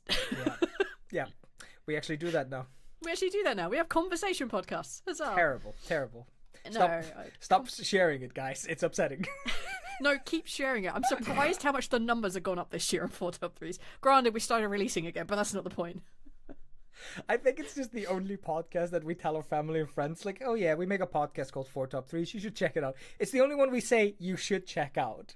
Because like when my family and friends are like, oh, you're still making podcasts? Like, yeah? Oh, what is it called? I should check it out. Back when I was just making TLD and TLD, I was just like, no, you shouldn't. Well, I tried to start with, but then I quickly learned that my family was not interested. They do not support our hobby whatsoever. No. We are doing this hobby despite. I turned my family around a little bit from when I started doing film stuff. They were just, it's like, oh, what are you wasting your time with that for? But now that I've got some of mine on Amazon Prime, they're more interested. They're like, "Oh, you actually know what you're doing." It's like, "Yep, thanks for the vote of confidence." Yep. Yeah. Thanks for nothing. But yeah, parents are funny. My I think dad they're just absolutely yeah. hated TLD. Bless Because he him. wanted to know what was on your character sheets, because he wanted to know what was your inventory. I'm like, He Dad, wanted to know- they're in prison. They haven't got inventory. What they got in their pockets is. Your I was dad's like, a I could fucking send golem. it to you. He's like, I can't. I'm not listening. I want to know what's in their pockets. I want to know exactly. My dad, I think if you ever played D&D, would be a mechanical player. There would be no role playing in him. It's all mechanics. All right, I'm buying a 10-foot stick and ball bearings to check the slope. And a movable rod. I'm gonna buy the rope, the magic rope. Yeah. I did get my dad playing World of Warcraft once though. I'm playing a gnome. Oh, Why do you I think hate I remember It it. was really funny. terrible? My dad was a short, grumpy guy. I had to play a gnome. No other choice for him. An Indian gnome. Oh my god, that was great. You're a nightmare. You're a nightmare child. Best daughter. I'm not surprised your father gave you away to an Icelander. Get out of here. Be gone. Sultana has a shiv. Yeah, I mean, yeah, I could have told him that too. But that's not in her pockets. Oh. Diddle-diddle-diddle. All right, so top of the hour, my beautiful loves. As tradition dictates, we do have a fairly unique gift that doesn't even require posting. It just requires sending an email to us or contacting Jay directly. As is tradition, we are putting up one sending from Emil. You can ask Emil to send you any 25-word sending. He will record it and send it to you. I do request, however, you save the last 3 letters for I love you or it sure is a dry heat, because that is the sending rules that we have in our world. But yes, if you would like Jay to record something as Emil for you, your 25 words, he does get to say no if he thinks this is obscure or just absolutely awful. Just put me in the chat, and then I'll stick you on the wheel. Remember when that was a huge thing? SpongeBob, big guy, pants. Okay, I love you.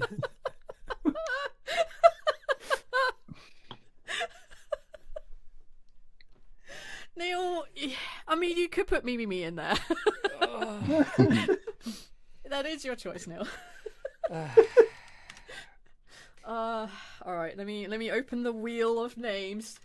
If you could get a wildly far-fetched, famous favorite guest person on 4 top 3s, who would you pick? Jason Mantzoukas, no question. I love that fucker. I think his chaotic energy brings, like, he is the same character in everything he plays in, but I love him. I absolutely love him. I am an incredibly judgy and annoying person to watch movies with, but for some reason, Jason Mantzoukas just he slides through my thing every time. He's so fucking funny. He's been on a D&D podcast called, like, The Metaverse or something weird like that. He's also, if I remember correctly, I think he's been on the Gilmore Girls podcast. Okay, yeah. Because he loves the Gilmore Girls so much, and he's actually in the year in the life of. Yeah, like, just such a weirdo. So, like, I would love to have him on 4 top 3s, and I don't know what the topic would be with Jason Mantzoukas, but I mean, he would get to choose, right? He would get to choose, yeah. yeah, but what would Jason would choose something stupid, like top 3 favorite knives or something stupid. I'm not sure I can answer that. My 3rd top knife is a bread knife. No, I Mac choose the knife. Oh, song nailed it. I would obscure, just, baby. I would just choose blunt knives because I'm afraid he'd stab me.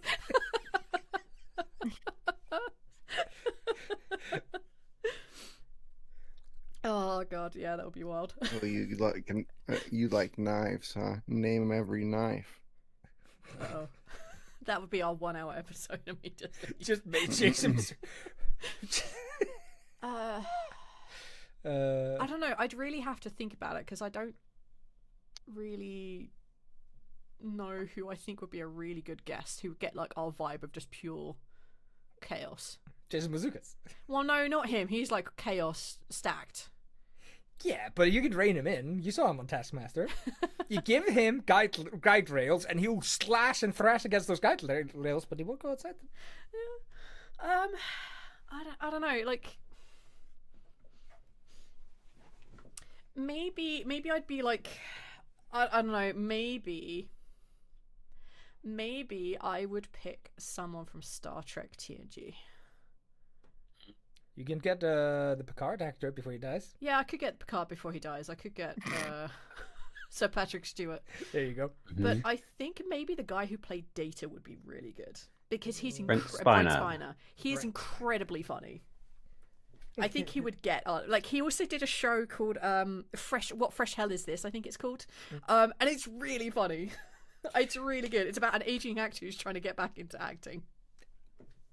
I have a second person I would like to get. See, you've already had one. You can't do another one. Okay. Everyone else has to pick their guess, Eyþór. Okay. You picked one, no questions. We aren't questioning. Get Picard, make it so.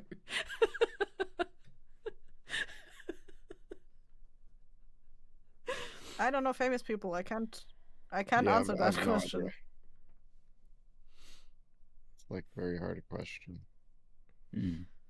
Are you guys kidding me? You wouldn't want like Charlie from Always Sunny in Philadelphia to come on and just chat, or even like the guy who plays Dennis. I think he might even be fun because like I've seen him in real life, and that's like he's not chaotic, but he seems like a very genuine like like he's a clever guy from what I can tell. Like you can You just pick, name drop people I don't even know. you have Reddit Starling, but I loved him before then. Matrix guy. Oh, what's his name? Keanu Reeves? Keanu Reeves. Like I mean, that would definitely be a coup. Like, that would be amazing. yeah, but I think he's far too chill. From what I can tell about him from like interviews from way back when, he's always been just like a super chill dude. So I mean, I would always want, like, See, the thing is, I know a bunch of people who intimidate me. And a bunch of people that we know that I would want to be on the podcast. And I'm just going to have to ask them when we do one of our future series. So, Yeah. I don't want to name drop them early. I mean. Imagine Danny DeVito, yeah. Oh my god, that would be ridiculous. Alright, we have 4 minutes left. Let me hit share screen. Whoop. Make sure I'm sharing the correct screen. Oh. All right. Just to catch those up who joined in, we're doing a giveaway for 25 word message sending from Emil. So if you would like Emil to send you personally a message, let us know by saying me in chat. I will send you a If you personal want message. Emil to answer your voice box, let us know. If you want, Yeah, that was a big thing for all, wasn't it? Getting celebrities to put like voice clips in your yeah, like audio box. What's it called? answering machine. Yeah, Nailed it. audio box I speak answering British. machine. God, I've got such a big brain. You definitely have a big brain, Eyþór. Thank you. You got it. All right, let's see. No more questions in here. No more questions in here. Neil, you surely have a musician you would like to have on 4 Top 3s. I don't know. You guys suck.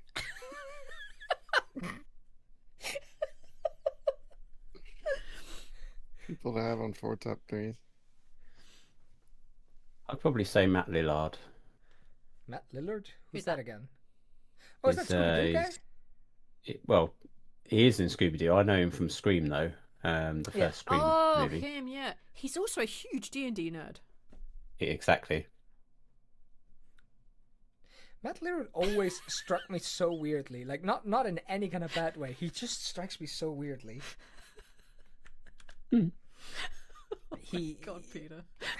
Peter's a weirdo.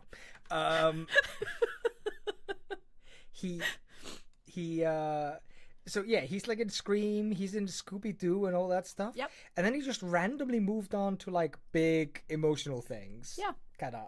He tries to become like a proper actor. And then he just decided, you know what? Five Nights at Freddy's. I want to be the purple guy. And it's just Didn't we watch that? Yes, we did. Yeah, it was Or awful. At least I did, because I enjoy the weird lore of remnants and the idea of ghosts and haunted animatronics. I think these are cool ideas. Yeah. And you can be as flippant as you want about Five Nights at Freddy's. It does not change the fact that I think the lore is cool. You know what I think is cool? Binding souls to animatronics. That's cool. I'm into soul punk. Oh, yeah, soul punk, yeah, as an aesthetic, yeah. The more I think about it, the more I realize I'm just super into the idea of a culture learning how to harvest souls, and then they just turn that into their energy source, how they do everything, like we do with electricity. I love that idea. It's so ghastly. I feel like there is a D&D thing where they are using souls to power something, and I don't remember, because I feel like I started playing it with a friend of mine, and it was going to be an actual play, but we never got beyond like a second or third episode. Oh my god, I feel like I remember this. It's like you got stuck in another dimension, and like souls were how everything was being powered. Dave Grohl, yeah, that's a good choice. Like, A little drumming I mean, whilst there. isn't that powering everything with quote unquote people? Basically, what the Matrix is. Yeah. That's, yeah, I guess. I mean, they say that the humans are electricity, so. No, I think they were like brain capacity or something. In the original movie, they were boiled down to batteries. They may have changed the lore since then, but. Midichlorians. Yeah, they may have pulled the midichlorian in the new movie. last shout. Which apparently sucked. I haven't seen it, but I heard that they couldn't get the Lord of the Rings actor back. A lot of people hated that. The elf guy, what's his name? Agent Smith. Yep. Mr. That's his Man. real name. Mr. Smith, thank you. Hugo Weaving. Oh yeah.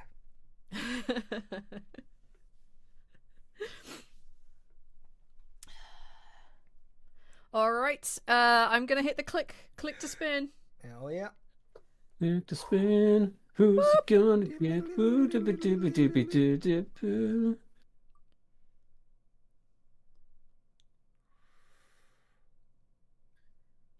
Sorry, Peter, you are a loser, but Thopter King is a winner. Winner. There he is. Only winners over here. Yeah. Okay. I will first of all turn my stream sharing off.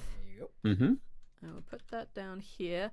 Thopter, I'm going to give you an email address for you to send me an email, or if you're on our Discord, you can DM me directly and I can pass it on to Jay, or you can find Jay and send it to him. Yep. Contact. No, I think we need more middle people. I'll contact his.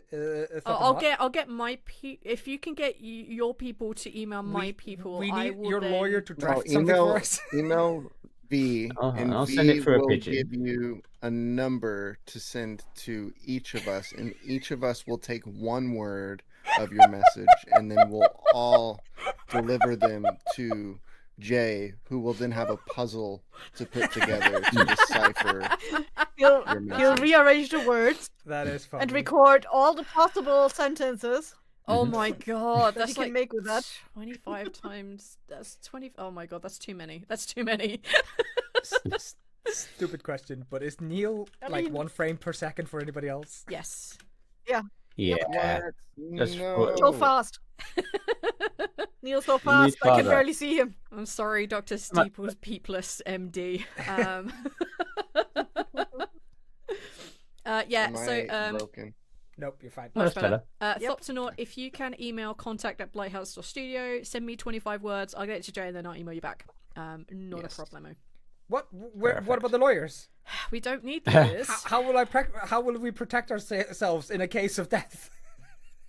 I feel like with how many literal Who's that? weeks of My content God. there is that has my voice in it, I think we're fucked.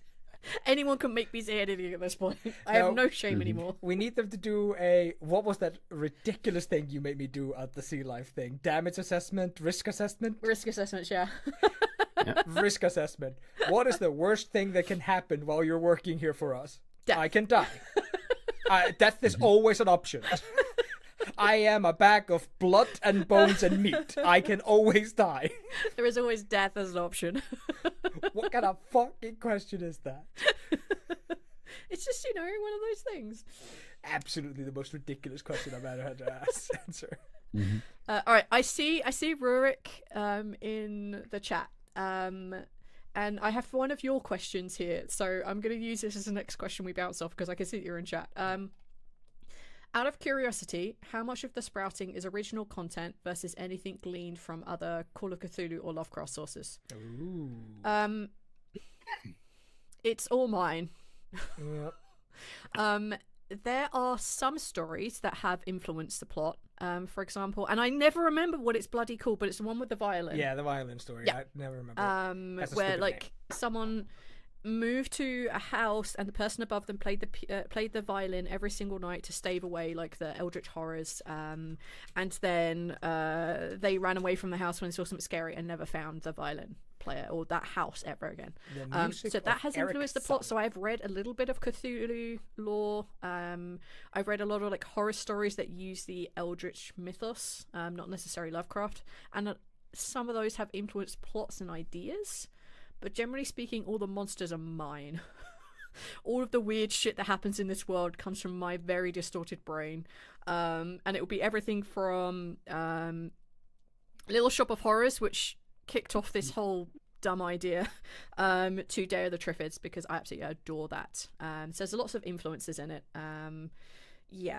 But pretty much most of it is mine. Our Eldritch Horrors are all mine, so Violet and Honori and at least 2 others in this world, EML being one example.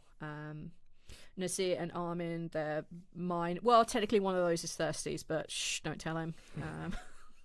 He'll ask for royalties. No, he won't. Let the fame grow to his head. Yeah, and a lot of it is based on what these guys wanted as well, and their ideas for creatures and stories and stuff like that. So a lot of it comes from also their fucked up ideas. I actually do know one reference you didn't mention. Yeah. What's the thing that hunts Lark again called? Hollow's Crest. The Hollow Crest. So the Hollow Crest are influenced by a horror story called Day of the Triffids. Yeah, Day of the Triffids. Mention that, yeah. Yeah. So that's a big reference there. Yeah. So if you watch the old series from 1990s, and then listen to Sprouting, you might notice a couple of similarities between Hollowcrest and the Triffids. Yeah. Because Triffids are terrifying. Triffids are and I think I mentioned this in one of our Top 3s episode, actually. A book made me kill a plant. Day of the Triffids terrified me as a child. It's really good, though. It is. I'm going to mute us for 1 second.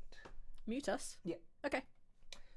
It's almost midnight at Kessir. No, we have to it's almost midnight pull the at reins. Kessir. No. So do we want to have we have to do everything.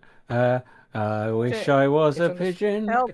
and I flap out of my head. Yeah, I just thought it was cool. No, I can't even do a tap dance because my camera's too. It's only if we run out. Why not, though? Oh, no.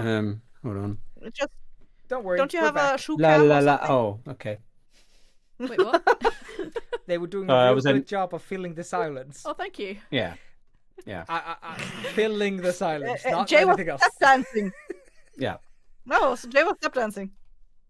Well, I almost got into the swing of it, but I'll do that another day.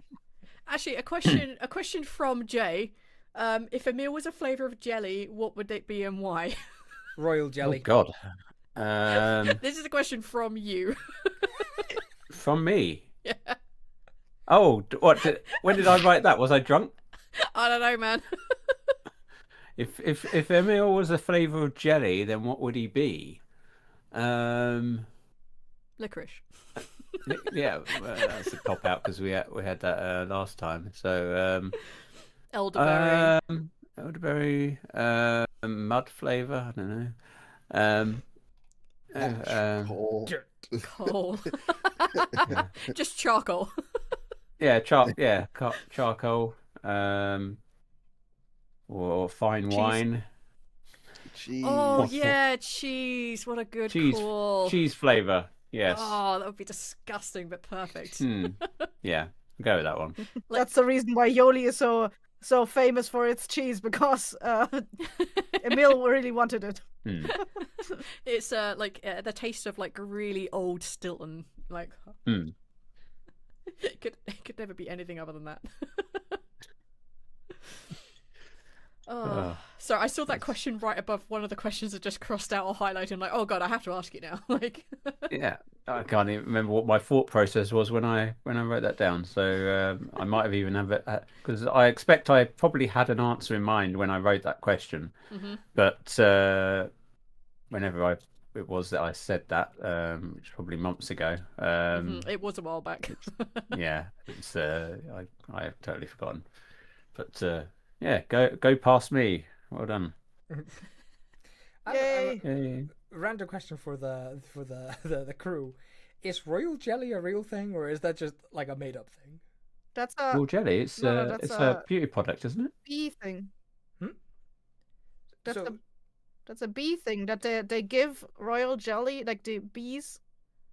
Was it bees or ants? I think it's bees. I think it's bees. They produce royal jelly and they give it to the next bee to become the next queen. God, it would be so Because it's cool like if you super was nutritious. Yeah. No. Yeah. Yeah, they give it to. Yeah. I don't know. They give it to the next queen, and the one who eats it will become the next queen. I think it's like super nutritious, and then it activates something in their biology hormones that's or like, whatever. you're Yeah. a queen now. Like, they're like distinguishable, right? They're like different. Who? The larvae? Yeah. Just the queen bee, Yeah. Well, yeah. right? Yeah, they're large got a or crown something, on. or they look a little bit different. Yeah, of course. Yeah, She's got a she crown. has She's a very crown. crafty. Like, She doesn't she's understand not- the plight of the She's drones. not yellow and black. She's gold and black. They speak Yeah. with a little bit of a yes. Yeah. I like it Pinky when finger when they better. sip their tea. Sip the royal jelly. The royalty. Yeah. Oh, water. And we're both right. It is a beauty brand as well, well as what you said as well. Because like I've heard of royal jelly in so many different medias. There's royal jelly in Valheims. There's royal jelly in Futurama. There's royal jelly in so many like different things. And it just when I said it earlier, I was like, wait, is that a real thing, or am I just absorbing bullshit? Granted, there's a reason you don't know a lot about bees. You're terrified of them. Bees can You're do terrified of them. Their The partying not habits. in your country. Maybe if I was a bee, I'd be less afraid of bees. But Yeah. no, fuck bees. Yeah. Screw bees. No, bees are lovely. A question's popped up in the YouTube chat. What's the longest recording session the group has ever done, be it separate games or the same one? So when we did the Definitely. Does 2 weeks in Iceland count? Yeah, I was going to say it was that one. It would be that one.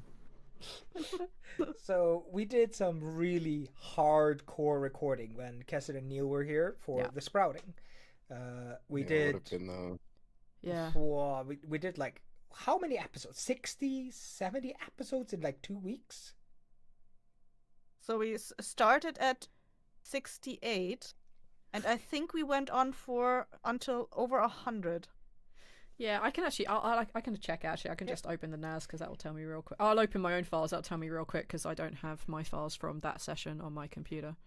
There had to have been like days where we woke up, just started recording, breaks for lunch, dinner, and then like got back to it, and then kept going like until... Yeah. Yep. It was Yeah. Wait. genuinely outrageous how fucking good you guys were at it. Yeah, I mean, like compared to like when the TLD crew came over. Like, granted, we had a lot less time when the TLD crew came over. Like we just didn't have as much time. And we took like a lot of breaks. We didn't record late into the evening because not everyone had like the same like focus levels. Just life.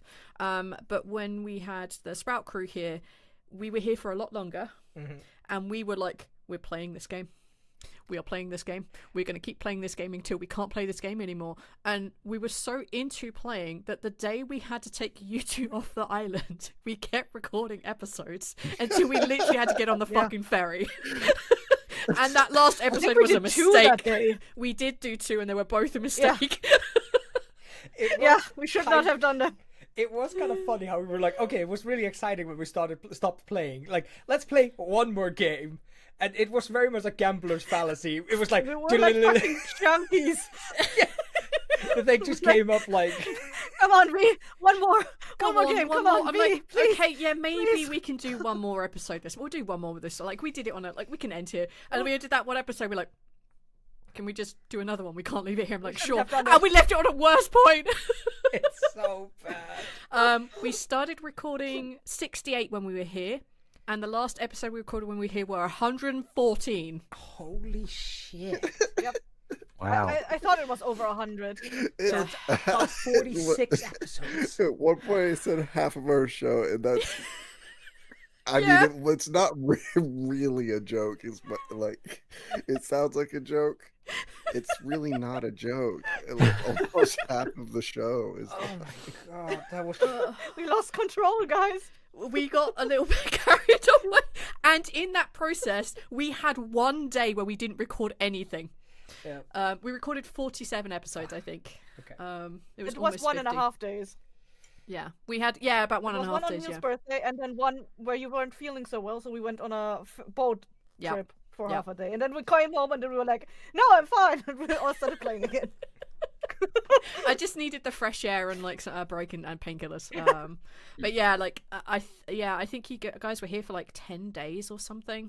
And I think we recorded on like 7. Yeah, it was absolutely maddening how much we recorded, and it was amazing. And we have to do it again. Yeah, 100%. But we gotta fix the recording situation before we even think about doing any more live stuff, because it's a lot to edit, especially if we do long sessions like we did, which is a lot of fun. But we do need to make it so it's less of a fucking nightmare for Neil to edit. So we have to make things better before we do that. Yes. And there were a lot of episodes where there was a lot of issues. Yeah. That we're gonna need to fix, like the static stuff. Yeah. There was some. I mean, also the last 2 episodes we recorded. Let's get rid of those. Let's pretend they didn't exist. For the audience members, I was told, Eyþór, please stop affirming every fucking sentence. You could be heard on everybody's mic. I apparently have a real fucking bad habit of doing this, and it's extra funny because I've had to interact with like people I don't know. And I've realized I hate it when people don't do that. I genuinely hate it when I'm talking to somebody, I'm trying to give them directions or instructions, and I'm like, okay, first you're going to do A, B, and C. Dead silence. I'm like, did you get that? A, B, and C. They just shake their head. I'm like, yes or no? I need to hear an affirmative yes, so that when you fuck up A, B, and C, I can yell at you. Yeah, it felt like a lot of responses when working. I need responses. I need to know you heard me. That drives me mad with my boss. Like, sometimes he explains something and I give him affirmatives throughout him talking, and then there's like often like a long pause after he finished his like instructions, and then he's like, okay, and I'm like, I've given you 50 affirmatives in the 2 minutes that you were speaking, and you were giving me a pause, and then it was like, okay, you got that? I'm like, what do you want?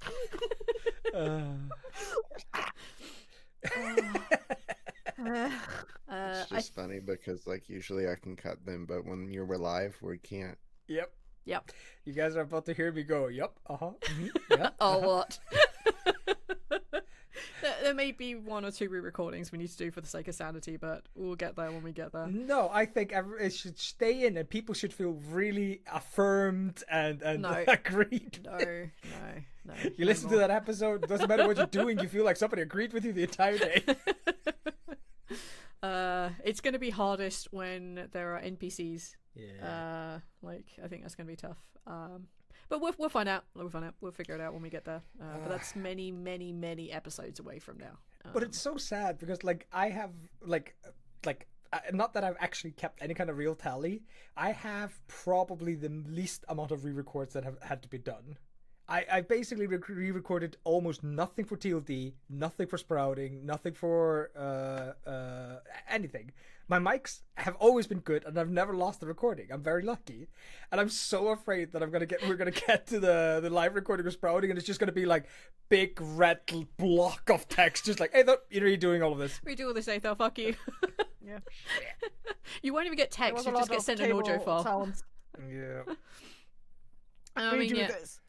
Yeah, there were a lot of table bumps and stuff. Yeah, Yeah. and there's some things we're not going to be able to cut. Like, we just live with it. Yeah.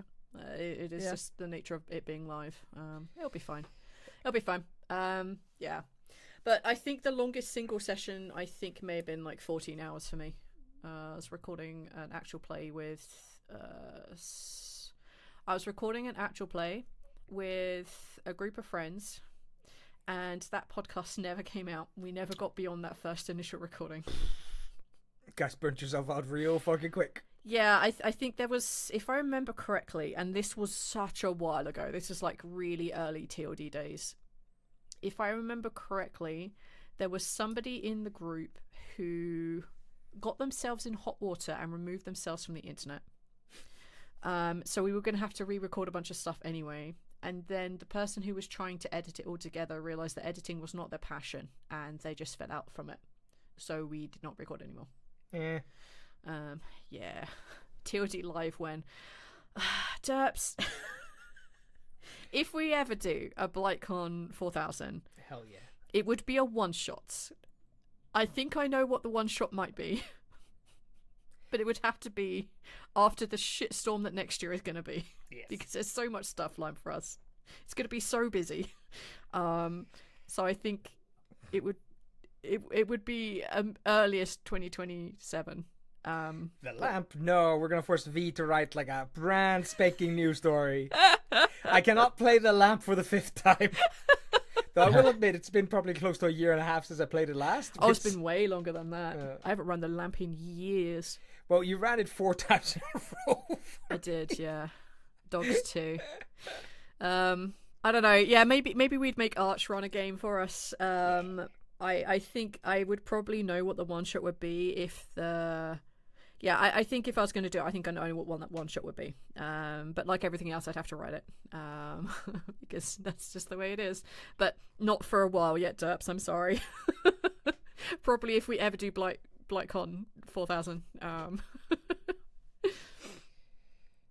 If I ever get you guys in a session, I'm running my version of the lamp. Yeah, I stripped the lamp down at one point to like the core essentials because I was running it in so many different flavors.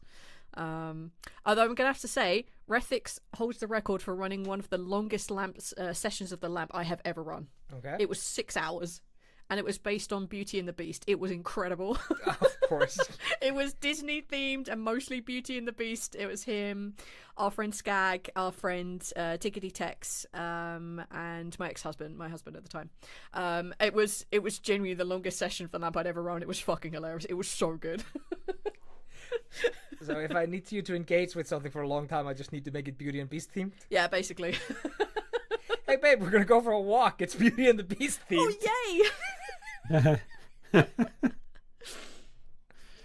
Oh, yay! Oh, holy shit. Alright. Peter asked a really important question. What? Do you think anyone has ever put stilts on and stood on Stilton as an art performance? I don't know what that means. So, stilts? Yeah, I know what stilts are. You know what Stilton is? No. It's a type of cheese. It's like the Okay. really, like, blue vein cheese that's just Okay. disgusting. Have anyone stood on stilts on Stilton as a performance piece? No, Peter, you might want to break that one. I think you should give it a go, Peter. Guinness Kickstarter Book didn't of- happen. Guinness Book of World Records, here you come. I mean, that was a pretty important question. You're right. I should not have seen that. I should not have missed that. All right. I have a few more questions. I'm going to try and quick fire through some of these. Let's go from the top. Like Loxley, will y'all be critical rolling it? Another adventure a few years later, or free Ren balances life? I have no idea what that means. No. We will be doing another adventure if I can write one. It will not be with the same characters, and it won't be within their natural lifetimes. It will be quite far in the future. It will be the same cast. If we can, and there's a big stress, if we can make the scheduling work. The big problem we have is scheduling, and the fact that that one person works the weekends, which means they are not available at the weekends, and someone works weekdays, which means they're not available during the week, and we aren't available in America. At America times, like for example 5 p.m. for America is something like 11 p.m. for us. That is too late for us to start playing, especially because we only get 3 or 4 hours anyway. When we did the TLD finale, which we did over about 2 weeks, about 8 sessions. You promised 1 week. I thought it would be maybe 1 week, but we ended up going for 2. I was physically screwed for weeks. I've only really just gotten back into a normal sleeping habit. I'm a little bit sick, so it's not perfectly normal right now. It takes a lot out of us, especially if we can't be consistent, and if it's only 1 day a week where we start recording at 11 p.m, we don't finish till like 3 or 4 in the morning. It's just too much. So we have to figure out a different system, and if we can't, then I don't want to do TLD 2 without our crew, because TLD is our story. It's all of us. But it will be in the future. It will be different characters starting from level 1 probably, and it'll be quite far in the future. So things will be different yet again. Ask me after the recording. I have an idea of how to start it. Oh, okay. Yeah, you said you didn't want to start it in a bar and you didn't want to start it in a prison. Yeah. And I had a genuine thought. I think it was when I was showering this gas morning. station. Okay, first of all, gas station, classic. We start in a mall. Oh my god, can we start in Hot Topic? No. I want to get an Invader Sim shirt, or what is in Hot Topic now? 5 Nights at Freddy's, or no, it's that stupid Has-Been Hotel thing. 100%. Mate, I don't even know what Hot Topic is supposed to do or be. And maybe Smiling Friends. I have no idea. I literally have no idea. But yeah, ultimately, I don't know. We have to figure out a lot of stuff, and it will be if I can come up with a good story. Actually, I have an idea. Yeah. TLD in space. Thank you, Matt, for putting that forward. No. You can finally put the flat versus spherical Picron story to rest. I could put that to rest. You could canonize it. I love the idea in the future everybody is convinced it's just a donut. That's what the law is, but I know the truth here. I don't know. It depends on a lot of stuff, but it will not be these characters. It won't be, and if we do mention them, it will be probably in passing, and I don't think we'll ever meet them, because I think that's just, it's calling back too much, and it's not accessible so much for people coming into the story. But we'll see. We'll see. Neil, that is not what Ral's Spectre form looks like, but I could be convinced. I'm going to show it to the YouTube stream people. Here we go. You have to. It's so ridiculous. Come on. Ral in space. Oh my god. You see that in by the my way, nightmares now. It's pretty good though. Radio Demon just says that stupid Has-Been show. I'm just gonna say I have nothing against the show. My friend is just so fucking horny for the fox that it bothers the shit out of me. Faye asks, is Daichin canonically gay? No. Daichin is pretty asexual because he considers everyone else around him to be far, far beneath him. So for him, it would be like fucking an ant. Absolutely not. There is nothing there for him. He's not into that. Not gay. Although generally speaking, I leave the orientation of almost all my characters up to what the players do to them. Like, if you find them vaguely interesting, sure, they're up for it. Although that's exactly how RPGs were made in like the 2010s or 2008s. For just like a hot minute, all the RPGs, everybody was bisexual. oh, are you thinking like, oh my god, no, not Andromeda, Mass Effect. Mass Effect. Like, Yeah. they were just like, everybody's basically bi. Everybody, like, let's just make this super It's simple. not true. They did the same thing Skyrim did. Because you couldn't. Like, yes, you There couldn't was, make like, Garrus two gay. characters, I think. Wait, you couldn't Yeah. fuck Garrus in general. That's the same thing as everyone. Yeah, you could. You couldn't fuck Garrus. Who? Yeah, Garrus is my homie, dude. Yeah, you have. Yeah, just not in a gay way.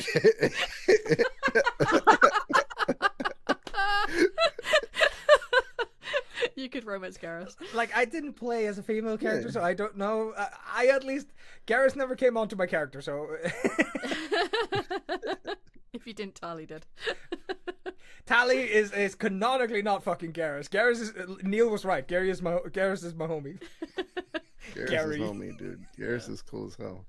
He was cool as hell. It was, So like, 90% of the NPCs are romanceable. But, and there are some characters that just aren't. For example, Daichin. You would never do the bard charisma, I'm going to seduce him. Literally would not be a rollable thing because you would always fail. But, there are some characters that are clearly gay and some that are clearly very straight. Like, just all these things. They're out there in the world. But generally, if you're interested, I'll figure it out. I don't mind. I want a goth GF for my next game. You need to write her into your backstory and not kill her, please. Please, for the love of Christ. But me, I rolled a 20. I couldn't care less. You are not romancing Daichin.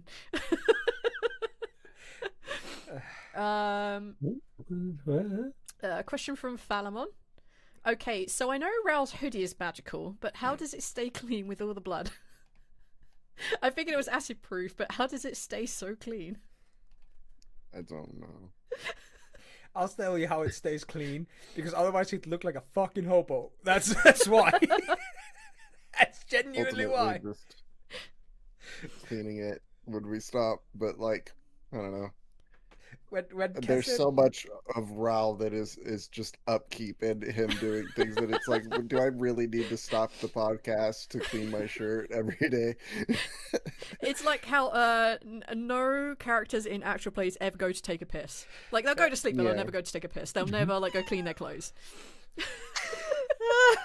And you should Certainly he was just always be certainly the answer to that suspicious. is that he just was dirty all the time. He Yeah. was just covered in blood or whatever. So Yeah, it's the side that we don't ever see when of characters, right? It's not interesting to say, oh, I'm gonna go take a shit. I'm gonna go wash my clothes. I'm gonna go wash my hair. Nobody does that. They're not the interesting parts of life. Therefore, if an NPC says, oh, I'm just gonna go take a shower. I'm just gonna go go wash at the local brothel or something. Be suspicious because there's a reason they're doing it. It's either because the GM really does not want them in the scene anymore, or they're going to do something shady. They're always up to something shady, like taking a piss. Do you know There was actually a thing I listened to on Sprouting QC where Neil actually used I'm gonna take a piss as a distraction, I think as an in-scene thing that he just did. It was like I did get up He and used leave. that- Like that was both. I did both. Yeah. no, you did actually have a scene after that with Really? me. Yeah. Whoa. Used it. That's- You used it as an in to do a thing in the plot. Do you guys know the going to the bathroom art roleplay experience story? I'm sorry, what? So there's an old story on the internet. Basically, back in D&D 3, 3.5, and 2, there was something called RP-XP, so role-playing experience. And basically it was the DM would give you experience as if you murdered a monster if you did good RP. And it was to motivate the players to actually play their characters. So if a character would, give away an item he shouldn't have given away because his character should, you get roleplay RP. And that would genuinely mean that you could sometimes level up before your friends at the table. And there's a story that some dude, he was trying to get his players to be more roleplay. they're going through a dungeon and they find a room and they barricade the door and they do all the things and then they start a fire. And then one of the guys goes, "All right, my character's gonna get up." And he's like, "Oh fuck, my stomach's rumbling." And the other player's like, "Okay, well, go take a shit." "Well, I can't get out the door. We already boarded up. Like, we can unboard it. I'm not going out there alone." "Well, I'm not going out there with you to take a shit." "All right, I'm gonna just shit in the corner." And then what ensued was a 15-minute argument as the player role-played himself slowly going to the corner, starting to take a shit as everybody else yelled at him. And the DM loved it so much that he gave him roleplay experience. And what proceeded to happen was every time they camped after that, everybody shit and pissed in every single corner of the room, holding out their hands like dogs, asking, "Where's my roleplay experience? Where's my roleplay experience?" This is one of those things that is definitely a GM regret, right? You regret making that a thing. It's a role pooping game. No. Ew. Oh, the roll comes after the pooping. I gotta go. I genuinely do have to go to work. Yep. Thanks for hanging out with us, man. Thank you. Yeah, y'all have a good one. I'll see y'all later. You too. Yes, safe out there. We love you, man. Bye. Bye. Bye. Love you. Bye. Off he goes. Bless him. There we are. Oh, Bless his cotton socks. little cotton socks. It's got to go off and earn that big money over the festive season. Yeah. I hope people tip him the big time. Yeah, they better. They better. You live in Texas. See if you can order a pizza from Neil and just give him a buttload of money. Here's Neil's address so you guys can Don't you try to. All right, let me check the YouTube. Mrs. Devouring, are you devouring eyes, Mrs. Devouring claims that you could not Confirms. date Garrus if Shepard was male. Yes, so Garrus was my homie. All right, question from Shenanigans. How was channeling David being Daichin while playing someone pretending to be Daichin? This is where I'm pretending to be David because that's how I play Daichin, pretending to be Daichin, who is pretending to be someone else as he's scamming you guys. Yeah. And this idea came about because I heard him in an episode of Shadows at the Door where he had a French accent, and for a little while I was genuinely confused. I thought it was someone else. Wellington, thank you. So this is where I came up with this idea. This is generally Shadows at the Door's fault. I had this brilliant idea and I had to do it. So I filled Eyþór in some backstory that he may need to think about in the future of remembering this story. And you did. A little while later you remembered that this was the story. It was intense because I was trying so hard not to laugh the entire time.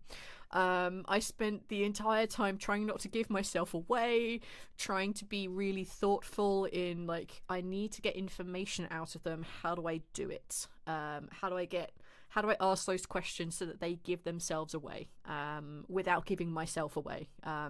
It was genuinely intense, but it was a lot of fun. Absolute nightmare. Did it make it to the episode? My theory about the house before it was revealed it was Daichin. I don't remember. I thought the house was a mimic. Oh, I don't remember if it made it in, but I remember you talking about that, yeah.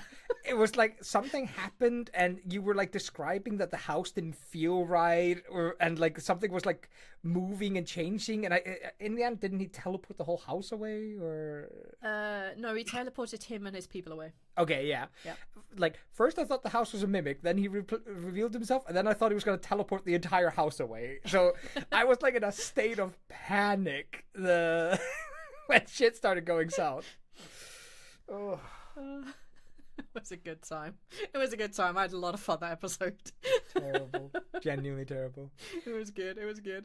Thank you for joining us, Rick Talagate. Hey, welcome, welcome. Yeah. As usual, if you have any questions, please feel free to drop them in chat. I will eventually see them, but we're basically going through a lot of the questions that we've had over the last year or so and answering what we can. Speaking of, Dr. Distraction had a question. Would Gref's first place of worship be the leaky bucket? If you're worshipping Gref? Yeah. No, clearly it's Mama Graf's house, and you're like, Oh. your pilgrimage test is to like actually not leave when the woman starts throwing buckets at you. It's like the Fight Club scene when they're standing outside and the guy comes out yelling at them, telling them to fuck off. Yeah. That's Mama Graf. Mama Graf's like, get the fuck off my property! That's it. I'm calling the Dawn. I'm calling the Dawn. My son knows Opella. She's gonna come here herself and she's gonna kick your ass. As one of the pilgrimage things, you have to bring a goat and not a cow. No. If you bring a goat, you get the easy test and you'll never become a true believer. If you bring a cow and still stay the 2 days, Yeah. the 24 hours, Oh. I need to figure out how to get Mama Graf in. Because, like, she's such a pure soul. it's the best. Just don't bring a cow. Alright. Question from Shenanigans. If you had Sultana in the room with you, judging you, what would you do? Die of embarrassment. I think I'd leave. What's she judging me for? Okay, Oh, your existence. Like, Everything. everything you've done. the audacity of this bitch. Okay, you can't be Graf. Oh shit. Oh, I have to actually be Eyþór? Fuck. I do like the idea of actually having the fucking balls that like there's a dwarf in your house wearing full plate with a giant sword just scowling at you to just look at them and go, the audacity of this bitch. You just get instantly smoked, man. Like, You're fucking dead. just be glad Sultana's not a god yet. I mean, she's probably very disappointed in some of the project that I haven't finished, but Yeah. You know, you have a wife for disappointment. Sultana does not need to do that. she'd be disappointed that my wife isn't disappointed enough in me. No. Well, that's what I'd be like judged for. Sultana's hitting 2 flies with a 1 shot here. Yeah. Two birds, one stone? stone. Yeah. Just judging you for not judging me hard enough. Oh no, we're always cursed. All right. What question have we got in here?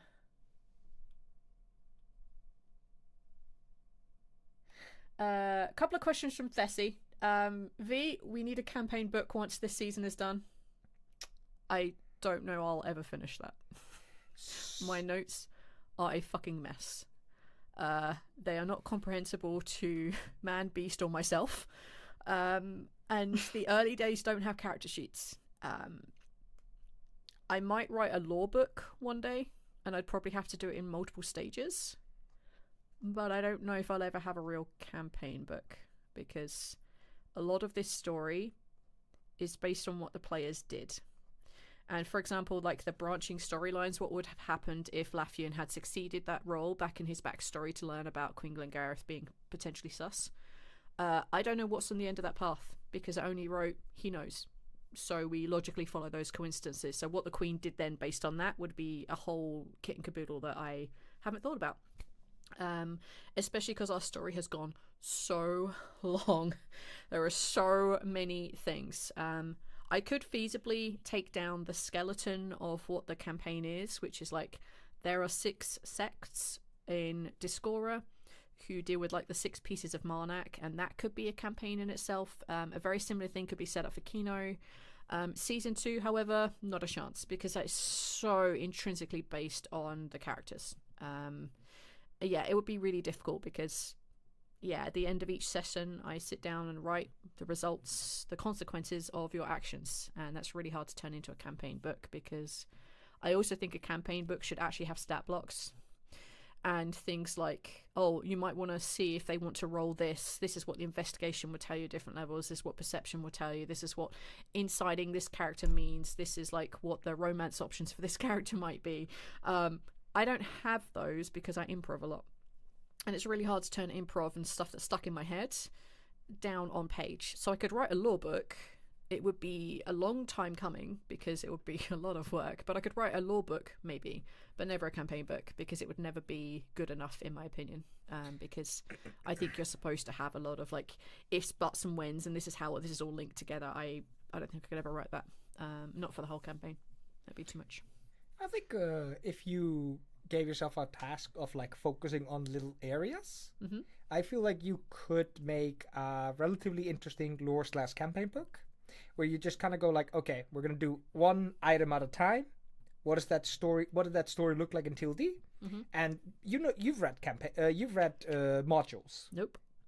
You've played modules. I played in modules, yes. Yeah, and you know how obviously railroady they are. Yes. So it doesn't matter if your campaign book is obviously railroady because you can't make a module without it being railroady. Yeah, that is unfortunately a downside, yeah. So it is like, I don't think you'd face as much of a problem if you just like let go of that little hate for the railroads.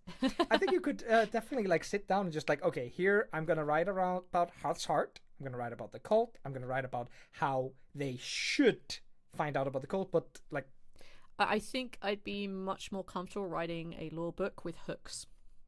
Like, here is what you need to know about Heart's Hearth. Here are characters in here. Here are mysteries. This is roughly what the mystery means. Go nuts, do what you want. Because I am a massive, like...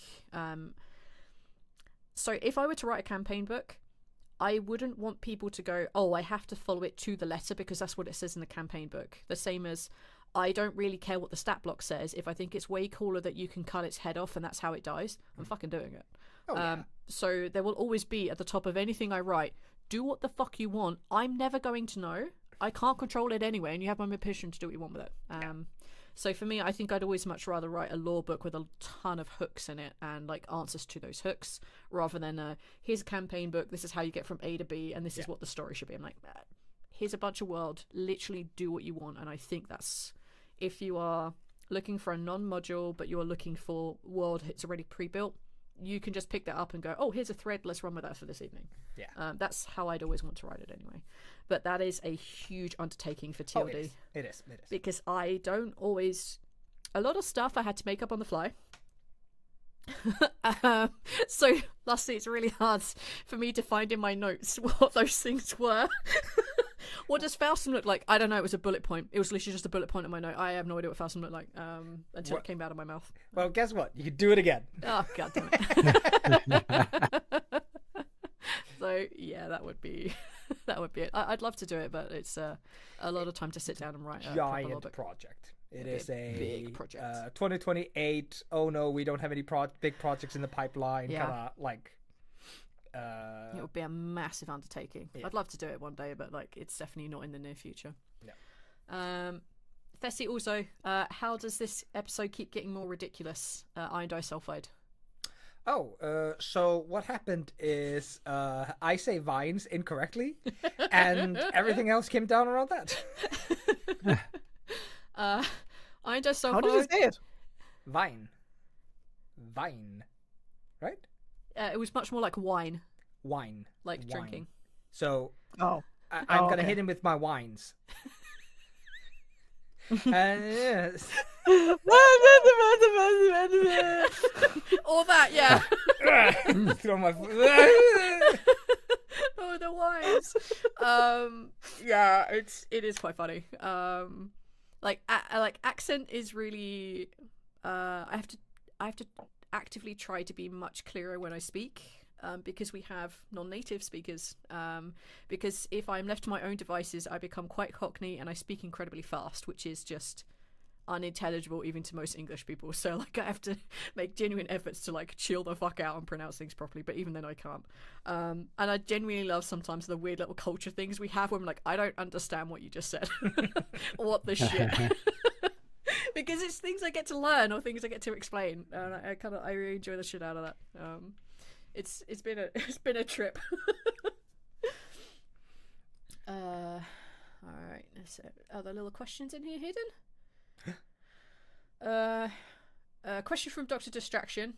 Which amusement park rides would your characters want to ride again and again? I'm about to shock you with something, buddy. Coates Park. Yeah, Post Park of Amusements. that one. So the American idea that you have a favorite roller coaster is so alien to me. It is unbelievably alien to same. me. I don't know what roller coasters exist. I don't know what theme parks exist. I know Disney World exists, and that's it. And when I was told there were 4 of them, I was like, really? I didn't know that. The what's it called? Defunct? We have 2 Brits here. A thing in Britain. Yeah, we have theme parks. Favorite roller Yeah, coaster. quite a few, stuff. yeah. I mean, not- yeah, we have not, roller coasters and stuff, but do you have like a favorite? not like- really. Do you Okay, go? it's No. an American thing. Do you go to theme parks so often and so varied that you start having favorite roller coasters? That's so No. outlandish to me. Like, I've been in a roller coaster and I was, this was a great roller coaster, but I would never be able to tell you which roller coaster. The roller coasters all have stupid names. Sapatron 3000, the Drop of Eden. Like, it's like, what? It's so weird. So, my favorite roller coaster was the last roller coaster I was on.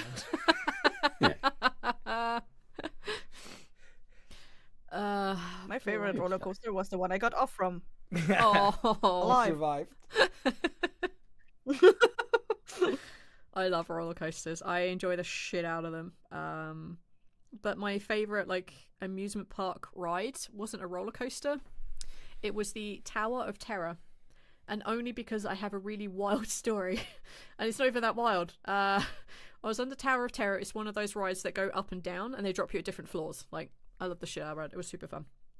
It's genuinely one of my favorite rides because it's not over the top. Like, for me, it did make me want to hurl.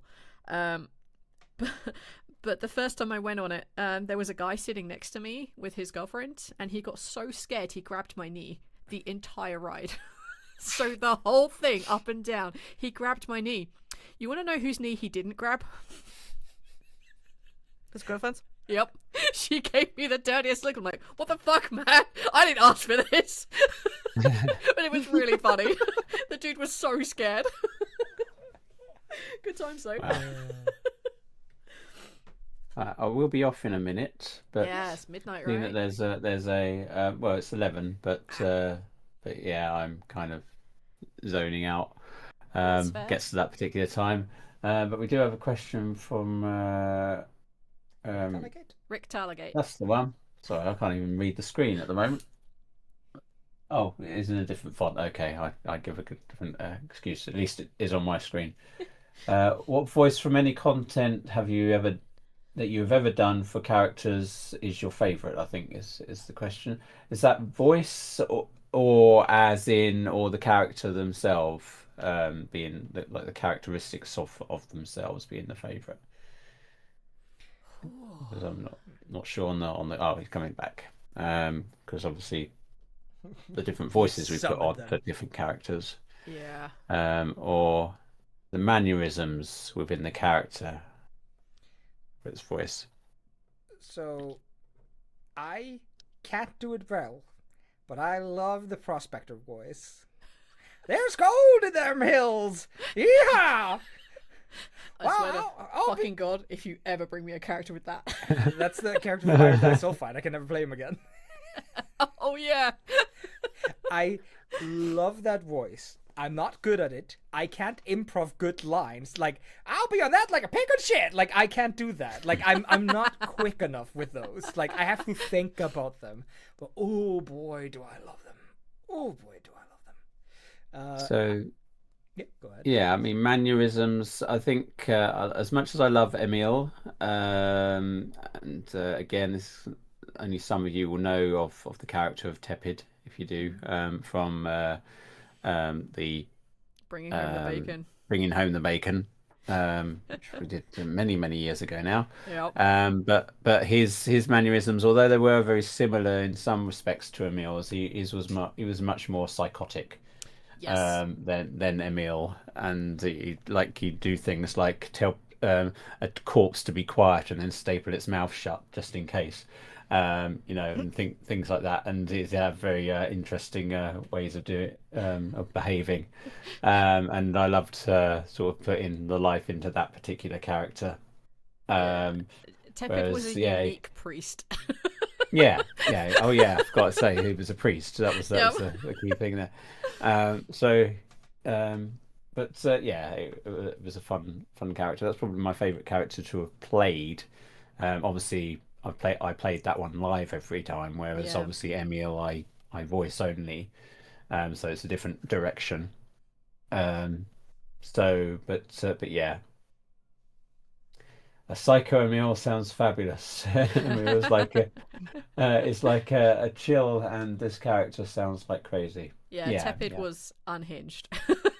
Yeah, it Tepid was funny, and I absolutely unhinged. was the only one who turned up to our games in costume, in Yeah. character costume. Yeah, that was a oh man. Yeah, the final episodes of that were pretty good. I had so much fun with that campaign.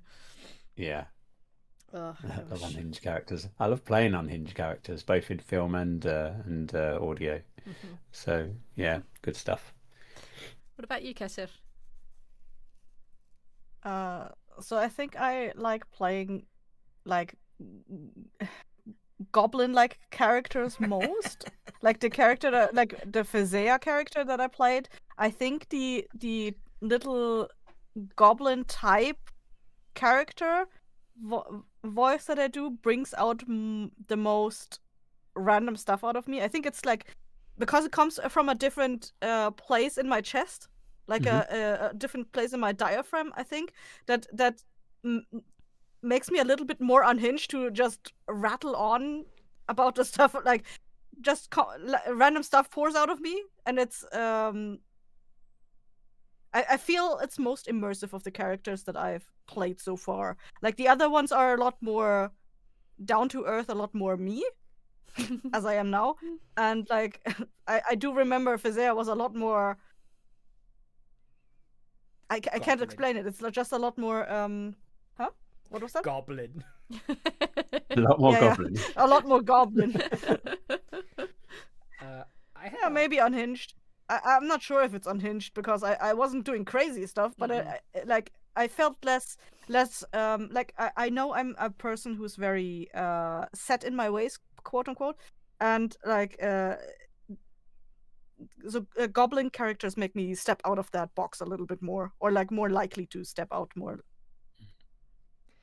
Probably because it's so but far I rarely get to play removed such from characters. like you that it's like inhibition dropping. You're like, it's not me, it's the goblin. Yeah.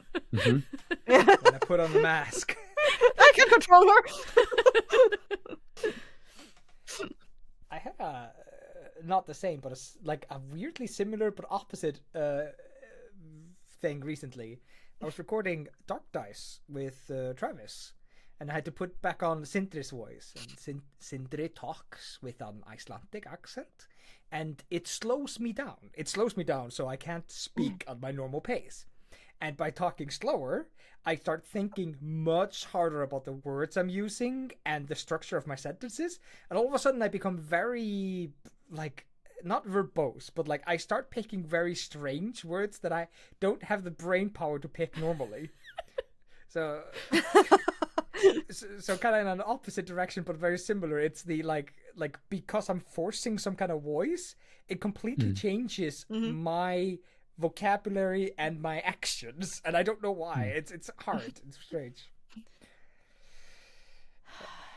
Interesting. Well, I guess if you're like talking normally and you're talking fast and your brain is not fast enough to catch up to like what you're trying to say, then you're less likely to choose big words. Yeah. And like if you're actually slowing down to carefully choose your words, then you get a little bit more eloquent. Your brain has time to actually pick out words that are a little bit more big. When we slow down, we start finding these words that have eloquence and they have power to them that you don't expect normally. But it's like because you slow down, that forces me to slow down as Rowena, and it's fucking infuriating. She's meant to be like, when she comes in, she's meant to be bright and bubbly, and then like, you know, shit happens and she is a lot less bright and bubbly, but she still has like the spark of the devil in her, I guess. But like when you speak slowly and are way more eloquent, that forces me to have to be a grown up. It's like working in elderly care Yes. as a ADHD person. I have to like put his little hat on his head. I have to let him know everything's okay and to like face reality. Good times though. Thopter King asked what the email was. Yeah, I just put it in chat. Fantastic. I think for me, I have so many voices that I enjoy doing.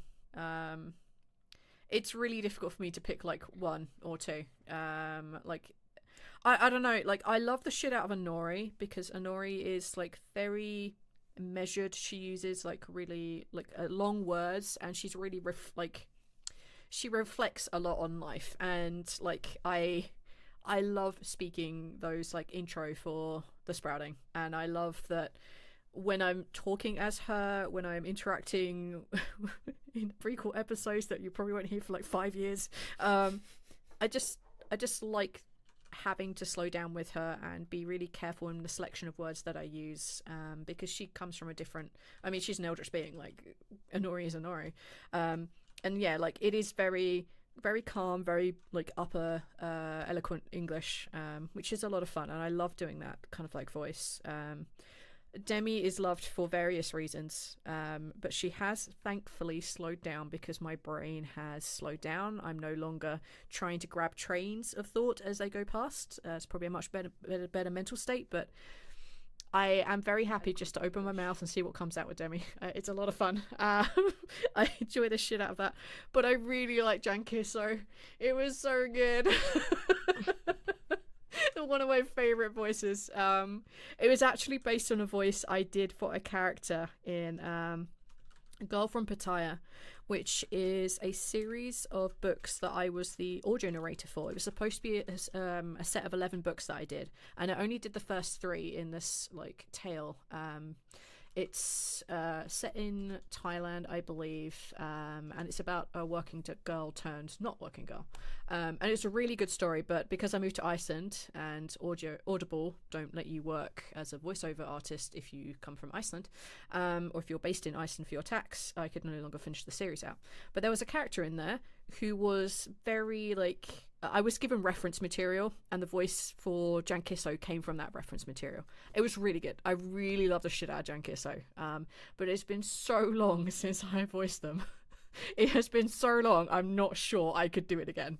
But, you know, if Jankiso comes up in Kino, we'll find out.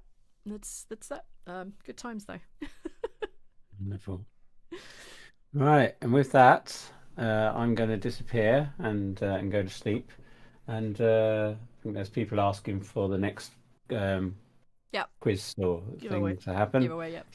So enjoy, and I'll see you lots very soon. And See you on the 4th. Bye everyone in the chats on the 4th. Yes, because we're doing stuff, wonderful stuff, which we'll disclose at some point in the future. Point in the future.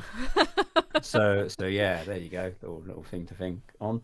But yeah, and I'll see everyone on the next AMA as well. Thanks for hanging out with us, man, and we'll get some good rest, mate. Always a pleasure, and I'll see you soon. Take care. Bye. Cheers. Bye.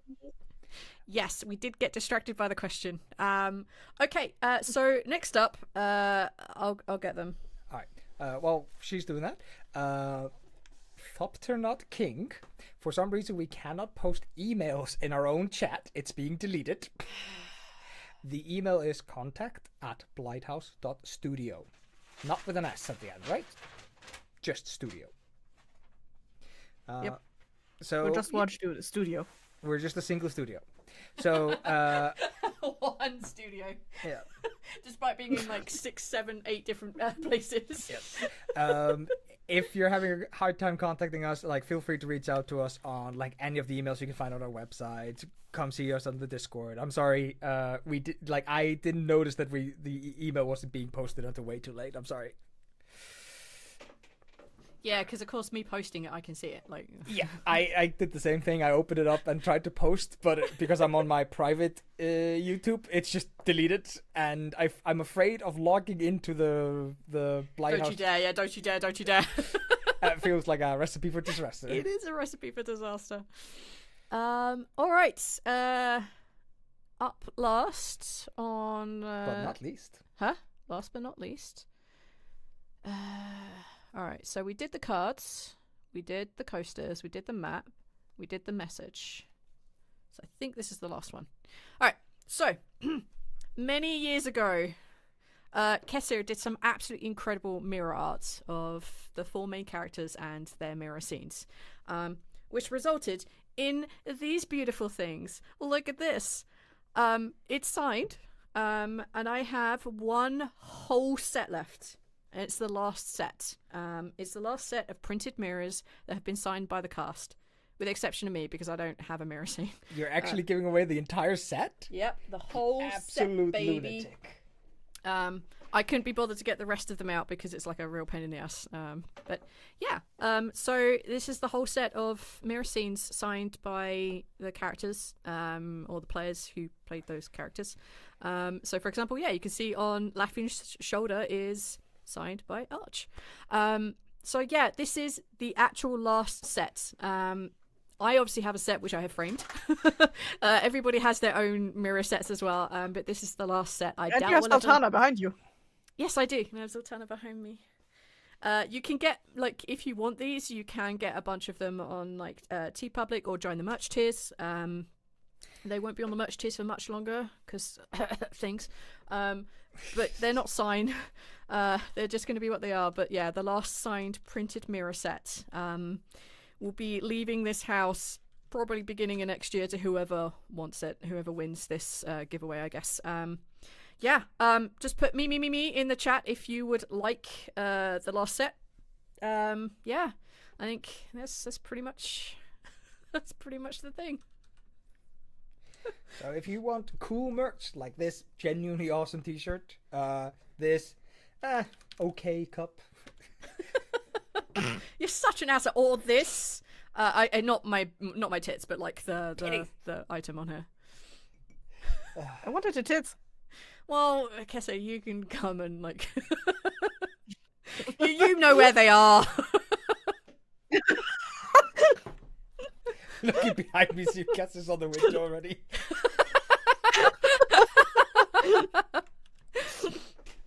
These are my titties. I share them with only the people I want to.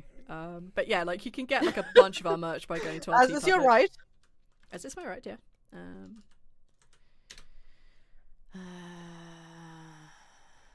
Wait, is 25 a month not merch tier? It is. I believe it's the t-shirt tier. I think 35 is the hoodie tier. However, and this is kind of what pisses me off a lot about Patreon, merch tiers. Especially like the t-shirt and hoodies and stickers and whatever fucking else there is.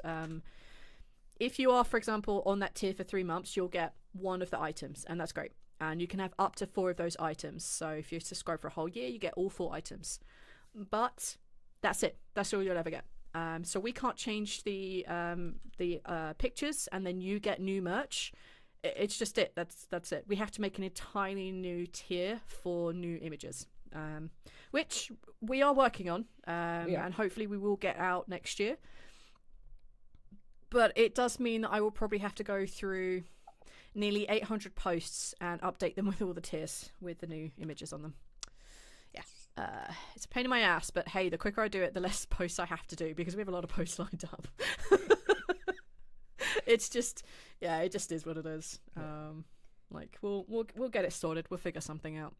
But yeah, there will be new merch, new tiers coming soon at the higher levels, so that you can get hoodies and t-shirts. But yeah. And just a quick shout out to TeePublic. If you go to TeePublic and look for Blighthouse, you should find our store. They currently have had like a 40% off sale. Yeah. For like, they've been saying like it's only 24 hours more, and they've been extending it the entire fucking December. So I don't know. The entirety thereof. I always try and shout it when I notice it's at like 40% off because that's a good deal. They're doing that thing that a lot of websites are doing. Like when I was buying my 3D printer, I noticed that the site has the exact same thing. They just go from sale to sale to sale. There is no in between where they actually have the normal prices up. They're just like, oh, this is a super sale. It's a Valentine's Day sale. Oh no, it's a Black Friday sale. Oh no, it's a spring start of spring sale or whatever. They just make up random holidays. It's absolutely fucking insane. Wait, did we ever get on Displate? We are on Displate, but I think we're a bastard to find. Lighthouse. Yeah, it's just giving me a bunch of lighthouses. That's not what I asked for. Yeah, Lighthouse this is not what I wanted. It tells me to search for Lighthouse Studio, but doesn't give us our stuff. That's wild. Let me quickly click in with our actual account and we'll see what we can do. Oh, I can find a bastard. You can find the bastard. What? It's the we couldn't figure of a reason for a sale. Yeah. In the UK, it used to be the DFS sale, which was like a furniture store for like sofas and stuff. And DFS only ever was not on sale one day a year because then they were legally allowed to say they were on sale. Absolute night. It's absolutely ridiculous. Is it in the spam folder? No, it's not. I assure you we are on Display, and as soon as I find the link to our shit, I will let you know.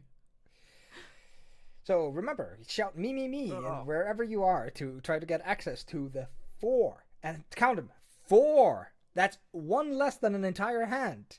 It's all the fingers, not counting the digit. The last digit. No, these are digits. This is also a digit. These are fingers, these are thumbs. The last digit. There you go. Nailed it. It's 4 of them. 4. All of them signed by its respective person. I don't know. I'm trying to sell shit at 11:20. Oh my god. There we go. So, enter your new password. All right. But thank you all who've been hanging out with us. There's still an hour. There's still 40 minutes left of the stream, so like no need to log off yet. V. Yes. I do believe you forgot one thing. What did I do? Gift. I think you forgot. Oh yeah. So usually we do 6 giveaways, one at the end of each hour. But you're too tired. Well, I'm too tired. We will not be doing one at midnight. I would like to go to bed. Okay. All right. Then to fill in the time, Kessir, have I told you about the Icelandic Yule lads? Yes. I think you talked about them during the 4 Top 3's favorite holiday, like traditions, country traditions episode. Ah, okay. Apparently, I've tried to log in too many times into Displate, so I'll find that later. But they are on the...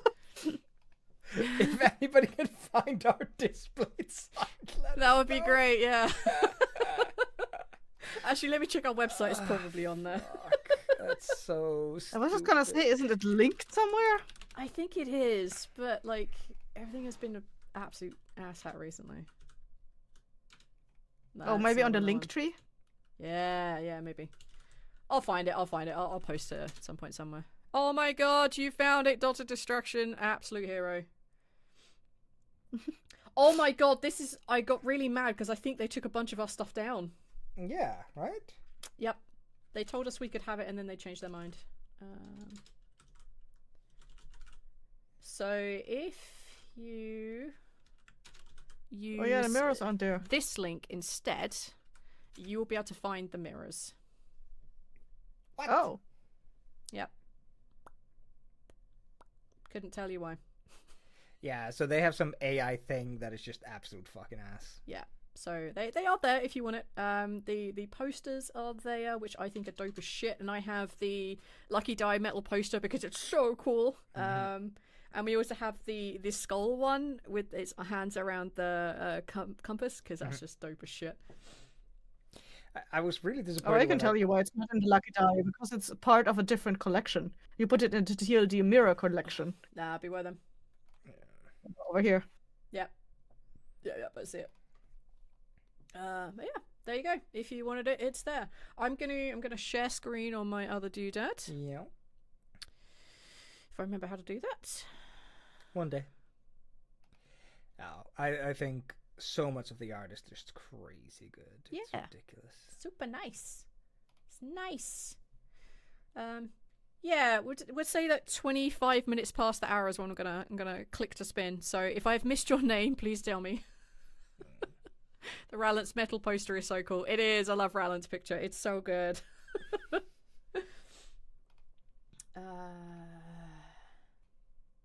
So I got one of these displays, and I was quite disappointed when I learned that I couldn't get it big. Like, oh yeah. As soon as you wanted big, it comes in like 2 metal posters, and I was like, no. I understand that the shipping is probably impossible once the thing is like 1 meter by 2 meter, but like, I don't want 2 small posters smashed together. I'm always gonna. You forgot Mati. Yep. Again. For the Again. second time today. I think I genuinely see like your name and someone else's name, and I just breeze blast it. I'm so sorry. Also, a little derps. It might be the missing over color. there. It's Oh, I'm sorry, Derps. And I can see Kessir's posting in there too. Like, are you not gonna give Kessir one? Fine, I'll put Ked. what? No, I don't want that. I don't want it. I don't want that dress in my house. I didn't want this in the first place. I drew it so I could give it away. Oh shit. Derps wants my spot. Oh, blimey. All right, once we do this spin, I have a bunch of questions from Seiko, who sent me a bunch of questions because they knew they weren't going to be here, and I said I would answer them. They sent so many questions for this AMA, so I'm going to do my best. We will try and answer the rest of them in the last like half an hour. Yeah. Yeah, rattle off some questions. Give us one. Give us a taster. Ooh. Sure. I was wondering about the 2 beating hearts thing. If you had any lore reason for it, or if it's just to be cute. Also, why do I not recall it ever being used for Lafayette and Kythea? It's just a cuteness thing. Okay, next one. The literal worst. The reason that, so it actually came from Star Trek. It came from the wedding for Klingons in Jadzia, Dax, and Worf get married in not TNG, whichever one it is where they're floating above like a planet. I don't remember what the name of that one is because I didn't really enjoy that series. I've watched it, but I didn't really enjoy it. I probably enjoy it more as an adult, but I didn't at the time. And they have a thing where the people used to be like 2 creatures together. Like they used to be one big creature, and the gods saw this and got scared, so they split them. And then eventually Kalis, I think it is, basically finds their other half and pulls them together, and the gods did tremble. And the idea that they kind of share like everything about them, including their heart, was something I just wanted to have because I thought it was really nice. So like, yeah, like it's kind of the idea that when you find your soulmate, your heartmate, and it doesn't matter how many of them are, that you will always feel them next to you. Like, so when you're close, you always know that they are there. Because yeah, some people are more powerful with other people. More makes, the sum is greater than the whole. So that's kind of like where I was going with that. So for example, Kythea and Lafayette do have this, but I don't mention it as often because their emotional entanglement is a little bit more intellectual than it is coming from a place of emotion. Whereas, like, for example, Zoltana and Odette and Ral and Ama, there is a really, like, strong emotional bond. And that's kind of what keeps them together. In the case of Squash and Demi, there are magical reasons why he didn't feel that for the long time. You could probably blame Grumsh, and you could probably blame Demi's issues with intimacy. Like, there are a whole bunch of stuff, but theirs is there, but it doesn't come in until much later. So that's kind of why they're there. There you go. Yeah, that was a nice quick question I could answer. All right. I don't think I've seen anyone ask any more questions since, or say me. Give it one more minute. Somebody just joined on the YouTube. Ah, okay. So we're doing a giveaway. We're giving away the 4 mirror arts. Printed out, nice, super clean, super professional printing. Signed by the player. So if you're interested in joining that giveaway, just type in me. It's going to annoy me until I remember what the name of that fucking Star Trek series is. Star Trek Journey. No, someone help me. I'm so mad. Star Trek. Deep Space Nine. Thank you, Peter. Once again, my hero. Yeah. Thank you. I do love me some Star Trek. I do love TNG a lot, but my genuine space love, it's not Star Trek, it's not Star Wars, it's Stargate. Stargate for life. Pretty good. It's Shay, hey! DS9, thank you. Let's start a quick question. We'll roll on the 30. Okay. Real quick question. Can I do a real quick question? What's your favorite Star Trek? It's going to be whichever episode it is in TNG, The Next Generation, where Data builds himself a daughter. It's a fucking incredible episode. It is one of the first episodes that was written by fans. They basically opened up the writer's room to like fan submissions for scripts, and they only had to tweak it a small amount because it focused a little bit too much on the guest rather than one of the main actors. For example, in this case, Data, Brent Spiner. And it's just also, if I remember correctly, I also think it's the directorial debut of the guy who plays Riker. It's such a fucking good episode. So that's my favorite Star Trek. That is a good episode, but that is not a Star Trek. That is a episode. What is your favorite Star Trek with It's the journey? TNG. It just okay. is TNG. Okay. Like it's so good. It starts off really shit because they have a particular mindset in mind. Like Roddenberry was like, there will be no interpersonal strife, and then later on he had a less of a grip on it, so they allowed him to do that. It's really good. And also that's one of my favorite lines. Shut up, Wesley, which is really good. Best line. Stargate, however, is where my heart is. Up to the end of season 8, except I think the last 2 episodes where they're bringing the alright. That whole storyline can go fuck itself. I can't be dealing with it. So, if I understand correctly, in the Dexter TV series, they eventually make Dexter and Deborah, his sister, like a thing, unit. The Offspring. Thank you, Shay. Yeah.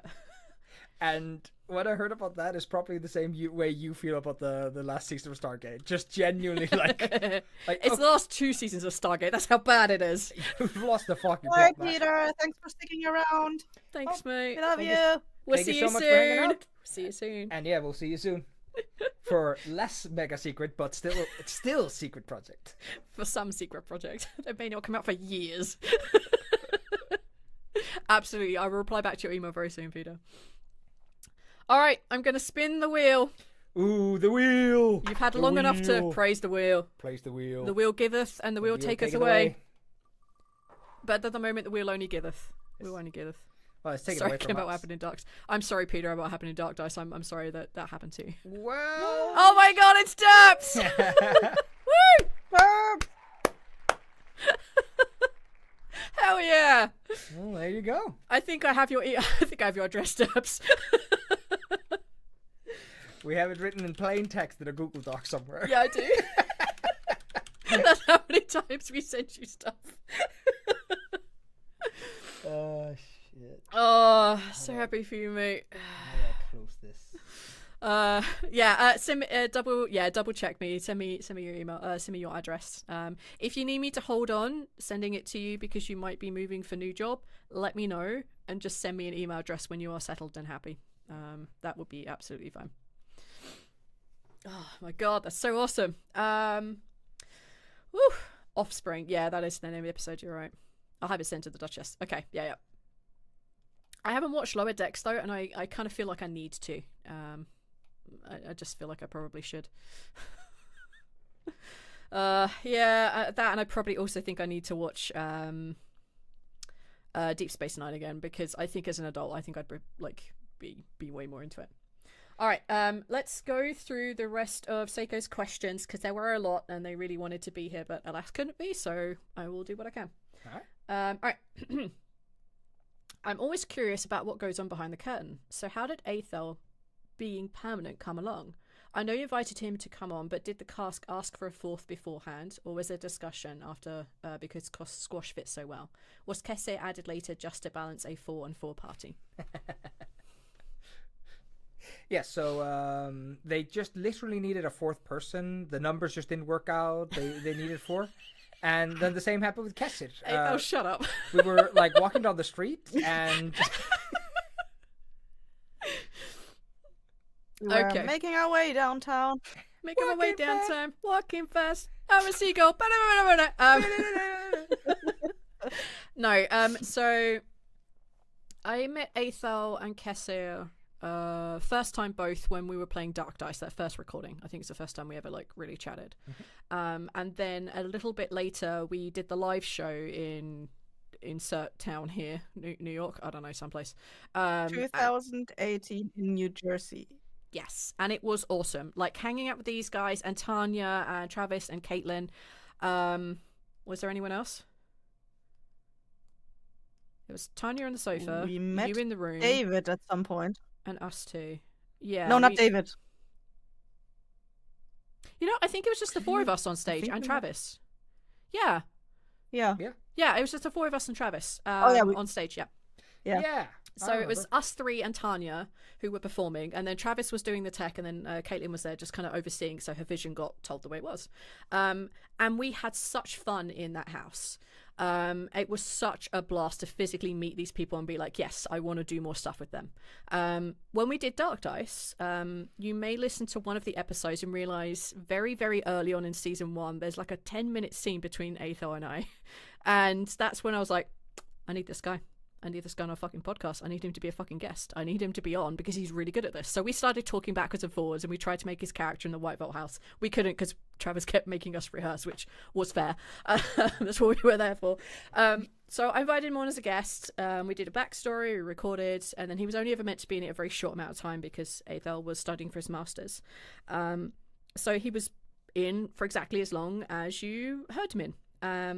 And then the intention was, as was for all the guests, for them to come back periodically when they had time, when we can make scheduling work. And my hope was to get like as many guests into the finale as possible. However, 8 years went by and there are no guests in the finale. It's just our core 4. But after a while, Squash came back because it worked out really good that I could have Squash and Pinto in at the same time. So they came back and did those episodes. Then Squash got stuck in Cicero. Oops.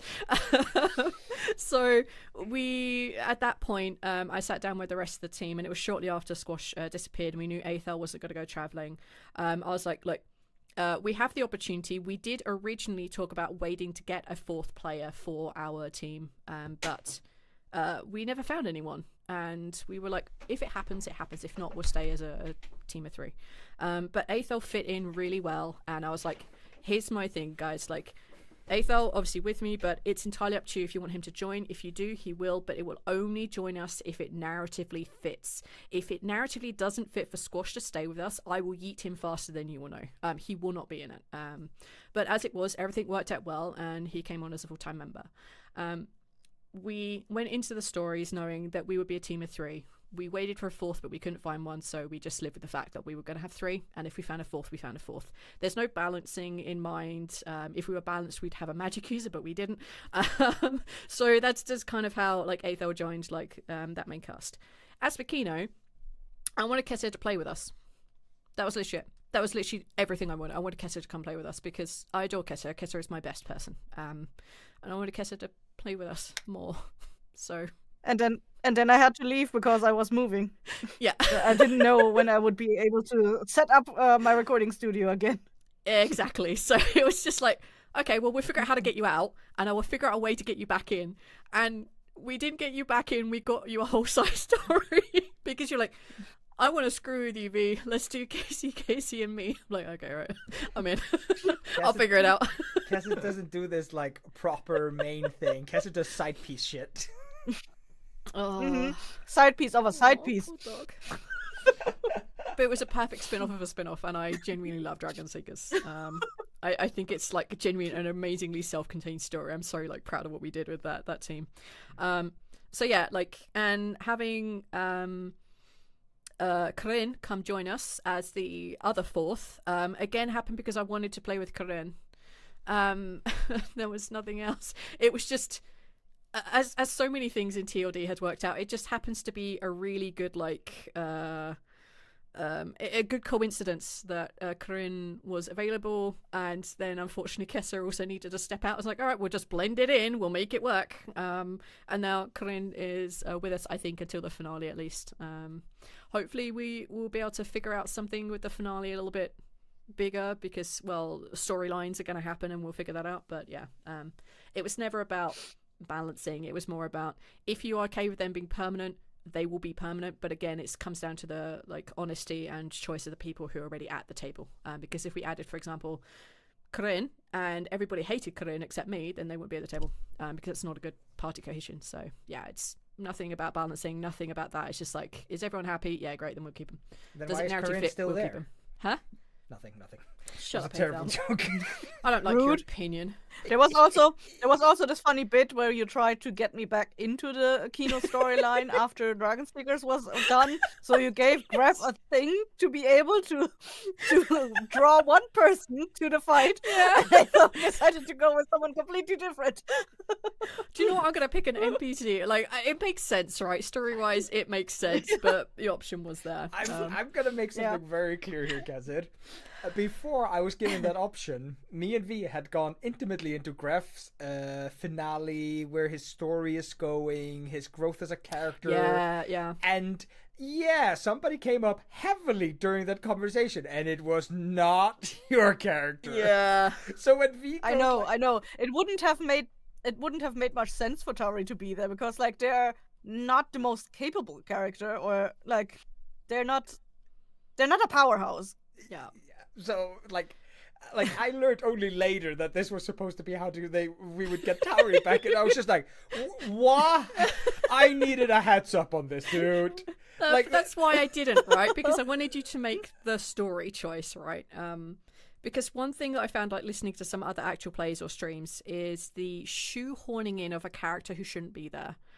Just because they happen to be around and a friend, like, oh, this one person's going to turn up and play with us and then they're going to leave again. It always feels really weird to me. It's just like, they don't feel like they fit. They feel like they've been shoehorned in because that person was available at that time. I don't really like it. It's why all of the guests tend to have backstory episodes, because they're part of this world. That's how you make them fit. So yeah, it was just... You mean shoehorning like that crab with a hat? That man was very dapper, thank you very much. All right, let's move on. By the way, if you guys have any questions, please feel free to dump them in. But I'm going to try and get through as many Seikos as possible. I'm going to throw in one thing which you skipped over. What? So you and me, we were trying so desperately to try to get some TLD conversations going in that on day 3, I think it was, or day 2, we went, we have clothes to clean. Let's go get some clothes cleaned. Oh my god, yeah, the White Vault House, yeah. Yeah, the White Vault House. So we get our shit together, and we're about to leave, and then, what's her name? Tanya. Tanya goes, oh, where are you guys going? Clean clothes? Oh, I've got clothes to clean too. And then we leave the house. And Tanya goes, we're getting meat, right? So Tanya we were being forced to eat vegan food. And Tanya just... Oh my god, I'd forgotten that, yeah. Like, we were trying to sneak out to make squash. We just took our washing as an excuse. I mean, granted, I actually did need to do washing. Yeah. I've been there for a week already. But, oh god, yeah, I remember that, yeah. It was just something about the bluntness of Tanya, like, we're going to get food, right? It was so funny, bless. Like, we tried our best to, like, eat vegan in the house because, you know, half the house were vegan. Like, it's what you do. Like, you care about your friends. If they really don't like it, you do the vegan thing. But it was like I think a breaking point for Tanya. It was very funny though. All right. Has it been difficult working with player character who has been actively dying the entire campaign? Is it kind of scary? Were there contingency plans early on, or was Neil always willing to just roll a new character? So I have a minor aversion to people making backup characters, because you get really excited about a character that you want to play, and if you are making a backup character and you're not excited to play them, then I don't want you portraying that, because we need everything to be something like really passionate. You could be with this character for like years, right? So you need to be excited about them. It was really scary in the beginning with his character potentially able to die fairly frequently and fairly early. We were very lucky that he didn't. So there is always that, but it was always really scary because I knew if I hurt him, he may actually be dead. And in that case, yeah, he would have to roll a new character, unless, of course, they were able to revive him, which is an option later on, but it's not so much an option before level 5. So I was always terrified. But you may notice there's not a lot of fights in TLD. Because I don't like them. I think they're really boring. I get that they can be really tense, and especially like the last... I want to say like 100 episodes, the fights have all been like really like intense. They've been High really stakes. heavy. So for me, the fights more recently have been really interesting because they have consequences. But they've been really hard because they're high level, and yeah, I can't hold punches when we are this high up. But yeah, it was genuinely really scary, and if he had died, then yeah, he'd have to make a new character. The same way that, for example, Aron dying, yeah, there was a new character rolled, but after we'd finished with his story. I mean, if people make backup characters and don't tell me, obviously it's nothing I do, but yeah, the option was always there. No. It was a little scary to start with, but it became a lot less scary later on because his friends would be able to heal him.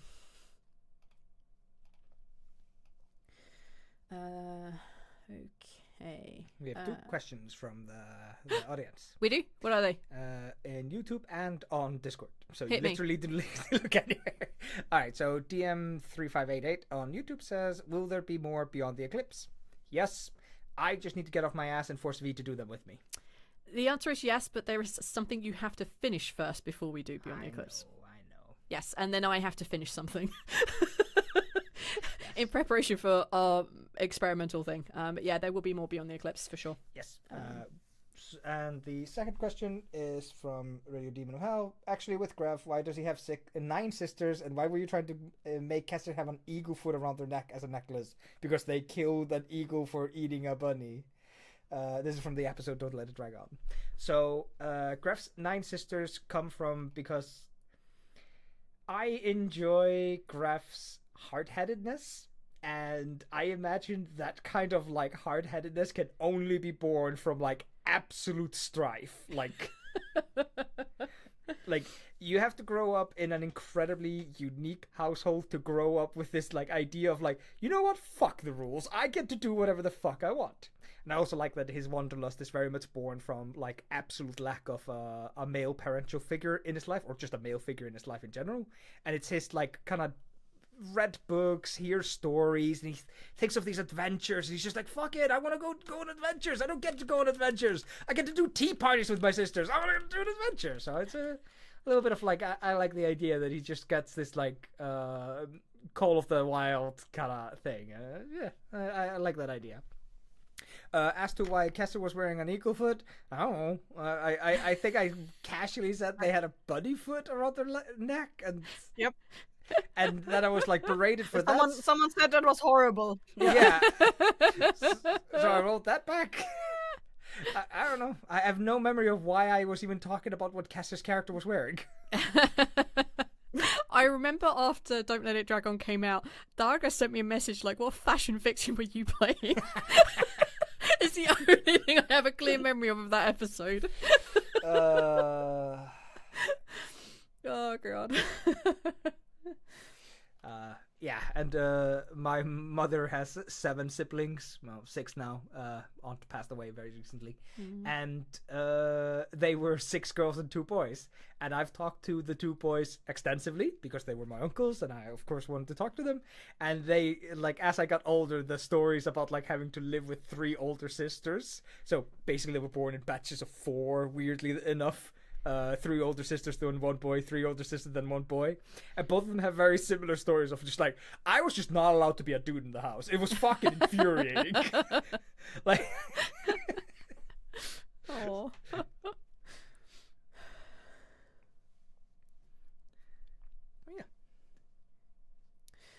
yeah. Alrighty then. with Ivorus, Denda gives him one task which he fulfills, then is like, yeah, we're square, and then you can still be a warlock. Are all warlock packs in your universe that hands off? Are Gref and Tarry also kind of warlocks, just without the powers? We play quite fast and loose with what a class is. So Ral is never explicitly said really to be a monk, and if it is because other people like, he's a monk. It's like, kind of, he's just a really proficient fighter. It just happens to be his class is monk. He's not role played as monk. He's just played as monk. He just is Gref. It just is Ral. Similar sort of things with, for example, Tauri. The conversation is incredibly warlocky, right? It is like, do this and I'll give you powers, but you're a shadow monk. Mm-hmm. Because like a warlock pact is like, it's a pact, like a very specific class, like the warlock pact, right? You get this, you get that, that's your warlock stuff, right? But that doesn't mean that you can't make deals with gods or eldritch beings or whatever else has power in this world. So yeah, we play it kind of fast and loose, and like all business negotiations, some work out really even and some do not. In this case, Dendar wanted something very specific, and got it, and Ivorus wanted something really specific, so why not? The deal was made, so yeah, the powers were allowed to continue. Something like Demi's Warlock Pact is slightly different. It is hey, I'm going to be a this, so I guess I'm a Warlock now, right? Give me your powers. Whether that continues through, you'll have to find out. That just is that. But yeah, in my mind, anyone who makes a kind of like lasting deal with an eldritch being or with a god or anyone with true power, there will always be like a little mark, like a little like mark of a pact, whether it's a Warlock Pact or not. Doesn't really matter. Rao technically has a pact with Miracle because about to be a spectre. Tauri has a pact with Ortrib. Gref has a pact with Clemdal. Some require more and some require less. But yeah, that's pretty much all Dendar wanted. Very singularly focused. Other than that, yeah, someone using their powers doesn't really affect them so much, they don't really care. Whereas Ortrib probably have a bigger problem. We'll have to deal with that when it comes to it. Yeah. Question. Yeah. You said a person with true power. Yep. Is the Timekeeper a person of true power? Igualfo. I can't answer that question. Interesting. But yes. If the answer was no, I would have said right. Got this question again. Rick Talagate asks, any other good berry flavors from characters not yet established? Fucking damn it. It's like the fourth or fifth time this question has come up. We get this question so much. I'm starting to think this is like a troll question. Like, we're just idiots for falling for it. What's Jankiso's good berry flavor? Sex on the beach. Oh, sex on the beach. Oh, you two. Oh, you two. I think Sex on the Beach is made with orange, right? So I can't even have it. I don't even know what it tastes like. Shit. I know it has a shot of Bailey's in it. Really? Oh no, wait, that's an orgasm. Yeah, or Cocksucking Cowboy. Like, I think that also has Bailey's in it. We had a shots bar that was always like cocktail flavors when I was clubbing scene for us. So I know a lot of these random ones. Mojitos. I don't really like mojitos. I mean, they definitely would fit Jankiso, but I think it's Sex on the Beach for him. I've It's very literally fruity. had a single mojito in my life, and it was terrible. I think that was the bartender's fault, but I never had any. I never had any of those drinks. I just know them by name because I've been with people who actually drank them. So I'm just guessing here, but you've had at least a rough timeline of the campaign from the beginning, I think. If so, has it remained pretty stable, or has it been heavily altered based on player choice? Are there some canon events that were always going to happen? Yes, it has changed a lot based on player interaction. I think the most obvious thing I can talk about, something that the characters have changed, is them specifically looking at Demi's hourglass. that helped to like very specifically set what kind of range of death is coming. Like the apocalypse will come in these days, and I had a much bigger range, but it didn't feel right when you were going through such like painstaking like things to try and find out a date. I was like, okay, I'll narrow it down, and I will specifically put it, this is the end of the campaign, this is when she's supposed to die, so boom. So it kind of did that. The other thing on the Kino side is these motherfuckers finding the alchemist stone and getting rid of it. A lot more gods have been slated to die, like a lot.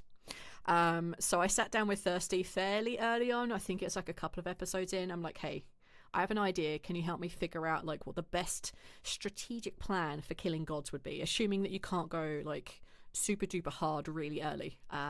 When Marnak joins Kels' side, we can start killing really big gods, right? And I made a plan. And I made a plan of with Marnak and without Marnak.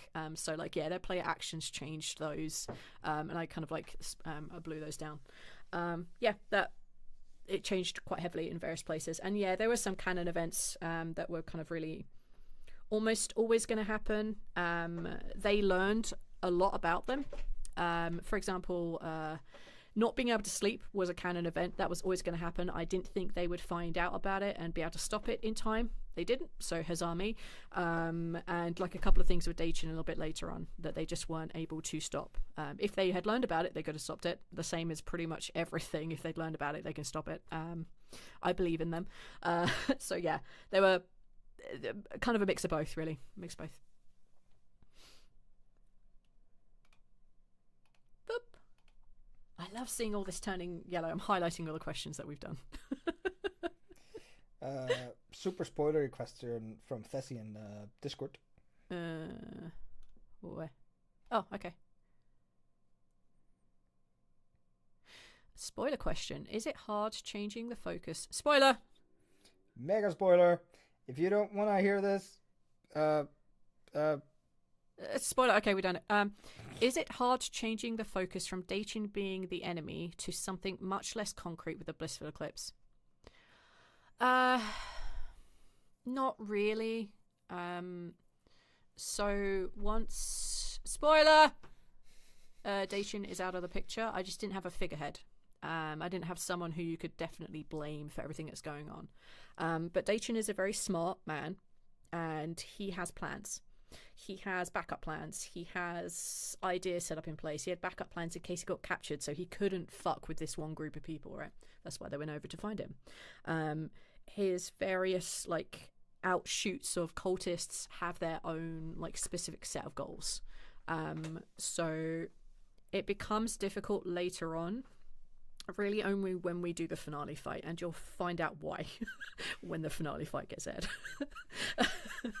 Let's just say that was really difficult, but it was an amalgamation of a lot of stuff. So yeah, it was kind of a bit of a relief to let Daichin go, because it means all the other plans I could just let happen. I didn't need Daichin to be a part of it because he'd already set them up. And I hope Daichin hadn't won. I mean, I planned the fight to kill everyone, but, you know, when we start the fight, I'm always on the player side. So, yeah. I hope that answered the question. It's not a really great answer, but, like, yeah, sorry. I think, whether it was unintentional or intentional on your behest, you, like... Yeah, the world, like, even though... spoiler! even after we defeat him... even after we lock him away again, just harder this time. The world kept churning, and it was kind of like how do I phrase this? We went from fighting for like a very specific thing to preparing for the inevitable. So it was like it was a change of group and world focus, and I think it did a lot to help us help make the weight of the world start moving. It's like it's a big win for us. It is Yep. Like blowing up an entire battalion of the enemy, but like, okay, well, they still have an atomic bomb. Like the missiles are currently flying, and we have to survive the impact, kind of thing. Yeah. And I think, I hope that the audience enjoys the kind of change in energy from the team as we go from being like a vanguard. We're like standing still trying to stop Daejin, and we become a bit of a strike force as we try to prevent the inevitable from being as bad as it can. I think it's very interesting. Spoiler. Spoiler. Spoiler. I always, and I have done like since we recorded the bits with Daejin, I've always wondered what the ending would have looked like if he had made it away.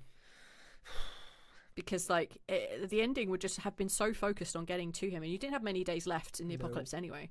I always wonder because again, I didn't write the finale fight 300 episodes ago. I wrote the finale fight when we were close to it. I always wonder what it would have been like to have Daejin in that. I genuinely do. So yeah. I need to go back and figure out when Calamorn consumed Common. Yeah. I don't remember how angry Squash was. I feel like he was quite fucking mad in that moment because we basically just let Daejin leave. Bless you. Yeah, Daejin GTFOs. Yeah. I think you are quite annoyed, but there's so much happening around you at the same time. Yeah, true. Yeah. In my mind, I'm like, I was furious, but I think it was much more of a, guys, we have to do a thing. No, Squash. Chill. Wee! I want to be a pacifist. Wee! Guys, I got blood in my mouth! He threw his vines at them. My vines! That's how he truly killed Daejin, just whined him to death.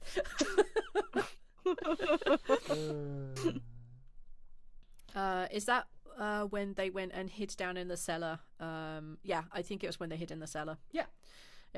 I remember that very distinctly because Squash sneaks up to try to figure out what's going on, and you have a dude at gunpoint basically. Yeah, basically. And Squash is trying, Eyþór, I'm trying to understand the situation, and then a dude just gets stabbed, and I'm like, V, I did not understand.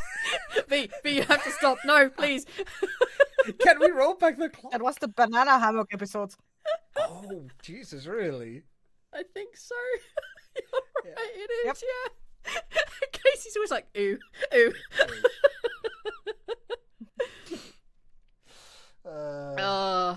Dude, I was so fucking mad at Squash for not hearing Laffian and saying you guys are just chicken. Yeah, I mean, Squash growing balls is good and bad. Alright, I don't want to be here forever, so I want to smash through some of these. Okay. It is midnight. It is almost midnight for us. I think I'm gonna log off now. Okay. Yeah, that's fair. It's that's 1 fair. a.m. Thank you so much for suffering with us. You're the best. And we love you. Love you guys. Thank you for sticking around and chatting. Good night. Thank you for hanging around and chatting. We love you. I love you too. Bye. Bye. Oh, it's just you and me. And all of Discord. 11 other people. And also the crew that hangs out in YouTube. All right, you have some bonus time. When I hit the end of Seiko's questions, we're done. So if you have any questions, slot them in now. All right. So at a point you start regularly describing small changes in a meal every time he appears, such as suddenly using a cane. What is going on there? Isn't the point of a lich immortality? His body should be basically time locked. Yes and no. So off screen, Emil, Demi, and the rest of the 7, I guess rest of the 6, they are casting a lot of other kinds of spells. So that basically costs them physically to do stuff. You might also notice that every time I describe the book is also aging. So she has slowly been aging throughout since a very specific event, and I don't know if the episode has come out yet, but it will be revealed why. I like to describe small changes in characters as they go along because they are also doing their own stuff just off screen. and it kind of like it feels good to like have them evolve. Like you don't know why they're doing this, you don't know what's happening to them, but like yeah, these things are happening. And when it comes to Emil, yeah, he's just doing spells that are basically costing him time. He can reset that by getting his refractory, but he doesn't always have access to that. No, it's in space. It's really hard to go get it. Yeah, it's a really difficult place to go get. So yeah, that's kind of what's happening to him. Also, he's not a typical D&D lich like everything else I do. He's slightly homebrew. Yeah, there's just stuff going on with him. Yeah, so that's that. Out of curiosity, you ask your players a lot to tell you what they are dreaming instead of you telling them. Is that hard to roll with since you aren't setting a scene and can't really prepare? Since I have Eyþór here, how does it feel to be on the other end of that when I'm like, hey bro, describe what are you dreaming? Oh, I love improv, so I love doing that shit. I'm sad that in our home game, David has never asked me what Spears is dreaming. Oh, buddy. So, no, as a player, it is incredibly fun to be given the amount of power, and especially in such an ethereal, non-committal place as a dream. You can literally just say, yeah, my dream is that my character is in the shape of a dragon, and his legs have been replaced by, like, tree trunks. He wants to, like, in his dream, he believes that flight is the greatest achievement, but he's, like, earthbound, and he doesn't understand why. Like, you just get to make shit up, and the DM just like, okay, buddy, you're dealing with a lot of shit, huh? It is really hard to roll with sometimes. If you have incredibly active players and they know what sort of things that their characters will be dreaming, or they are really comfortable with improving that, it's great because I don't have to then tell them what their character is doing. I try to give as much agency about their own characters to them as possible, and I think a dream is really a reflection of their character than it is of me setting a particular scene. Like, if you walk into a brick house, then that's the world I'm describing, but their dreams are theirs. Does that make it difficult to do sometimes? Yes, but usually if I'm asking them to like tell me what's happening in a dream, I am in a dream world, so I can change it however the fuck I want to get it to drop whatever plot point I need. So yeah, it is difficult, but I feel like the agency given back to the players is a little bit more important because also we get to learn a little bit more about them in a very freeing way. I believe that flight is the best thing possible. That probably never would have come up if you haven't just gone, hey, what do you want to do? And also, a little gym secret, I don't have to prep much. So it's really nice for me. I'm just like, I'll let you go for it. But it is also really hard if your players aren't really engaged or if they're not really proactive.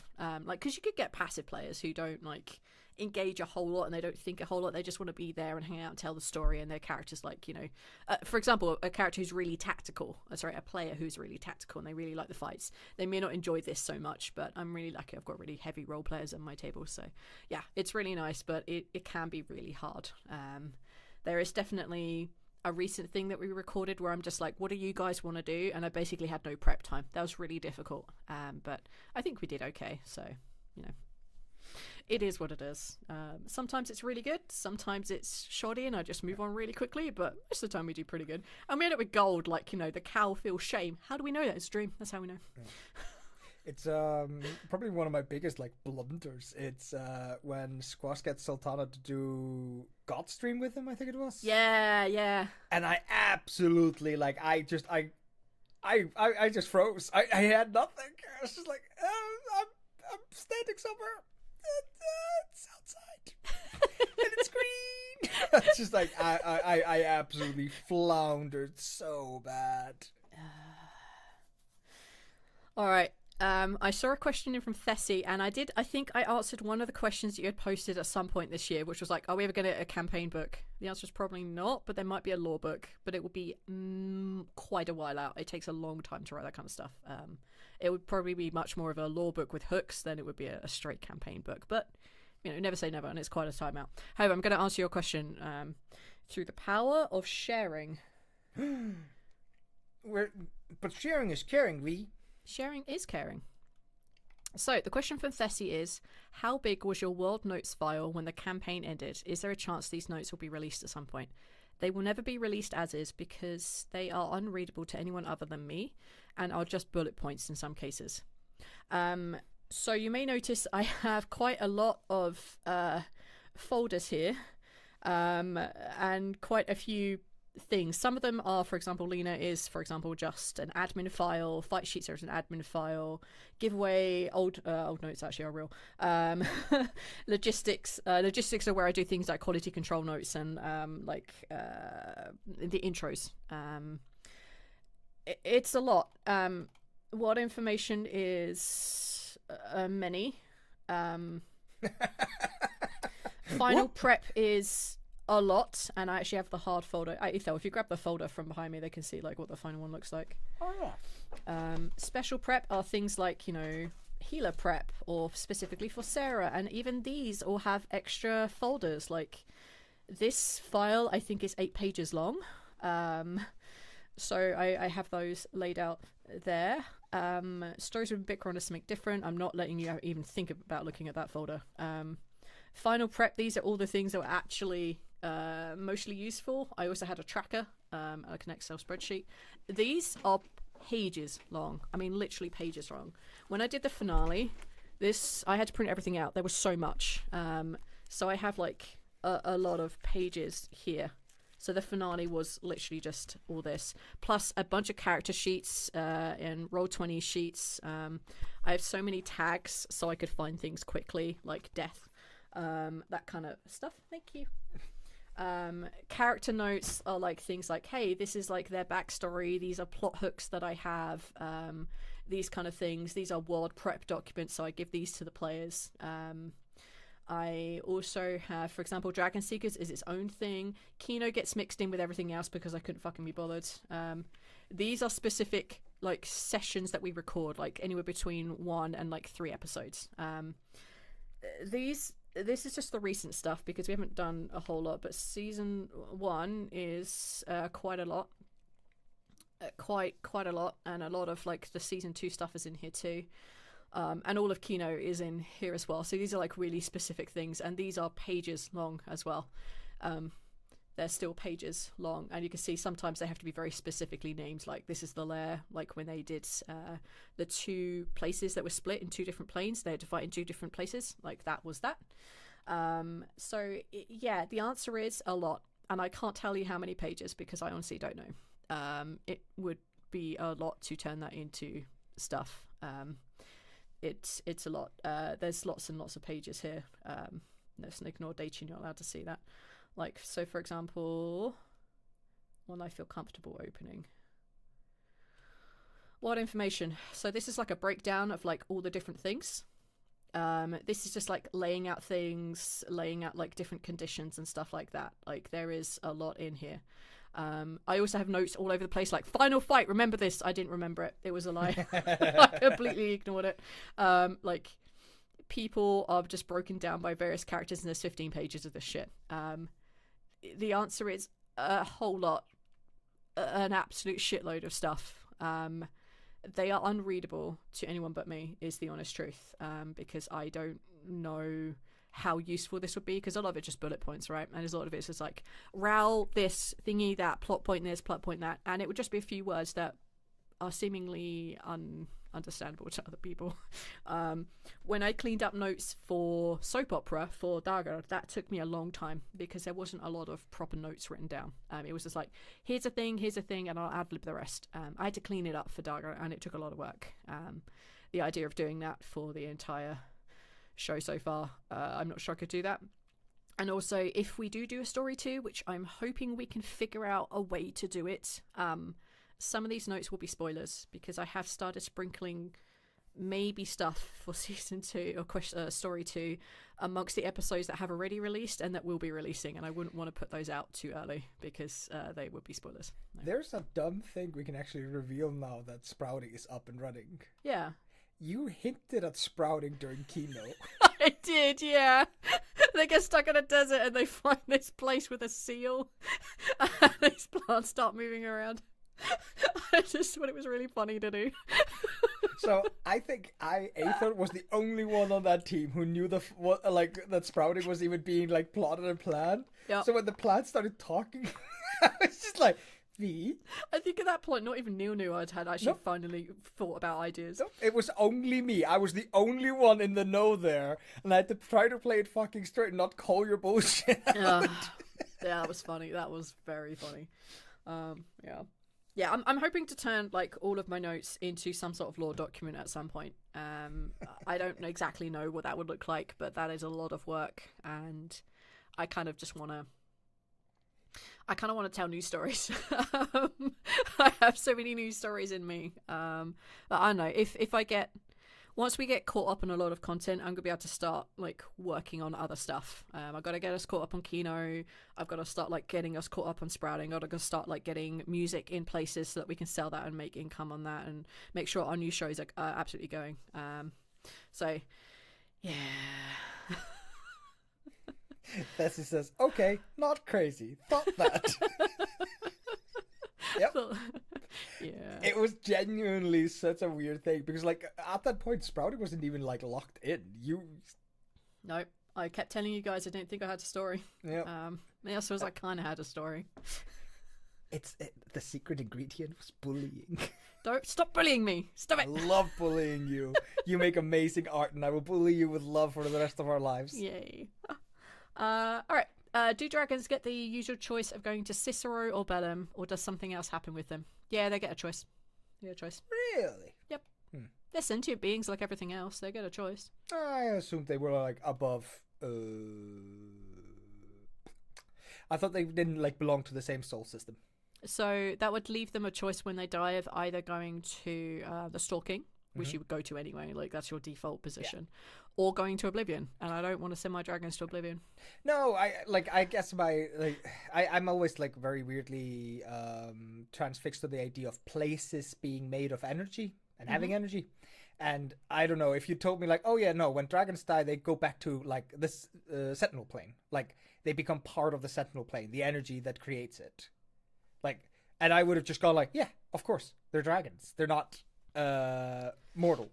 They are something else. Yeah, no, I'm happy just to send them off to send them off to Cicero or Bellum, whatever they choose, and yeah, they get a choice.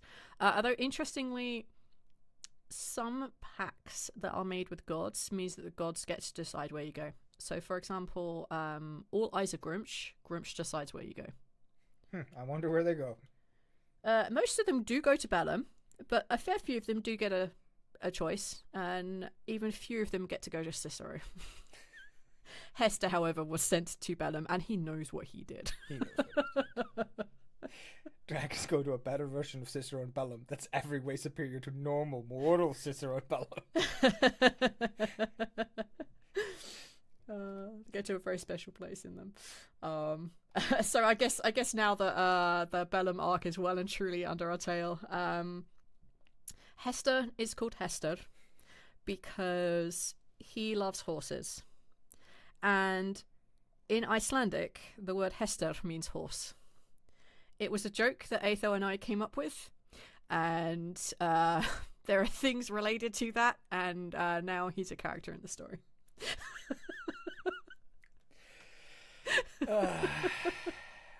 The why I am never revealing because it's too funny to us. No one would get it, but yeah, it's just really good. Ask us in private, we might tell you. Yeah. Yeah, this is definitely a if I see you face to face, you can ask and I'll give you the answer. But yeah, I wouldn't take me otherwise. I don't know if it's going to come up since she's dead, but what's the deal with Common? Common is stuck in the sword.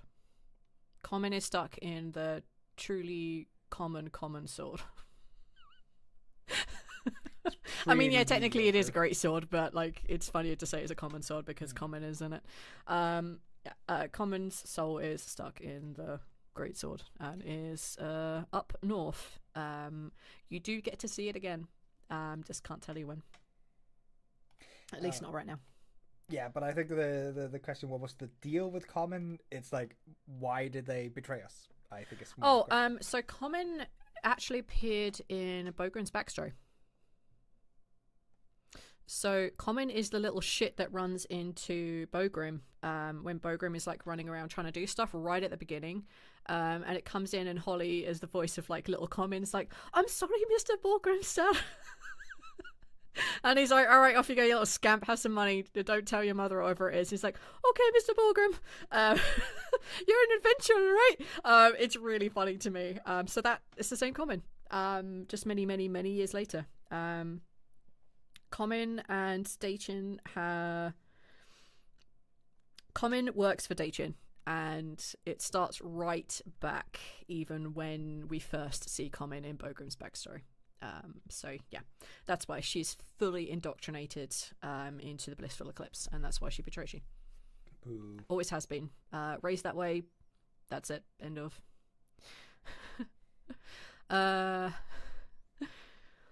Oh, do they get to go to their afterlives in their sentient forms or their dragon form? It's not exactly like they get a choice, but kind of like it depends on how they live most of their life. So if they live most of their life as a dragon and they feel like more comfortable in their dragon form, then they will probably go there as a dragon form, but over time their form will change because that's the nature of being in the afterlife. If they are more comfortable being in their sentient form, then they will probably go into their afterlives as sentient. However, again, like what you spend most of your time into versus what you feel better as, like it's not exactly a choice, it's really kind of murky on what they go into it as, but over time it will always change anyway. So even though they may arrive in Bellum as a dragon, they will eventually change into something else. Question from the color, yes. A question about playing with your life partner as a DM or DMing for partner. V, do you ever struggle with singling out Eyþór as a player either for good or bad things? I give him the worst shit possible because I know I can get away with it. I would like to claim that I am an incredibly forgiving player. You can pick on me almost as much as you want as long as I know you're doing it. If I feel like you're doing it unconsciously or unfairly, I'll get upset. But if I feel like it's just a thing that you like, I know it's gonna come, I'm just like, yep, I love it. Pick on me, like, do whatever the fuck you want. I love it. Eyþór, how much more do you get away with because V is your DM? I get away with unbelievable things because I get to pick V's brain constantly all day. I can ask her questions about the story, about the world, the game, and she will be very coy, and she'll very much avoid answering questions, but sometimes a non-answer is an answer. And it means that I get to build my character and move my character through the world in a more informed way. And it often means that my characters get to say or do things that get to instigate the world a little bit more, which is incredibly giving for two reasons. One, it's very fun to be the character who moves the story. And two, it's incredibly giving to see the DM's face of relief as the story moves the direction they want, and they can put the train and the railroads away. as your character's just like, I think we need to investigate this further, and you can just see the DM just rip up pages of like unnecessary, like, okay, these are characters that don't need to be involved anymore. I would like to point you to Neil as to what you can get away with me when you are not my life partner. Yes. So generally, and you probably hear it on a couple of episodes too, like if Eyþór and I disagree about rules, I will tell him I think he's wrong, or I'll tell him that's just not how it works and overrule him. Because I have to be fair to the story. The story literally arrived in my brain before Eyþór did, so I think the world gets to be more what I want it to be than he does.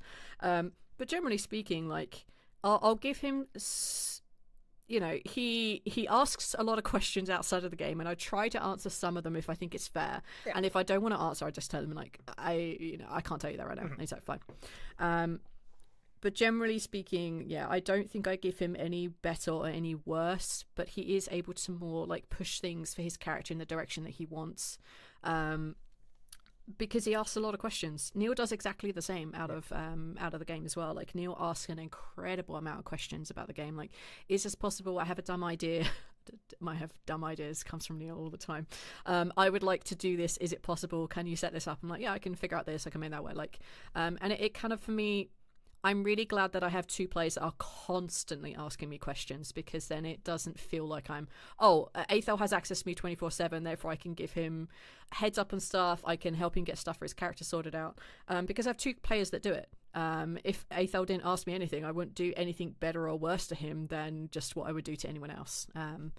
For me, it feels more like the more you give in or more ask that you question, some more questions that you have, the more that you give to the GM, the more I'm able to give back. And I'm really blessed that I have two characters that do this fucking constantly. I mean, Arch and Casey do ask me a lot out of the game as well, but nowhere near as much as these two. Just like unbelievable amount from these two. So yeah, I'm more comfortable doing heavy emotional stuff with Eyþór than I am, say, with many others. Because we have that level of trust that we had from way back in Dark Dice. Like that first 10-minute interaction where nobody interrupted us and we talked, that really solidified how comfortable I am role-playing with him. And I have exactly the same thing with Neil. Like in the podcast that shall not be named, Neil and I had an in-character conversation for about 15 minutes of it's just us backwards and forwards talking about life and faith and where we stood in the world and helping each other out. Like it was intense and I love doing those, and I am very comfortable now doing that with all my players. And I love the fact that I could do that in person with Casey. Like that was incredible, just Casey and I sitting at the table back and forthing as Grumsh and as Honorino with Zoltana. It was amazing and I feel really comfortable doing that. But there will always be a level of comfort that I have Eyþór that I just don't have with everyone else. So yeah, I think I'm able to more emotionally push Eyþór than I am many other people. And you're definitely going to hear it around episode 50-ish in the sprouting. Of where I managed to push him, and it was really good. And yeah, that's just a side effect of us being together like that. But I actively try not to single him out for bad stuff or good stuff. I don't always do the best at it. Like I'm always kind of biased towards players that give me a lot back. I try to give a lot back to them too. So yeah, I try not to let it affect us too much, but I am happier to give him heavier shit because he literally asked for it, as does Neil. I just had a very dumb thought. Yeah. I was very lucky that you were the first person I decided to try to deep dive role play with. Yeah. Because if I'd done it to somebody who was less comfortable with it, I probably would have... I think I did that out of naivete that everybody at the table was willing and into this. And if I'd picked, Kessir to do it with, yeah, it would have been so awkward, as I am a seasoned RPG role playing. I love doing bullshit like this. And if I would have just pulled a random nobody off the street, hey, we're gonna pretend to be a uncle and cousin, and we're gonna have some heavy emotions about the world, and they would have just gone cringe and walked away, I don't think I would have ever DM'd role played again. For me, I remember when we started Dark Dice, right? Because it's the first time any of us had ever met each other, us and Kessir and that lot had ever met, properly. Because we recorded separately, this time we ever met. And I remember, because I'm a really active player, I like being involved. And I know that I be involved too much. So if you just let me go, if I'm, slightly tipsy, I will be involved in everything. I am the worst player. So I actively tried not to be that player. So when we did Dark Dice... we sat around and Travis was like, oh, and then hey, everybody introduces themselves. Crickets. I'm like, oh god. Quick, say something. Hi, I'm Rowena. I just jumped into that. But after that, I tried my fucking best not to jump in every 5 seconds because I wanted to give everyone else space to roleplay. Because I like doing things like pulling other characters aside and having one-on-ones with them and asking them how things are going, because then we get to learn more about their characters, and it really fits with Rowena because she's a bar. She tells everyone else's stories. And then as time went on, I just started doing more and more because I just kind of needed to for my own sake. And then Eyþór, yeah, you pulled me aside to have that one-on-one. I'm like, oh, thank fucking Christ. Someone I can pull aside and have one-on-ones with. This is everything I've ever looked for in a role-playing game. This is incredible. It's like fucking lights came on. It was so good. That's when I knew someone at that table I could roleplay with like that, and it made me really happy. Yeah, that moment meant so much to me that I got it commissioned as a piece of art for Eyþór for one of our Christmases. So it's amazing. It's such a good picture, and I love it so much. Very important moment to us. It's only 12:30. It's not 2 a.m. Yeah, we're fine. I've been sleeping poorly anyway, so this isn't too bad for me. So I'll stay up late. Well, some of us are still trying to get back to our sleeping habit. You know that thing I talked about where we'd be role playing until 3 in the morning and it's killing me? Yeah, whatever. It's Christmas. Why would we not do this? It is Christmas. Fessie for the sprouting. Derps, I would roll d20s in real life just to annoy him, but I feel that would get actually annoying. And also, like, we've been playing a lot of Sprouting, because we've been doing a lot of, like, Call of Cthulhu. For me, it's always a D100 now. I'm like, yeah, give me the D100 action. Tessie, for the Sprouting, was there a reason you went with chapters and parts versus episode numbers? 347 episodes later, it's really hard to come up with a new episode name. I did this for my own sanity. Also, when I realized that the kind of intro and outro person was potentially going to be able to interact with the world, like allowing a bit of meta going on, I realized that that person needed to be a storyteller, and stories or books tend to be told in chapters. So that's why I did that. Cut down the amount of episode titles I have to come up with, make it a lot easier to do that, but also kind of fit really with like the character of Honori who's telling the story. So it made sense to do like chapters and stuff. Yeah, that's why I did that. And also it means it's more easy to find arcs. So if you're talking about, like they were walking down the road with Seeker, it's much easier to pinpoint which like range of episodes. It must have had in chapter 2 because it's called Road to Ruin. Like meeting all the characters have to happen in the first set of episodes, so that's going to be the meeting of souls, that kind of stuff. So I tried to like keep it contained like that, so it's done by arcs. That's why some chapters will have 8 episodes, some of them only have 3, which is actually part 4 only has 3 episodes because it's one contained little mini arc. So I thought we'd just do that instead. Dragon Seekers 2. Since when did TLD become a PG rating? Skulls get cracked open all the time. So with every group that I run, I do some form of a session 0. When I started role-playing way back in the Dark Ages, session 0s didn't exist as a concept. Nope. But I did realise that when I was role-playing as a character, I would go places that made other people uncomfortable, because I will role-play almost everything. My British home group, we didn't have an out. We just role-played it. And if we were upset, then we were bold enough to each other to say shut the fuck up and move on, because we were really aggressive with each other. We had a safety net there of just like, we knew we could tell people to shut up, but we never discussed it. It was just an unwritten rule that we would do that. However, I realized when I was going to be streaming games, which is how I first really started, or if I was going to be recording games, I needed to engage in some sort of like, hey, if you need to stop, let's stop. And I also had a lot of problem with character bleed. I took a lot of emotions out of my character to the point where I was psychotically addressing everything and seeing what I could use as a weapon. And at that point I realized I needed to step out, and that's when I found Nordic LARP, which has a bunch of rules of just like, hey, here's like okay signs, this, that, and it kind of gave you a lot of rules to help separate. And I realized that if I was going to be streaming, I needed to be way more aware that people watching us have their lines. And for example, Americans aren't very comfortable with the C word. I'm a British person, I couldn't give a shit. So like I realized that there are some words we can't use, there are some things that don't do well online. So I made it a thing every time we start a new game with a new group of people, regardless if I've played with them before, hey, are there things you don't want to include? Please know you can tell me to stop at any point and we will stop and we'll move on. So every group has its own set of like lines, veils, X cards, whatever you want to call it. We have our own set of safety tools, and it usually comes down to if I'm doing something that you don't like or someone else doing something like, just say stop. And Dragon Seekers has a very specific set of rules to it of our table, is that we didn't want to do violence from the neck upwards. I'm not going to say why, but that was what the group decision was. So we tried to scale it back and not make it grotesque or gory or any of that stuff. We just kept it to an absolute minimum and tried to avoid it at all costs. It's why a lot of like the things I did were just like body shots, if I could, like if I remembered.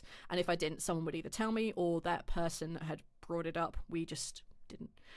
So yeah, that's just kind of what we... That's why it's a little bit more PG in Dragon Seekers. It's just because we didn't do damage above the neck. There we go. It's kind of funny how Session Zeros has evolved. I remember my first Session Zero, and it was an experienced DM, and the reason he did Session Zero was because sometimes he's DM for weirdos, and he was just like, I will not be listening to you guys describe X, Y, or Z. Like, that was his Session Zero. And it wasn't, like, offended by words or things like that. It was just like, he didn't want somebody describing, like, yeah, insert like genuinely uncomfortable shit. Yeah. And he was just like, no, I will not be listening to this. You will not be doing this. And we will be like, if you want your character to do shit like that, you will just be saying he did that and we will move on. I will not be listening to a fucking description of it. Like, I don't need to listen to your erotic roleplay. Like, get the fuck out of here with that. Like, and that's just generally like a really good rule, right? Like, I don't need to hear that. But, you know, some groups don't really care. It's just your friends fucking around. Yeah, because like everything I'd ever experienced up till then was just me and my friends like trying to understand what the fuck D&D was. Yeah. I remember I had a group I was GMing for. It was a friend from college, and like he was in a year above us, and a couple of other friends who were kind of like same age as me. And I was basically like, he was like, "Can I play D&D with you?" I'm like, "Yeah, sure." Like, I'll put together a game and have an idea. And that is actually some of the bare bones from TLD. It never really made it massively into the show, but I had an idea, and I kind of picked that up and like took what I liked out of it and threw that into TLD. And his thing that he asked is that we didn't have demons in it. We didn't have demons, and we didn't have like cult symbology. He was a heavy Christian, and he was like, "It just makes me uncomfortable." I'm like, "This can be difficult, but I will do it because he is my friend, and I don't want to make him uncomfortable." And that was just like a really specific thing he asked for, and then like I was glad that I could run a game of Dungeons and Dragons without demons in it. So we took tieflings out. I took a lot of symbols out. Like, I figured it out. Like, it was a lot of fun. And we didn't play many games because I moved. But yeah, it was different. So yeah, every table, especially since I became more cognizant of things like, hey, I need to stream. There are people watching this. They, you know, don't use the C word online. People get really upset at you at the time. So yeah, I just need to ask what is okay and what isn't. Yeah. So for our Dragon Seekers group, there's that. Other people are like, please don't lie to me if I do badly on a roll. I think that's fine. That's very okay. Please don't do stuff with eyes. That's usually me, but I'm usually okay because it's not real. Teeth, there's another one. Like, we have a bunch of stuff that we just try and avoid talking about where we can. So yeah, every group is different, and I try and tailor my game for that. Next question before somebody asks something. So how far behind am I currently? Is there a second campaign occurring now? No, but there will probably be, if we can schedule it, 2 people. One person works the weekends, one person doesn't work the weekends, and they are 5 or 6 hours behind us. I cannot start recording at like 11 p.m. I can't do it anymore. I'm too old. It's just not doable. But if we can, and we can make it work, and I have a story that is actually good, and I only have the bare bones of it right now because I can't develop it because I need to do Kino and Sprouting and a bunch of other stuff first. Yes, we will probably do this. But TLD Story 1 won't end until the middle of 2027, so you still have a year and a half left yet. Jesus. It's so long.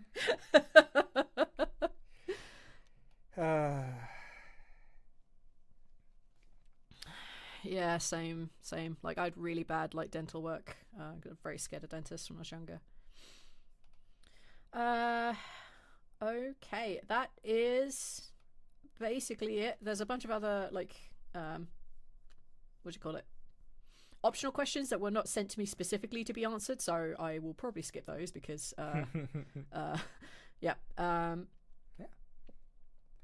very quick ones. Out of curiosity, did the cast know who killed Aimer before episode 1, 2, 3? Some of them did. Their characters maybe knew, but they were all very good at not like working on it, of just not coming out and saying it. For example, Arch rolled really badly at one point and then got told to fuck off. So he did his best not to reveal that too early. He tried his best not to act on information he knew he didn't have, even though Arch had a strong feeling it was Bogrim. Neil had a suspicion, but he didn't want it to be Bogrim. So he was really upset when it was. I felt so bad. That is generally one of like, and I've had so many moments through TLD which has generally made me just like take a step back. But him like, how did you fuck that up, just actually broke me inside. I felt so bad. It was so awful. Demi is a human, right? Yep, human. Look at her neck. When gods use their mortal avatars, when they possess them, their bodies over time begin to shift into what their gods look like. So the longer that, for example, Luanta possesses Emil, Emil's body will slowly go from a human into a halfling. it would just happen over time. The longer you leave it, the more that they're gonna get changed by that. So that's why Demi is sometimes mostly human when she is not possessed, and when Grimsh is actively like puppeting her body, she'll become more orcish over time.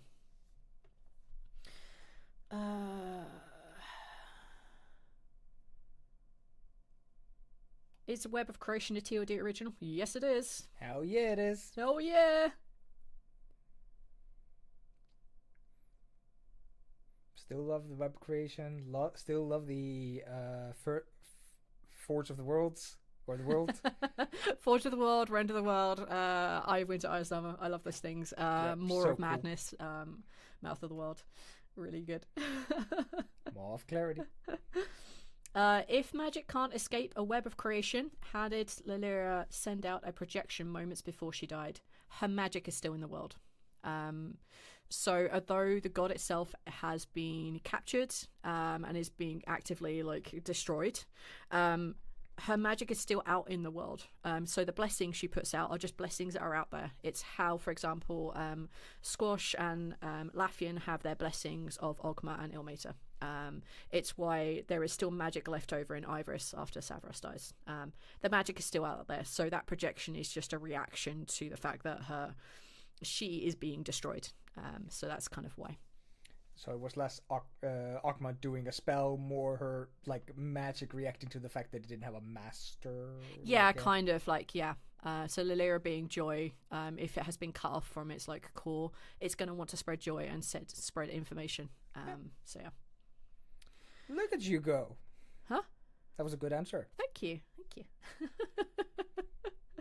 Who is in TOD and Dark Dice? Oh boy. Kessir is in Dark Dice and in TLD and in the Sprouting. Neil, Arch, and Casey are all in as their characters from TLD in Dark Dice. Eyþór and I are in Dark Dice. Peter, who voices Soren in the Reckless Plays, is in Dark Dice. Russ and Sean and Travis, who are in the Reckless Plays, are obviously all in. Travis is obviously in Dark Dice, but Russ and Sean are also in Dark Dice because they are in Soren's team. Holly, who voices Common and also voiced Talus in Iron Disulfide, is also in Soren's team on the other side. Tanya, who plays Kells for us over on TLD, is also in Dark Dice as Lyrel. And Drew, who voices Daddy Zelfar, who is Pintor and Laffian's father, voiced by Drew from Taking This Podcast. He is also in Dark Dice, and he is our friend Elias, who's on Team Westpike. Whoop whoop whoop whoop. There is a lot of crossover between Dark Dice and that. So yeah, I think there's probably another couple of sneaky ones here, there, and everywhere across, because you know, we still actors and people that we know, our friends. So yeah, that's kind of what that is. I see questions in chat. Was God deaths leading to rains of blood ever explained? It's a reaction to basically the fabric of the world. So like, imagine like you have a beautiful fabric, or correction, imagine you have a beautiful net, right? And you cut a knot out of a net. There is always going to be little frays that come from rope, because, and like, especially if it's like nylon or if it's like rope. If you ever cut that, you always get little fragments flying down. So that is essentially what, the tears are, like God's tears, like the kind of rain of blood. That's kind of what that is. And then the shaking of the earth is basically a reaction. Like, imagine that the net is pulled tight. If you cut it, some of it's gonna like spring, and that's the like shaking of the world. GG is leaving. Thank you so much for hanging out. It's been a pleasure. Don't forget to message. I've got it already. I'll send you the map soon. Have a great evening. Yeah. Thank you for hanging out with us. It's almost like you have a good relationship with Fallen Scholar. Yes, it is. Yes, it is. I am very happy with our friends we have over there and the people that we've met because of it. It's been a good ride. We've also met some other people. I met someone when we did the Dark Dice live show in August this year. A guy named Mike. And I adored role-playing with him. And we've both been emailing backwards and forwards. We are pretty sure that if we had been left to our own devices and it wasn't time crunch, because obviously we're on a stage and we had to be done, our characters probably would have gotten on a lot better. we probably would have actually dove into why his character was a sad sack. Like we would have like been more, but we had time restraint, so we couldn't do that. I genuinely felt pain watching like he got into like a mood at one point, and I was like, "Ooh," and then like somebody else interacted with him, and he like kind of looked around, and then he stopped it, and I was like, "Oh no!" Yeah, I was so annoyed that because the other guy who interrupted us, because I'd gone over as my character, like I've seen PTSD before, like my character knows all that, she's going to be there, she's going to help him through, and the other guy interrupted us. I'm like, oh no, right, we're on a stage. We have to get on. We actually have to leave this goddamn stage at some point because the lights were going to go out if we didn't get off the stage. So I'm like, oh shit, yeah, you're right. Fuck. They were flashing the lights at you. Oh man, they're flashing the lights telling us to go home. Yeah, so I'm hoping to get him on an episode at some point, or at least as a voiceover, because he's really good. Did y'all ever get a chance to chat with Jeff Goldblum? You're going to have to listen to the episodes, my buddy. I can't answer that question. I don't think our team, Westpike team, have really interacted with his character, so I can't. At least this point in release, I can't talk about it. Dark Dice crossover. How did that come about? Scripts, improvised, singing. Dark Dice crossover came about because Travis and I batted with the idea about, hey, let's do a crossover, because we have characters and it's fun and we wanted to try this co-GM thing. That's kind of how it came about, and then we had to rush on TLD side because we hadn't quite caught up yet because we were really slow. We were really bad at the point. So yeah, this is kind of how that came about. It was really difficult to schedule because there were so many people.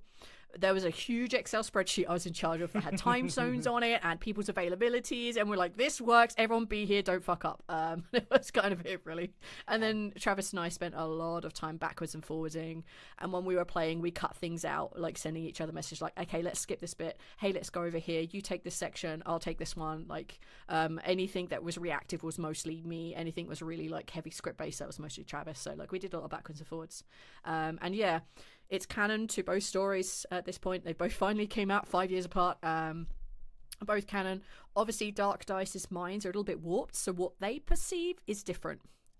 So therefore, their truth that they experience is different versus what we experienced in TLD, which was a lot more goofy, a lot more fun, and just like way more chill.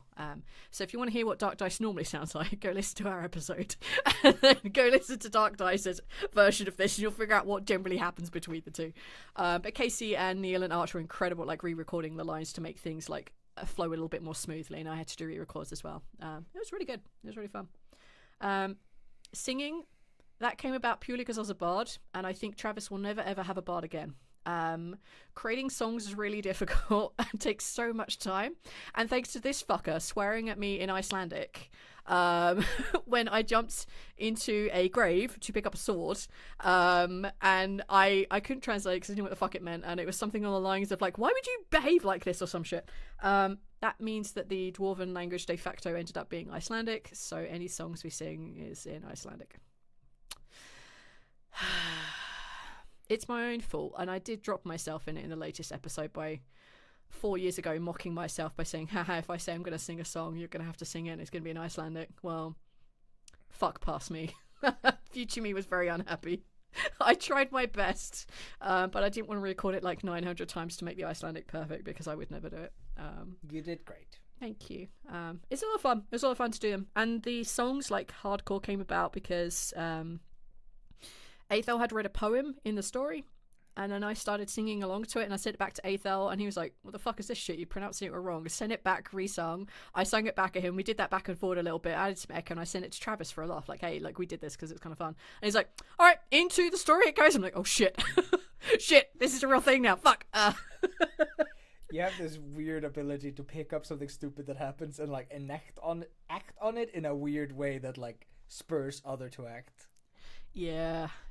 It's been a wild trip. I'm super glad I'm no longer playing Rowena. Like, we recorded the finale of Dark Dice the weekend we finished TLD, so it was really hard.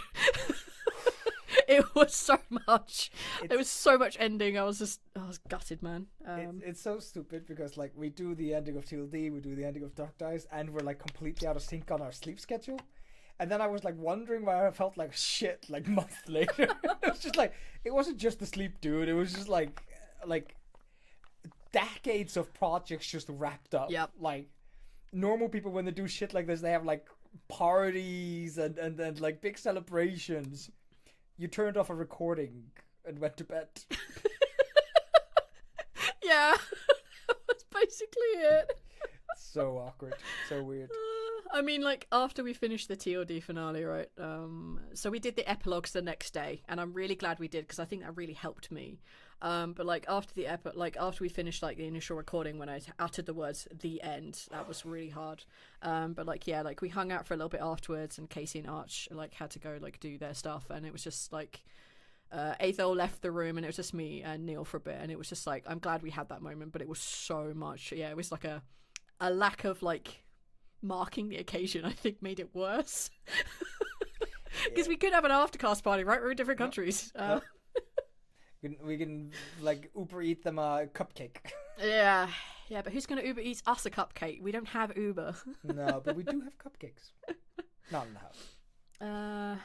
All right. I that was kind of the last question. The others are kind of like things like, were there guns in the world? No, there wasn't a gun until Arch asked for it. I'm like, okay, sure, let's do it. Yeah. I'll figure it out. Oh. Yeah, I think that's it, really. Last call for questions, and then we are going to bed. Yes, we are. I've bitten my hand 3 times. I'm yawning so much. Oh, I'm sorry. Question from Devouring Eye. The Inquisitor solved the crime first? I think so. I think that was kind of roughly the time that everybody had their suspicions, when Bogrum was acting really shady in like the first episodes. But I think Archer kind of like, I think this is the answer. And I tried through descriptions to, especially when there were flashbacks to like Aemma being attacked, there's a specific reason why it didn't get her in the back of the head. Like, Bogram's short. So it can only be from a certain height. That's so fucked up. Yeah, I know. I'm so awful. Are you gonna have good dreams? I doubt it. Genuinely, I haven't had dreams for months. And 2 days ago, I had like really disturbed sleep, and I woke up, and I think both my tablet, both of us sleep with like something going on, like just something playing audio. Yeah. Both my tablet and your tablet had defaulted to playing Red Letter Media, and then I dreamt about Rich Evans. No! He was in my fucking dream.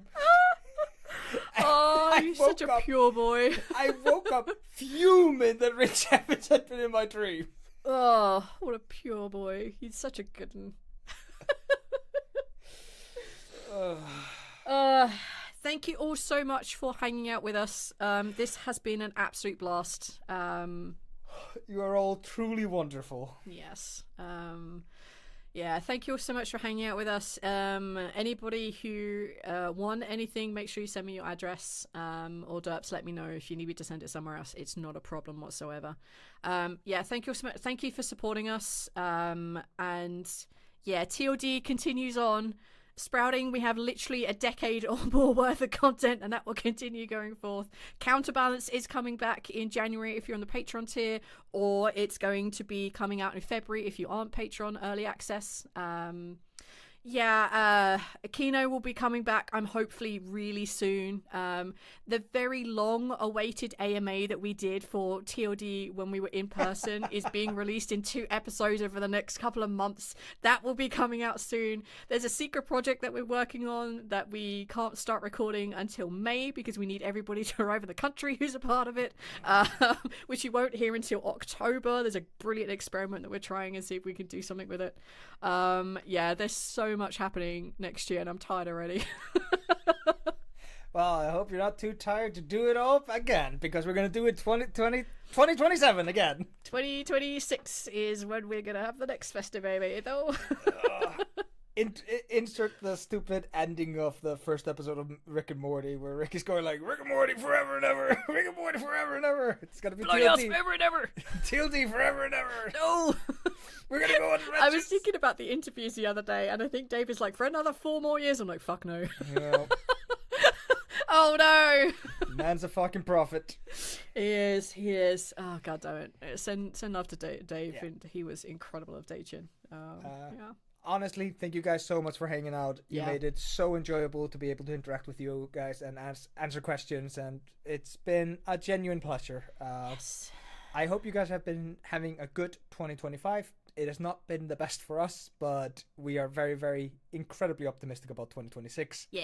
We're excited for 2026, and we're hoping that you will all join us for for all the incredible, awesome shit that we're working on. I am so genuinely pumped. Yeah, me too. It's going to be really good, and I'm super stoked that Counterbalance is back soon. Like, Hell yeah, it's such a hell good yeah. show. We need to keep telling Kessir to keep making Counterbalance. Like, they need so much more encouragement. Like, it's really good. I can't tell you how good it is. It's really good. All right, we're gonna jump off. So stop the stream. All right, the stream is ending. Thank you, YouTube. Have a Thank great you, day. YouTube.